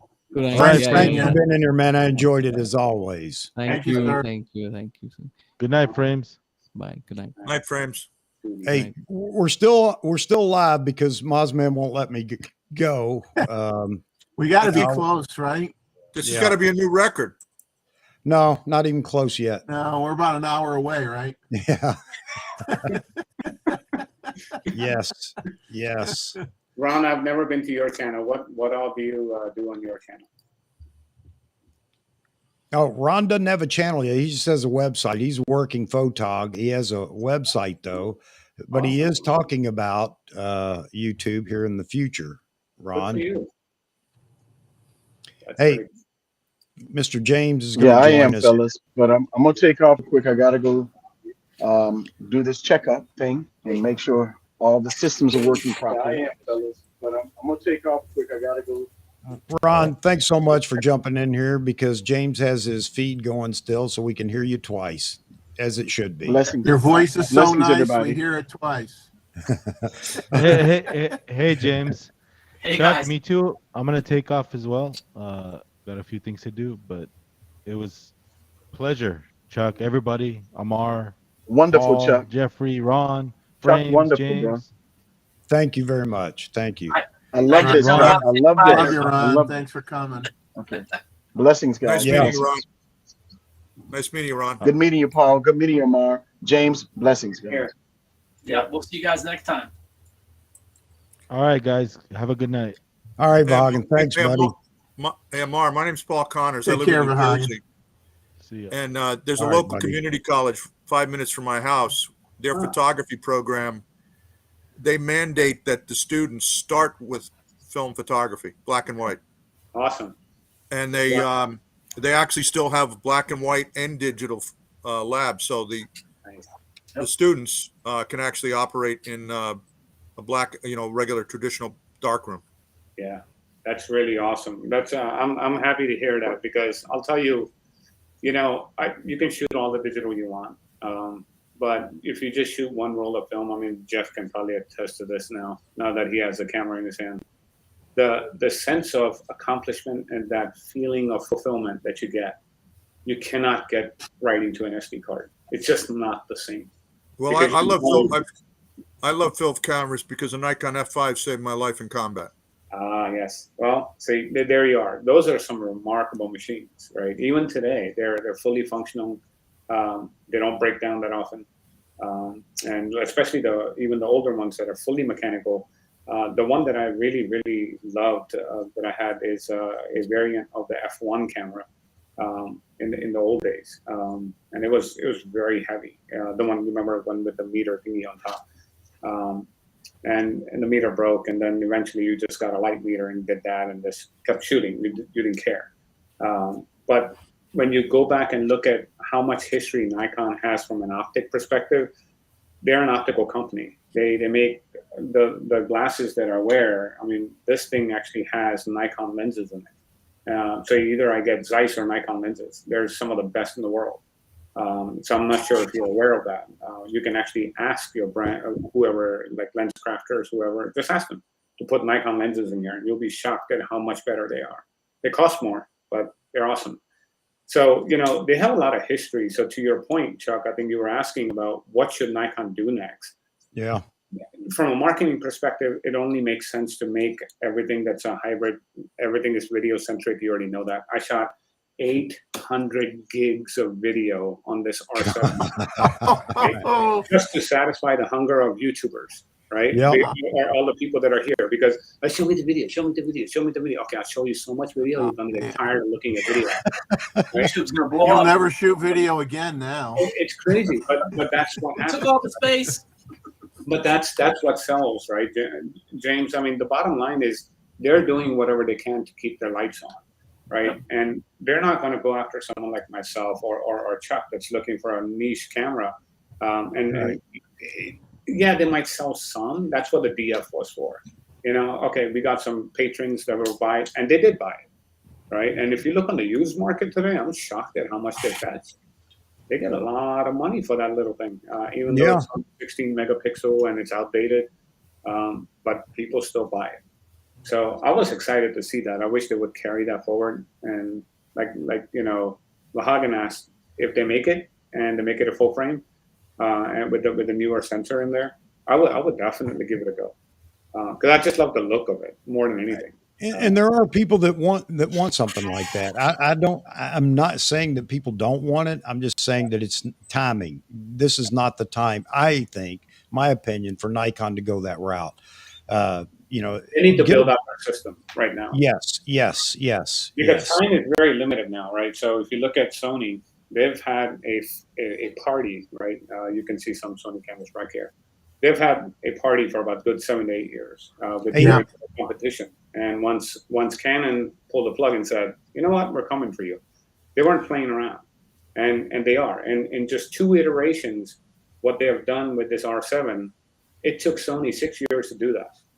So what does that tell you? In another 2 years, with Nikon and Canon putting their heads together, where do you think this is really going, right? Yeah. So they love the market with cameras. They're not going to wait. Hey, here's a great question. This is from Ray Powell. And you know what? And I understand where Ray's coming from, but he asks a question. It's not a daft question at all. Right? Yeah. So if you go to my channel, you'll There you see probably about 2.5 years ago, I still have 1, 2, 3. Here's a cinema camera. Here. This had no record limit, but it was $15,000. There's one reason. Right? So I have 2 of these. C100 Mark II is what I used to use.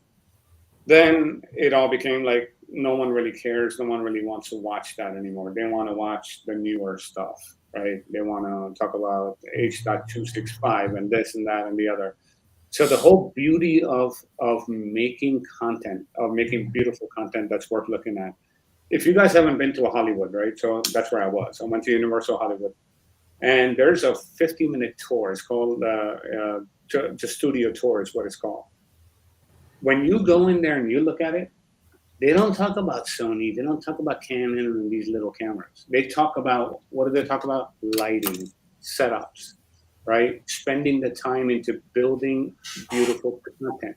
The camera will do its job if you give it the best possible situation to actually photograph. And we don't do that today. That's why we need ISO 16,000. Oh my God, look, I can shoot in total dark. Well, there's something light. Turn on the damn light. Right? But hey, AMR, let's break it down for him. So the question is, why not use a video camera? Because video cameras, there are several reasons why. You can use that. The hybrid camera, which is what we're talking about now, all the new cameras, they're hybrid cameras that bridge the gap between still and video, and they have great video capability now. As long as they don't have the record limit. That was the biggest problem.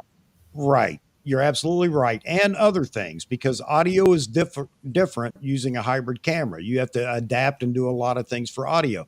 Where with a cine camera, you don't. They have all the connections and everything. You have built-in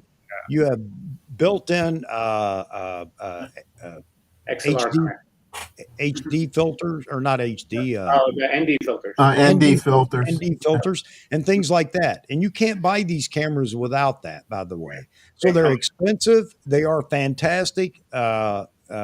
Shoot, Ari just developed a new camera. It just hit the market here a couple of weeks ago, and it is fantastic. It's a video camera, video only, but it's $75,000. So that is why people are using this right here. Yes. This little gadget, which is called a field recorder, right? Yeah. So when you get a field recorder, the one other thing why do you not use a video camera is because of portability, right? So when you rig up a C100 Mark II, you rig up anything like that, or even a Sony Venice camera, you're talking about a 40-pound rig by the time you're done, right? And you don't have this portability to be able to do this. Right. But with this guy, you can put something like a Ninja 5, or this is a Shogun Flame. This is the big one, right? This has got BNC connectors and all of that on there. But if you get the little one, you can stick it up on top. And now you can actually capture and have waveforms and everything that a video camera has in a very portable package, right? Is it as good as something that's 75,000 to your point? No, it's not.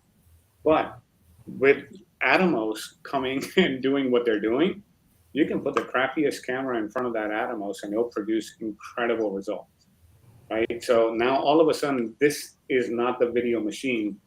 This little piece that attaches on top as a recorder gives you all of the functionality that a video camera has that you pay all this money for. So for weddings, this is perfect. It's small. Yes, and the convenience of it, just as you said, Amar, but the convenience and the expense combined is enough for most people to opt for a hybrid camera. Any brand. The battery, Chuck, the battery is a big thing. C100 Mark II on one of their larger batteries that they had, the BP 960 is what the battery's called, I think. I could do 8 hours on one charge.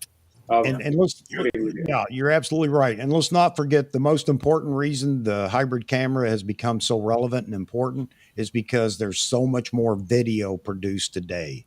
YouTube itself has an incredible amount of video that's uploaded to it every minute because everybody fancies themselves being the next big director or the next big videographer.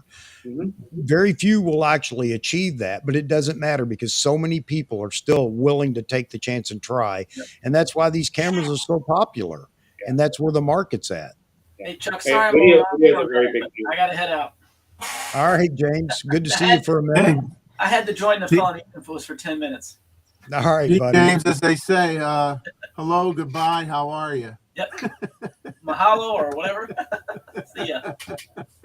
All right, so buddy. They had a lot of things back in the day, right? This shoots MJPEG, right? So the files are massive. But the beauty of that is you have full on, still images that you can pull out of the footage.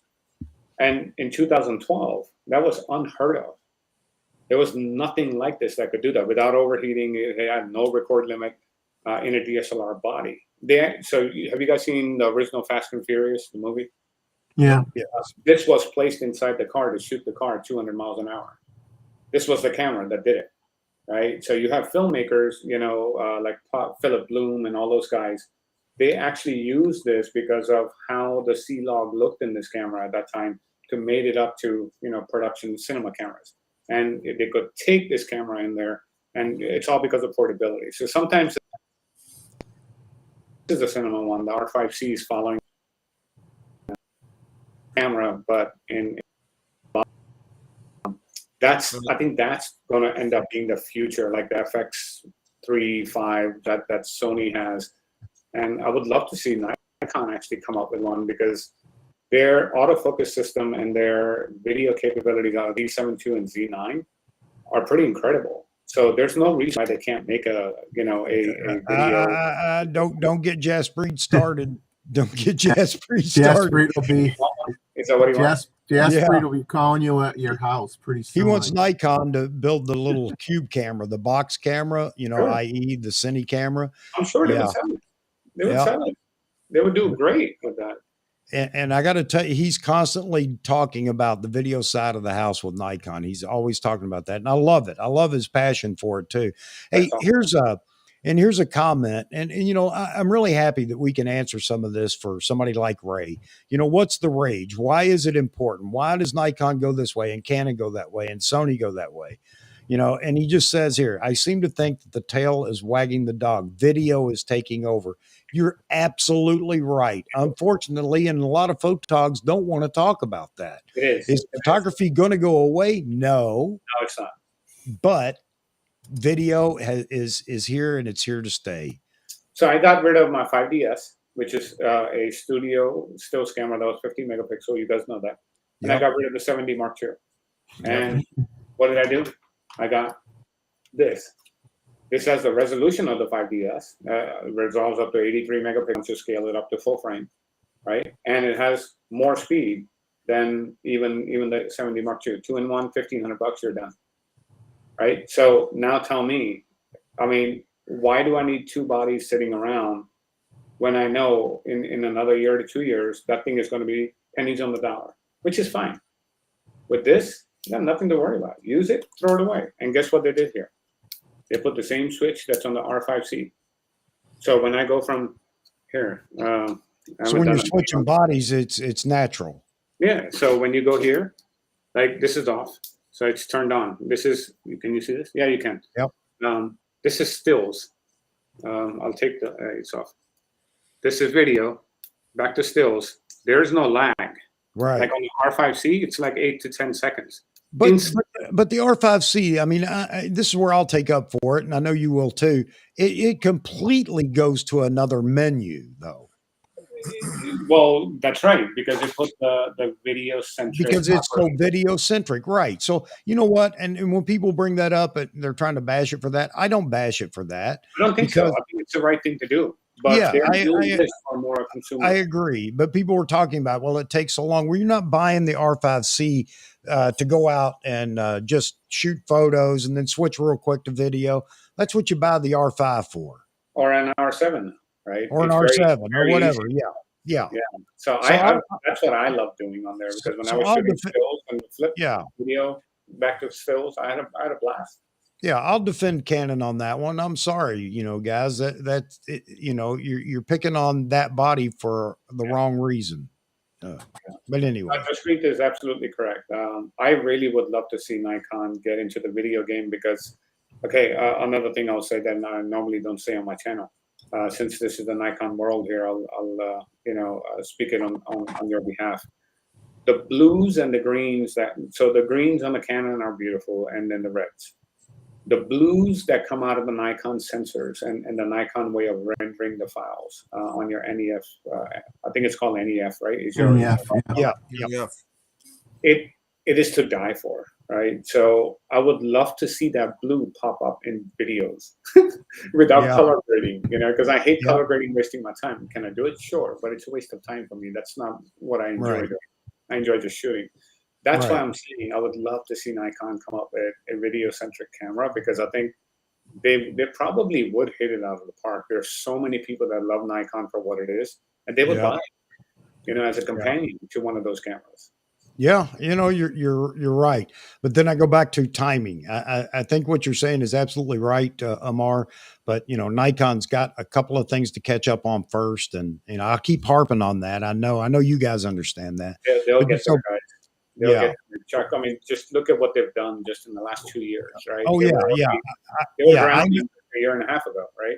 Yeah, absolutely. I know they're going to get there. It's just a matter of, don't get distracted, Nikon, and go off on a tangent with some other things that right now, the key is to fill that lineup out from the Z9 down. One thing I want to leave with you guys, right, to really think about and think about it for a long time. And that is, there are 3 major brands right now. The others, I don't even consider them competition, right? So it's really Nikon, Sony, and Canon right now. That's it. Everything else is just there, they sell enough, but doesn't really matter so much. Not saying that Fuji is bad or anything's bad, so don't take it to heart. I'm just talking about just the number of cameras that are actually sold and this gear that's sold. Nikon and Canon have the most to lose in this by abandoning their DSLRs. You have to think about that, right? Because they have such a huge customer base. They have to tread very carefully in every single offering that they have, like the R7. How do I get someone to walk away from the I got rid of 2 DSLRs for that one camera. Yeah. Do you think Canon succeeded by doing the R7? Absolutely, they did.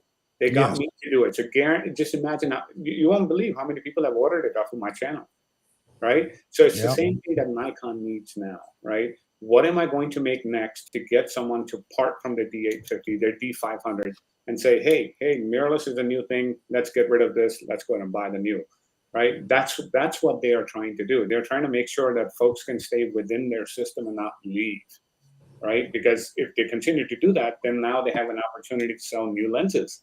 And now they have an opportunity to sell new bodies.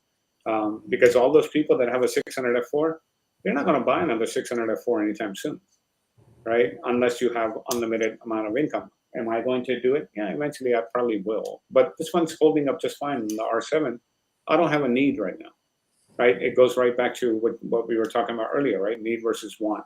So if I really want it, I could go get it and sell this and still get a lot of money for it. But do I really need it? I don't need it right now, right? I'm perfectly happy with what I have. So I think that's something to really think about. What does Sony have to lose? Nothing. They don't have an 80, 100-year history like Nikon and Canon do, right? They don't care. Or they're all based on firmware update after firmware update. Their folks are so, they jump around. So I have a guy on my channel. His name is Sean, and his handle is Cardinal15. You must have seen him around. Yeah. He will jump to the latest camera no matter what. So he bought the C9. Now he's looking at buying the R7. Prior to that, he bought the R5. He just buys every single thing that comes out and everything to go with it. Some people are like that, and that's okay. If you can afford to do it, go ahead and do it. Yeah. But for me, it's really, I'm actually having so much more fun with photography today just because of all the things that these things can do for a fraction of the price. Man, paying 15 grand for this? Here. This guy, what it does for $1,500, this don't even do for $15,000, right? If that puts it in perspective for you. So, you know, that's where we're headed, right? It's all about video. I'm sorry, but you know, you guys don't like that. Look at the new DJI drone. That drone actually has cameras that actually flip around to vertical, so you can actually make, you know, what do they call it? Instagram stories or something that are vertical, like this. And the video is not horizontal; it's actually vertical. So even the drone shoots it vertical, so you can actually post a story on Instagram. So that should tell you something, right? That's where the world is going. Amar, I'd like to jump in here though. I agree with everything you said about what Nikon should do, but even Nikon admitted in their first 2 generations of Z bodies that there was a disappointing level of Nikon DSLR users migrating to the Z mount. That most of the Z mount users were new to Nikon, not existing Nikon users converting from DSLRs. Yep. I just bought my first Z camera recently. I bought a Z9. Awesome. And I came off of a D850, a D750, a D700, and a whole bunch of other ones before that. But probably to this day, if you were to look at total statistics, Nikon probably has not achieved the level of migration that it really should have had from its own current user base. Mm-hmm. Yeah, no, it won't, because it needs to have that Z8, Z7 III, D850 plus camera, which they don't have. And it needs the younger blood injected into Nikon. Nikon brand. And so they're doing a good job with that, with the vlogging pieces that they're coming out with. That's great. Now take a D850, put it on the chopping block, right, and get rid of the mirror box. See what you can do. I think that's really what Canon did with the 7D Mark II. Could they have made it more robust, like a 1D? Sure, they could have done all these things, right? But what's the point? They want to keep it under $1,500, so even the guy that doesn't have a lot of money still wants to get into the system, can easily get in. I think was it Paul? Yes, Paul. Yeah, like you were saying, right? You got the Z9, you shot the D850, right? Right. What do you think? I mean, so what would be the thing to all of the viewers that are here that are holding on to their D850 or D500? Do you think it's worth the move to the Z9, or is worth hanging on to the D850? Patrick's already talked about it. He just dropped a comment himself talking about that. He's tried 2 Z9s, but just not for me yet. Okay, so a lot of people have a lot of reasons for not jumping to mirrorless just yet. And that's fine. Let me answer, Chuck. Let me answer. I almost didn't jump, Amar. Yeah.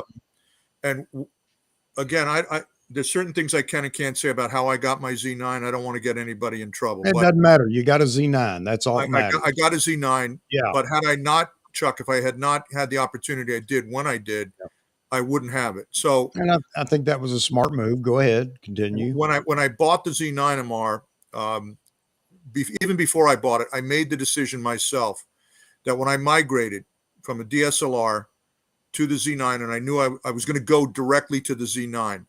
Mm-hmm. I've not used the lower level Z cameras. I said I'm going to go directly to the flagship.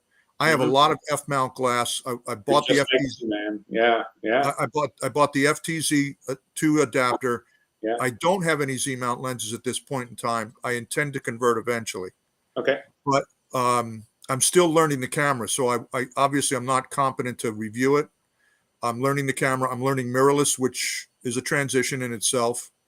But I certainly don't regret doing it. Mm-hmm. I don't think I'll ever regret it. Do I miss my D850? Yeah, I do.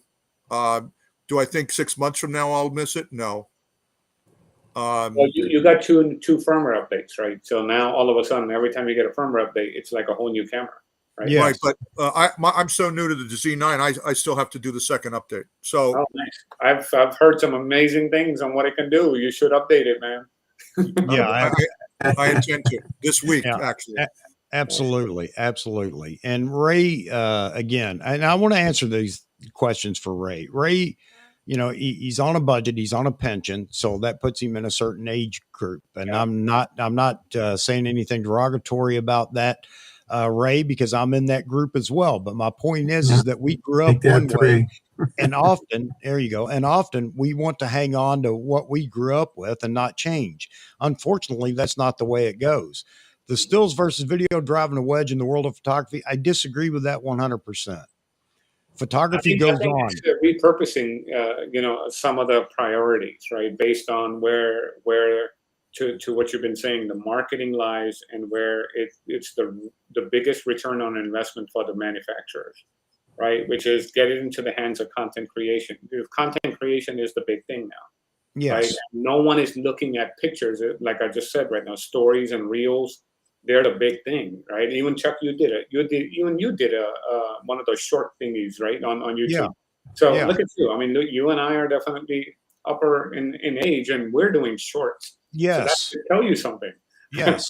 But yeah, absolutely. But I understand people that don't want to. I get that. But I won't say that that video is driving a wedge, and the stills versus video is driving a wedge in the community.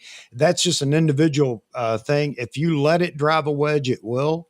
Right. But it's not doing it alone. You're partaking in that driving the wedge. But If I you- think if- one thing Paul is saying is, Ray Powell is saying is kind of, the hidden message in there that we need to address, right, in here is, you can buy like an R5, for example, or you can buy, like, say, for example, a Z9. If they had the Z9 and they took out all of the video functions from that and just made it into a pure mirrorless stills camera, then just put 1080 video in there, would the cost of that camera drop? And a lot of people, their answer is no, it's just firmware. Yeah, it is, but there's a lot of hardware in there that supports the 8K shooting and the really high 4K shooting that and the processor chip. yeah, exactly. So it adds to all of those different components that are there. So if you're really after photography in that respect, I would get a Z7 II. That's me, based on just looking at specs, right? Yeah. Not pay the extra money and put that into the glass and buy some nicer glass. But if you're going to use all those video functions and you got to have what the Z9 can offer, then pay the money, right? So yeah. And I want to make this comment too, because that was over here in the chat a minute ago talking about if F-mount lenses are as great as everybody says they are on the new mirrorless, then why have a new line of lenses? Well, it's a good question, but it's simple. It has, believe it or not, you're not going to like the answer. It has a lot to do with video. The lenses in the Z line are absolutely silent. Yeah. And connected, being the native glass, not just Nikon, but Z lenses for the Z system. Yep. They are so much better. They're incredibly sharp. Now, I'm not saying that's a good thing, because I actually like character in a lens, not just this sharpness thing that so many people are after. But I'll tell you, those lenses are spectacular.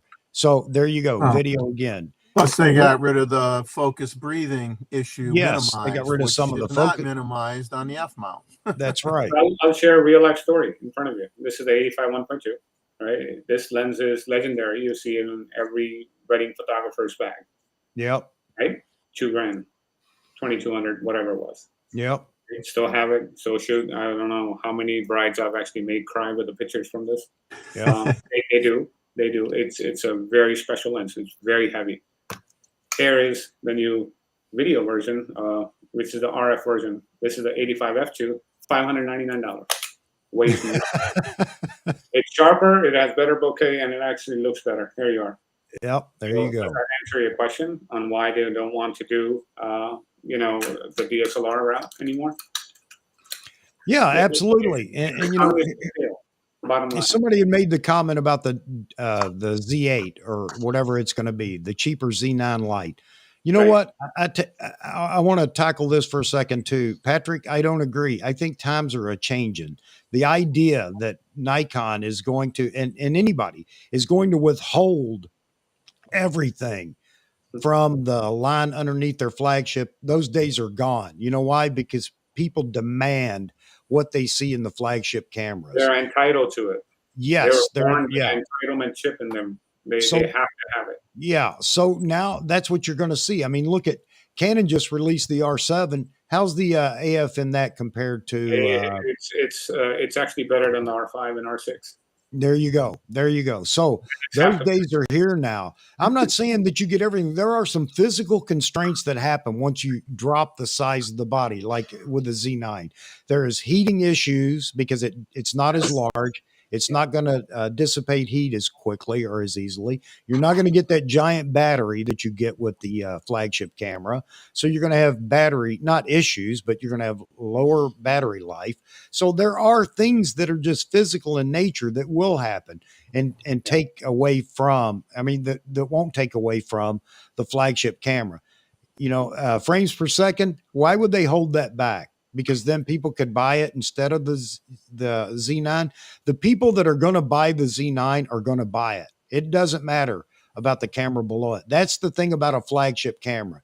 It is a niche camera, honestly.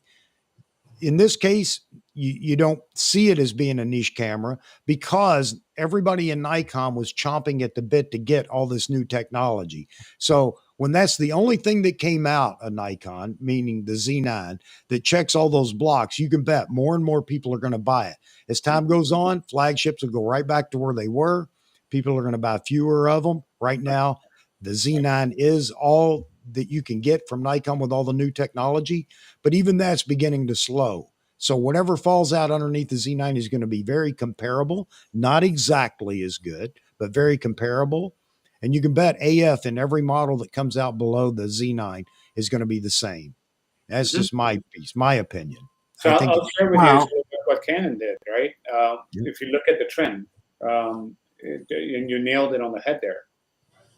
Every sensor that they've come out with ever since the R6, R5, right, R3, and now the R10, which is a sub $1,000 camera, and the R7, they all have the same sensor in them. I mean, sorry, not sensor, same chip, which is the Digic X processor. So when they do a firmware update, they can update 6 to 7 cameras in one shot, right, and give everyone the same thing. It's not a big deal anymore. Right. So that's where they're really going. This is my vision, and it's been my vision for a long time. I would love to see Canon take a body like this, like a R3 or something like this, a body like this, and then have you customize what you want the base offering of this camera to be, order it, and then you can literally swipe your credit card to say, I'm going on a fishing expedition and I really need 30 frames per second. No big deal. Swipe your credit card, and bam, it unlocks the 30 frames per second in the camera. Yeah, that's my build a camera scenario. Go to the Build-A-Bear store. Do that, right? And for someone, like Ray was writing that comment, if he doesn't need 30 frames per second, hey man, I just want it to do 10 frames per second. This is all I do. I don't need any video stuff. Okay, great. Disable all of that. You know what that said, and you can tell me from a Canon perspective and maybe even the Sony perspective. Look at the camera bodies we're getting now, and the whole idea, well, I don't want to pay for video because I'm not going to use it. You know what? The Z6 and the Z7 series came in at the same prices to comparative DSLRs. Isn't that funny? You know? So think of it as getting something that didn't really cost you any more money. Yes, yes. And if you don't use it, you don't use it. No big deal. I don't think that's true. It is costing you money behind the scenes. You're paying for it. There's no free lunch. No, I don't know if you know, but these cell phones, right? How much do we pay for a cell phone today? How many people have a $150 smartphone today? I'd say most smartphones are probably that people have are probably at least $1,000. $1,000 for a cell phone. Why aren't you using $150 one? Not there? You have the $150 one? I have a $169 Motorola. Put him up on the screen, man. This guy is actually a living legend. Hey, Paul just let me know he's got to get out of here. He's got to go pick up his car. So, hey, Paul, thanks for joining us and talking about the visit we had. It was fantastic. I really enjoyed you and Ted and Albert. Got a comment from Albert up here on the screen right now. But yeah, thanks for joining today. Hey, thank you for inviting me, Chuck, and I'd love to be on the panel again. Thank you. All right, brother. All right. Yeah, it was great meeting you. Great meeting you, Paul. I'm glad you guys had so much fun, and hope to see you a lot more often. I hope to be on the panel more often too. Thanks. Nice talking to you in person, Jeff. Yeah, same here. Take care. And nice meeting you, Amar. It was a pleasure. Absolutely. Right. Yeah. you probably want to shoot your boudoir with this. Forget your DSLR, shoot with this, and you'll remember those forever. Hey, Albert, on that note, there's never a great time to make a change. We know that through life. It's always the case. We always do that, drag on and drag on and drag on and make the change even more painful. I don't think that, Nikon should continue to develop and produce DSLRs.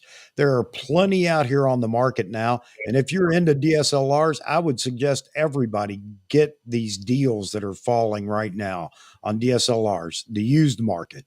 Because I'll tell you this, Chuck. I know from firsthand what KEH gave me, right? Yep.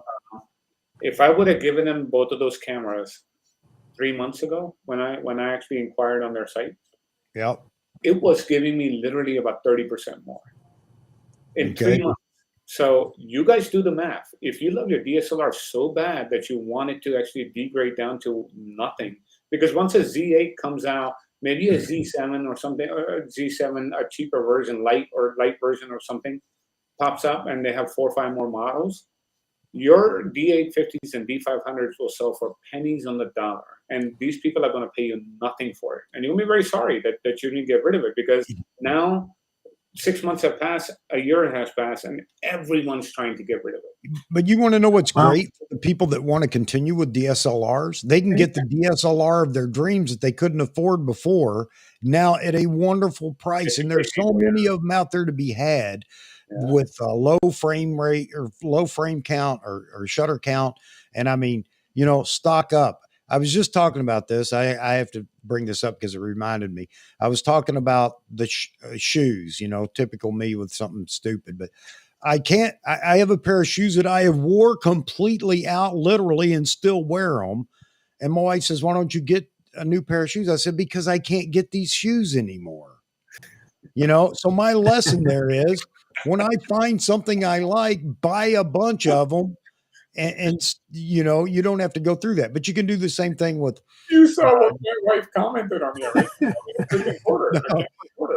And I look at myself as more like a collector, right? I do shoot these, by the way, these DSLRs and stuff that are around. I do shoot. Yeah.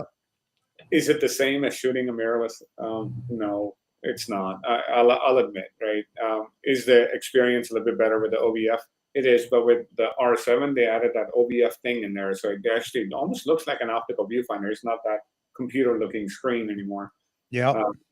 So I don't know how they did that, but it's great. It's in there. But up until then, I didn't enjoy it as much. And with it's keeping all of these things, you really have to think about it. Now, some of my cameras are at the point where you're going to get pennies on the dollar. So now I'm making a collective decision. Do I sell this for $300 or do I keep this as some piece of marvelous art that was made that you'll never see again, like to your point with your shoes? Yeah. So I decided to keep them. So I made a nice shelf. She goes, the shelf costs more than the camera. I'm like, probably does. But you can't argue that. It is. No, you're right. You're absolutely right. Hey, Ray, I'm happy to see that, man. A D3200. Nothing wrong with that at all. Yeah, that's fantastic. Those are great cameras. D3200. There's another one, right? They had they used to have a 3100 at that point. Well, they had the 3000, the 3100, 3200, 3300, and I don't know how far after that. Same thing with the 5000 series. 5,000, 5,100, 5,200, and so on.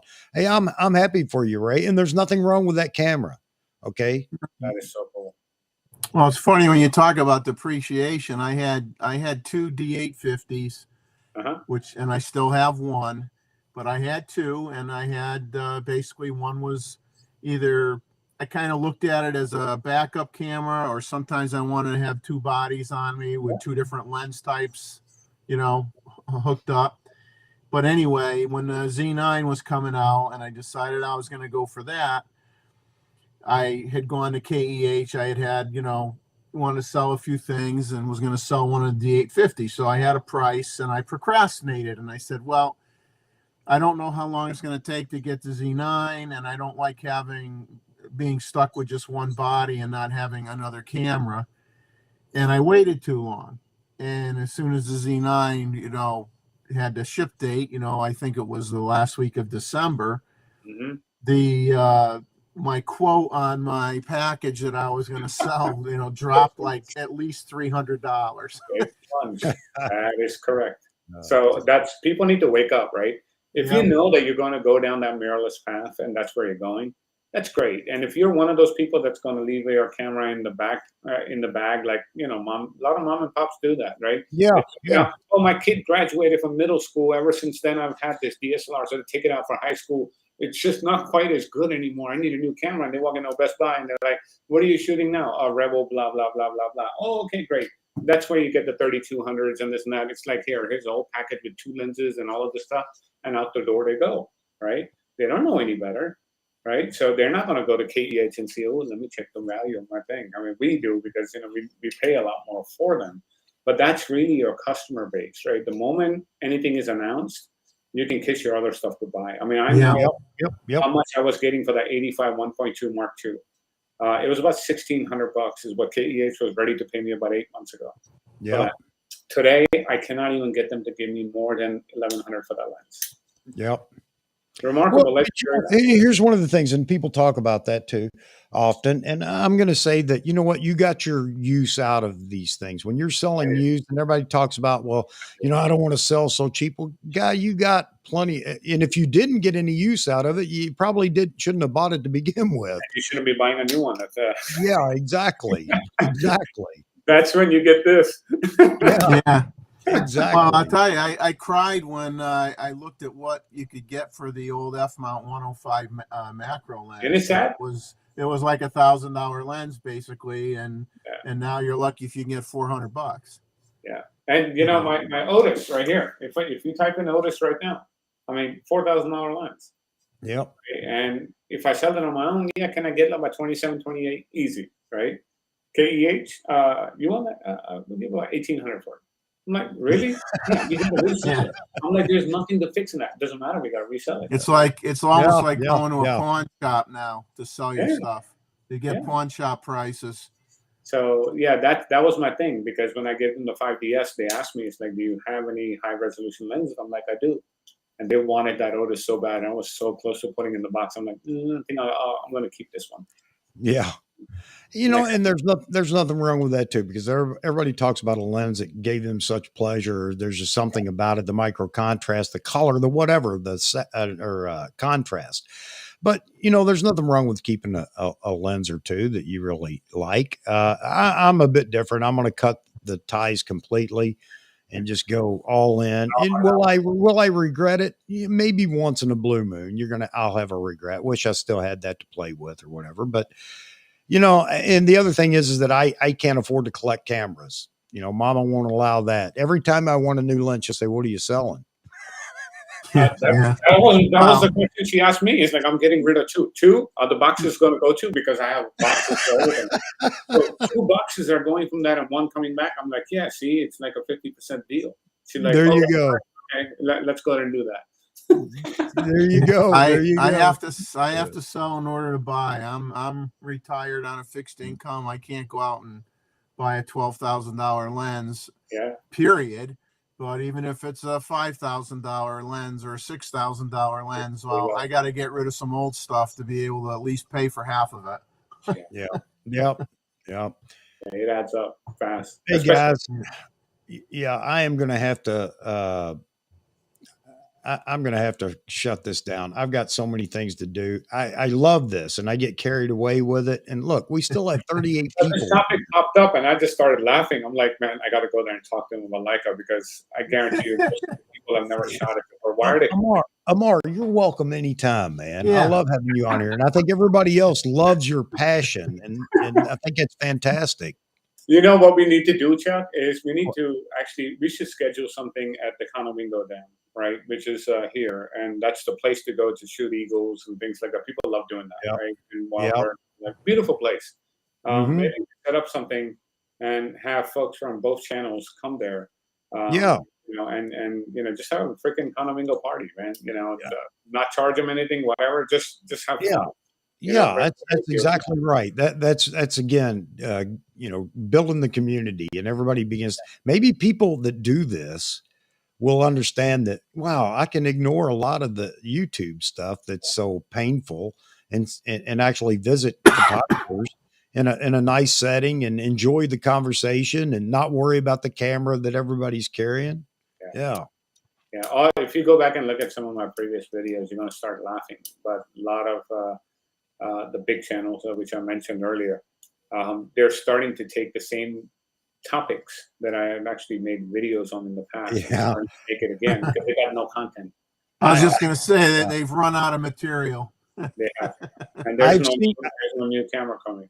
So you know, and I don't know, maybe I'm crazy, but I've seen some other folks that have made some videos lately in the Nikon camp over on the Nikon side and actually come up and talked about that. I'm thinking, you've been watching my live stream.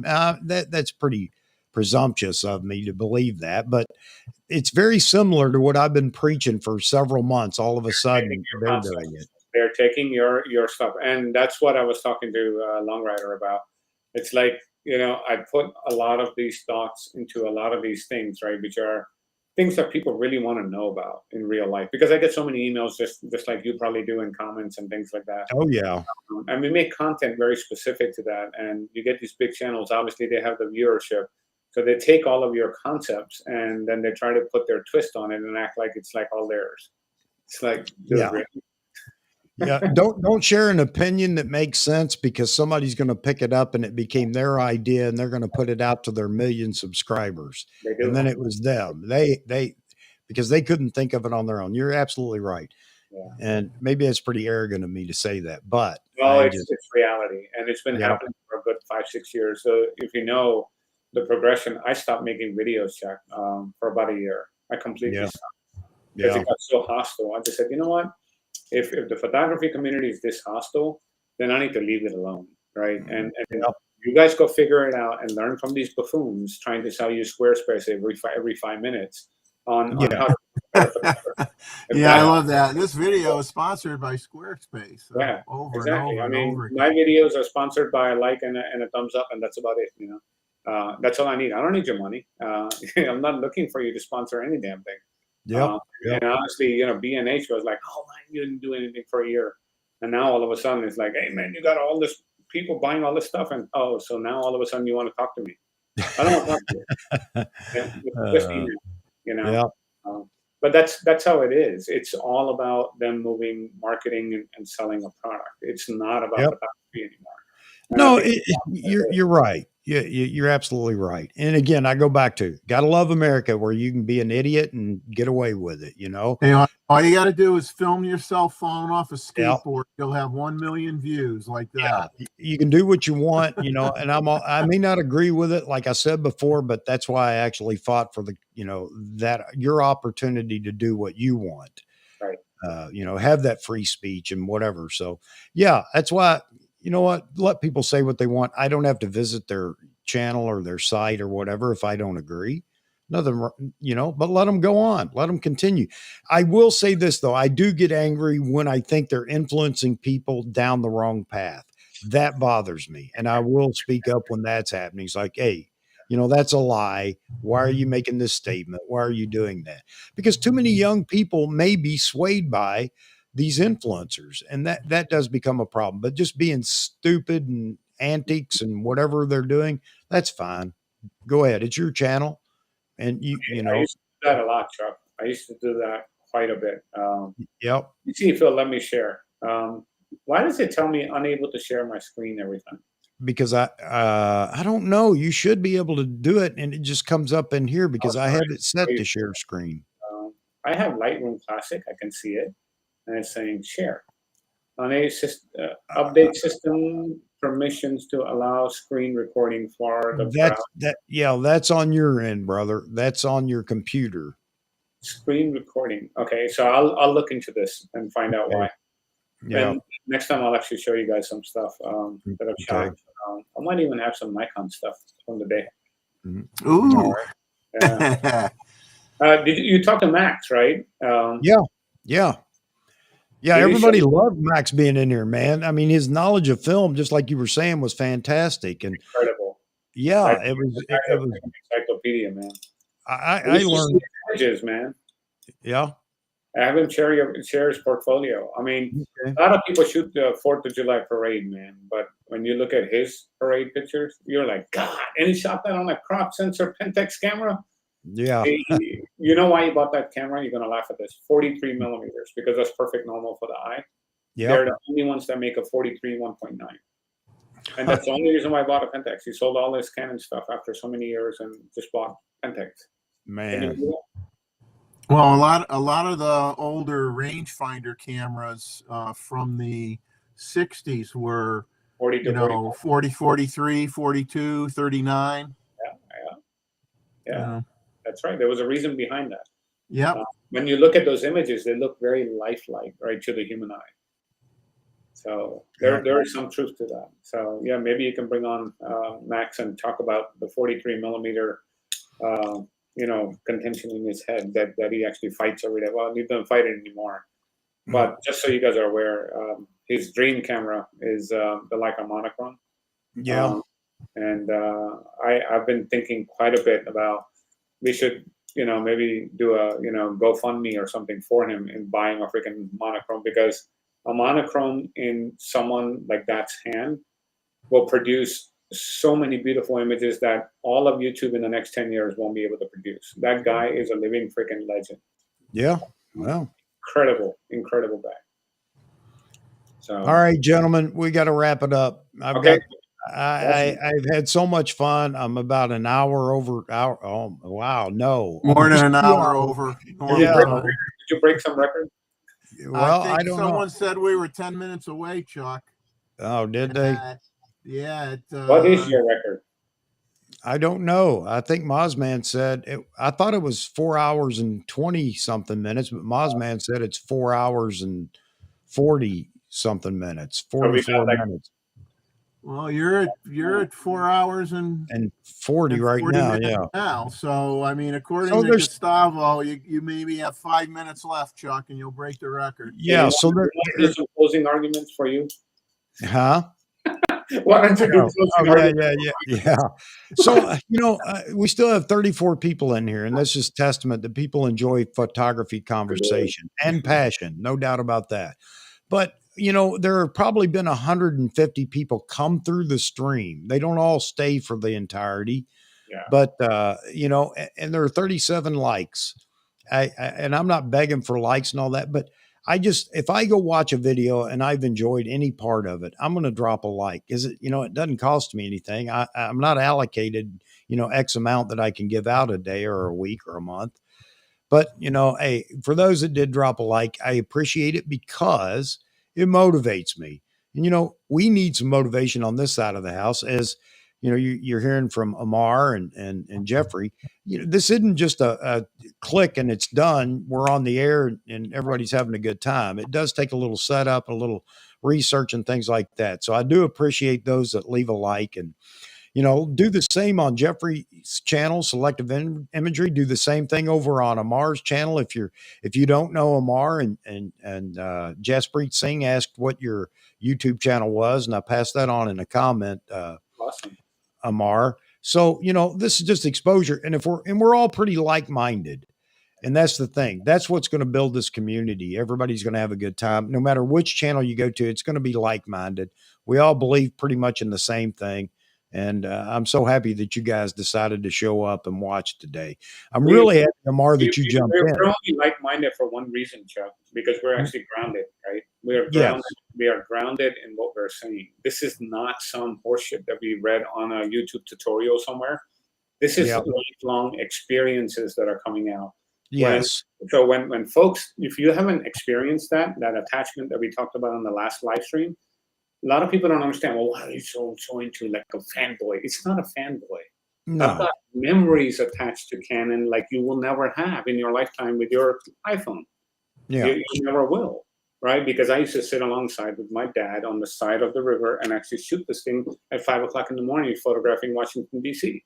Do you have a memory like that with your iPhone? I doubt it. Go ahead and try, right? So when people tell me you're a fanboy, I'm not a fanboy. This has produced some beautiful memories for life, right? So, and the worst part of all of this, Chuck, is folks like yourself, all the people that have come to these panels, These guys are the true gems when it comes to photography and creating real quality content, right? Mhm. And Nikon, Canon, Sony, they don't give a shit for these channels. Yeah, They're yeah, yeah. only worried about, oh, they got 1 million subscribers, just go there. Really? Yeah.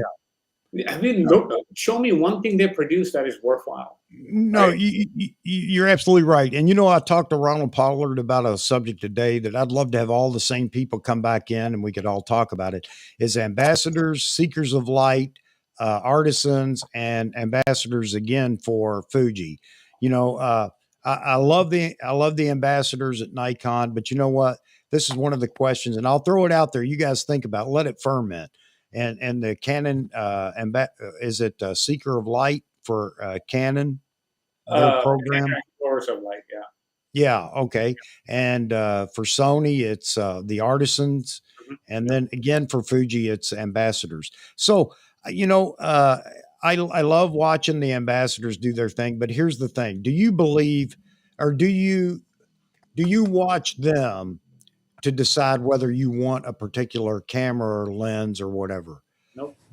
And the reason I say that is not many people will trust ambassadors or whatever you call them in different brands anymore because they can't talk about what might not be great or what might be bad. Right. So, this is just for the whole community. I'd rather see people that are small time YouTubers, but know their craft. I mean, you have to know your craft that test these lenses and cameras because they're going to tell you the truth without all the, all the NDAs and everything that go on with, Nikon or Sony or Canon, and they can tell you the truth because they get to say what they want. And I love watching, and I give those people special attention. I don't care what brand, but if I notice they're reviewing something on a camera and they're a younger channel or whatever, and they're honest, and you can tell how they're speaking about it, then I'm going to give them a big thumbs up because that's giving us more information than ambassadors. And I'm not taking anything away from all these wonderful ambassadors, artisans, seekers of light, and everything else. They're fantastic, but they can't tell you the truth about what they're using. Right. No, So I think you're fanboys, better. I think you're better off when you get, someone who's a professional that's not an ambassador, someone that's either earning a living from it or a very serious amateur who's out there shooting every week, doing content or whatever, and really using the gear and has been doing it for a while. I get more out of people at that level. I'll watch stuff that Jerry Guionis did for Nikon, or any of those guys, and I love what they do. But in terms of being, someone that's going to honestly say where something might be a little weak and needs to be improved, you got to talk to people that aren't ambassadors. They're not going to say anything that's going to knock the brand. Absolutely. Yeah. And you just broke the record, by the way. Yeah, we broke the record. First off, one last thing about Canon, right? They're explorers of light. They have to be published, right? They have to be working artists, right? They cannot just, you won't even qualify if you don't have a business around it or if you've been recognized, right? So that's one thing. I think Nikon has something similar to that. That's why you have, people like Jerry and all of these guys that are part of it. But Sony, I'll give you an example. You had, one mentioned the guy with the hat. I can't forget his name. He just happened to be right place, right time, right? And got very big with it. Initially, Sony struggled with that, but I think now Sony has made a very big push into even getting women into more of their artisans and things like that, which is exciting for me. You know, I think, in these live streams, I usually just see a lot of guys, right, which are gearholics. There are a lot of gals. Like when I went to Conomingo, there are a lot of gals that are like, they're just as passionate about this stuff, but they don't come to these things because they get beat up the moment they start talking. So the only thing I'll say is, guys, if you're here and some great women photographer, bring them over. right? Yes. And give them the respect and the space here. Like I brought my wife over here. Yes. Like these guys are all actually nice people, right? No one was disrespectful to her, and so I No, think we loved her. We want her. We want her more than we want you on here. Ooh, boy. She asked me one Hey, night, we were going to the Michael Jackson show in Las Vegas, and she's like, "Oh, you're not taking the R7, are you?" I'm like, I wasn't planning on it. Yeah, that's good. So then all of a sudden this thing came out. yeah. You're gonna take that? I'm like, yeah. Can I put this in your purse? Let me take a look. Okay, yeah, I can put this in my purse. And I took this. So I'm sorry, but there's a time and place for everything, right? Yep. So please, when you're out with your family and doing stuff like this, don't piss them off by walking around with, oh, this is my Z9, and I've got to go to the Z9 to watch a Michael Jackson show in Las Vegas. You're not cool. You just look like a fool, right? You're the only fool there with the Z9 trying to shoot this. It's not a cool factor, right? It was very, no one thought of anything weird. It's just a small little point and shoot, and now you got 42 megapixel images out of this. Your job is done. You captured the content. Learn to use the tool and use it wisely and be respectful is all I can say. Yep. There are a lot of very rude people out there, which I actually experienced on this trip, especially in California. And all I can say to you is, I don't know why. Maybe it's just the circumstances of where we are in this world today. Just try to be nice to people, and you'll be shocked at how much more you can actually do with them and do for them. Yeah, absolutely. And John Young, yeah, I still love Jerry Guionis and Joe McNally. Yeah. Joe McNally. Yeah, I'm not trying to take anything away from them. Their portfolios speak for themselves. My only point there was that for some of these folks that are a figure for the brand is, I mean, you and I both know they're not going to tell you the absolute truth. They will as long as it's favorable. And I'm not trying to take anything away from them. Right. But I love like Jerry. If you had Jerry Guionis, right? Yeah. Look at his videos on the Z9. Yeah. He's friends with me on Facebook. They're great. His images Phenomenal. They look phenomenal, right? Yeah, yep. Absolutely. He never said that, oh, Z9's got this issue, that issue, right? Okay, No. if there was nothing wrong with the Z9 and it was a perfect camera out of the box, you would have never gotten 2 firmware updates already. There's a reason for that. Yes. That's the best way I can describe it, I think. Well, and you know what? Jeff and I both can describe it very well because we had a similar issue that didn't exist until it did exist, and we got a firmware update that fixed it. Isn't that right, Jeff? There you go. Absolutely, and I am showing examples of the new firmware upgrade and how it fixed those problems. In my next video, I took a lot of small bird pictures that would not have come out with version 2.0. Yeah, that did work out with version 2.1. So, yeah. But like I said, those ambassadors, I mean, they can't say anything when they see something that's not quite right, but they'll tell Nikon, and like I'm saying, they'll tell Nikon, and then Nikon will do a firmware upgrade or whatever they got to do. Exactly. Right. That's what I was going with this. So, that's where you have to be, they are a talking head for the brand, right? So they do have to be, they have to stay composed. They have to keep it positive. They have to keep it exciting for people to want to buy one. That's the bottom line. Yeah. So there are a lot of things on the R7 that I don't like. Hey, I want to throw a shout out to Mr. Patrick here because he's been in here the whole time. And I know you have been talking to so many different people in the chat. I just want to say thanks for being in here, Patrick. I need to get you back on the channel as well. But you can see what happens when we get 6, 7, 8 people in here. Man, it's hard. It's hard to get a word in edgewise, but I love it. I got to tell you, I actually love it. I've been a CPS member for almost 25 years now, Patrick, for a very long time. And it's, I think, probably one of the best investments you can have. Because if you send your cameras in the box, they clean them all up and tune them all up and send them back to you all free. You don't have to do anything. It's kind of nice, especially when you have downtime between shoots.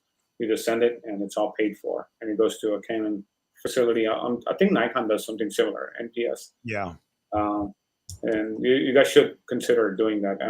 I just sent in for the Sony one No, you don't want to get me started on NPS, man. Yeah, unfortunately for us, since we don't derive income, yes, our camera gear, we cannot join NPS, even though we What? have bought tens of thousands of dollars of Nikon equipment and shoot it regularly, but we don't make money doing it. We do it for ourselves, so we're kind of screwed. We're screwed. That is so. Yeah. All And right, we'll do that in the next live stream, and we'll talk about the different professional services available by the big brands. Yeah, and it's not just NPS; it's Nikon USA. I had a bone to pick with them, so I'm on a hit list. Nikon's never going to send me anything and say, "Hey, would you like to try this out?" Blah blah blah. No, it's never going to happen. That guy does a 5-hour live stream. Don't send him nothing.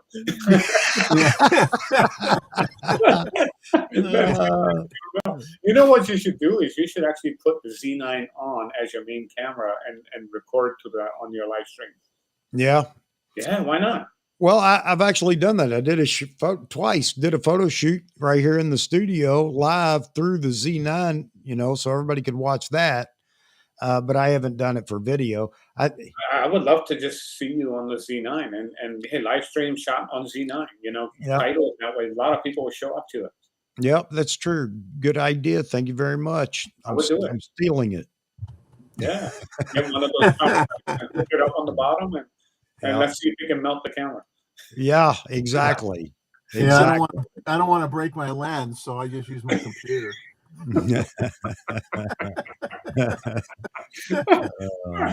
All right, Chuck. I think you actually broke the record today. Broke the record, buddy. We broke the record. I need a digital confetti cannon to go off or something. That's right. I'm going to share this on my community tab. I can't figure out how to do it anywhere else, and at least people can still get to it. So all of my community will be able to see it and go to it. Okay, you know what? I need Zach Z-Wade Photo in here because he's done it. He figured it out. Yeah, I'm going to get in touch with him and find out again because I don't see that side of this. I have the control side, but I don't see the other side. What you guys see, so I'll ask him and try to get that worked out. Sure. So go ahead and let me know what that is, and then we can do that for sure. I absolutely will. And again, Amar, thanks for jumping in here. Again, everybody loved your passion. There were comments everywhere. Yeah. You woke us all. You woke us all up, man. Us old folks were starting to cork off. Yeah. You guys were beefing about something you guys have never shot. I'm like, how is that possible? It's like yeah. And that poor guy, what was his name, Paul? He was trying to say, I've shot like you guys are not listening to me. You guys are not listening to me. I was like, let me go help him. Well, thank you again, Chuck. You're more than welcome. And again, we need to do it more, man. So you know what would be epic for us to all get together at one point and do a freaking live stream live in one room. Yes. And do that. And I think that will be epic and be able to just transmit one picture up there with all of us around the table or something. Yeah, I think you're right. I'd love to do it as well. Somebody did mention, I don't know who it was. To be around a round table, right? Yeah. I can't remember who it was, but somebody's doing a photo walk this Sunday. He's been kind of inspired based on the fact that we were talking about it. And man, I salute you. I think you're going to have the best time of your life. If you've never done one of those, you're going to meet so many people in the community. You're going to have a ball. I'll tell you right now, there's just no way not to enjoy a photo get together in a local area. Yeah. We should definitely do stuff. Yep. All right, gentlemen. You guys stay blessed. It's almost 5 o'clock here on the East Coast. Yes. Well, God bless everybody. As always, I hope you have a wonderful rest of the week. I hope to see everybody back in here Saturday night. We will be back. Have no idea what the topic is, but it doesn't matter here, as you guys know. I'll be in New York. Let me know if you need my help. Just come in, man. Well, we'll start talking about Laika again. Yeah, there you go. There you go. And your ears will start ringing. And I was on New Jersey Turnpike. And you'll jump in. It's like you don't crash your car. On the Z9, trust me. All right. And thank you, Jeffrey, as always, man, for being in here. Hey, you guys have a great rest of the week. All right. You too. Right. Take it easy. Everybody out there. Thanks, everybody. Week. Take care. Yes. And we'll talk to everybody later.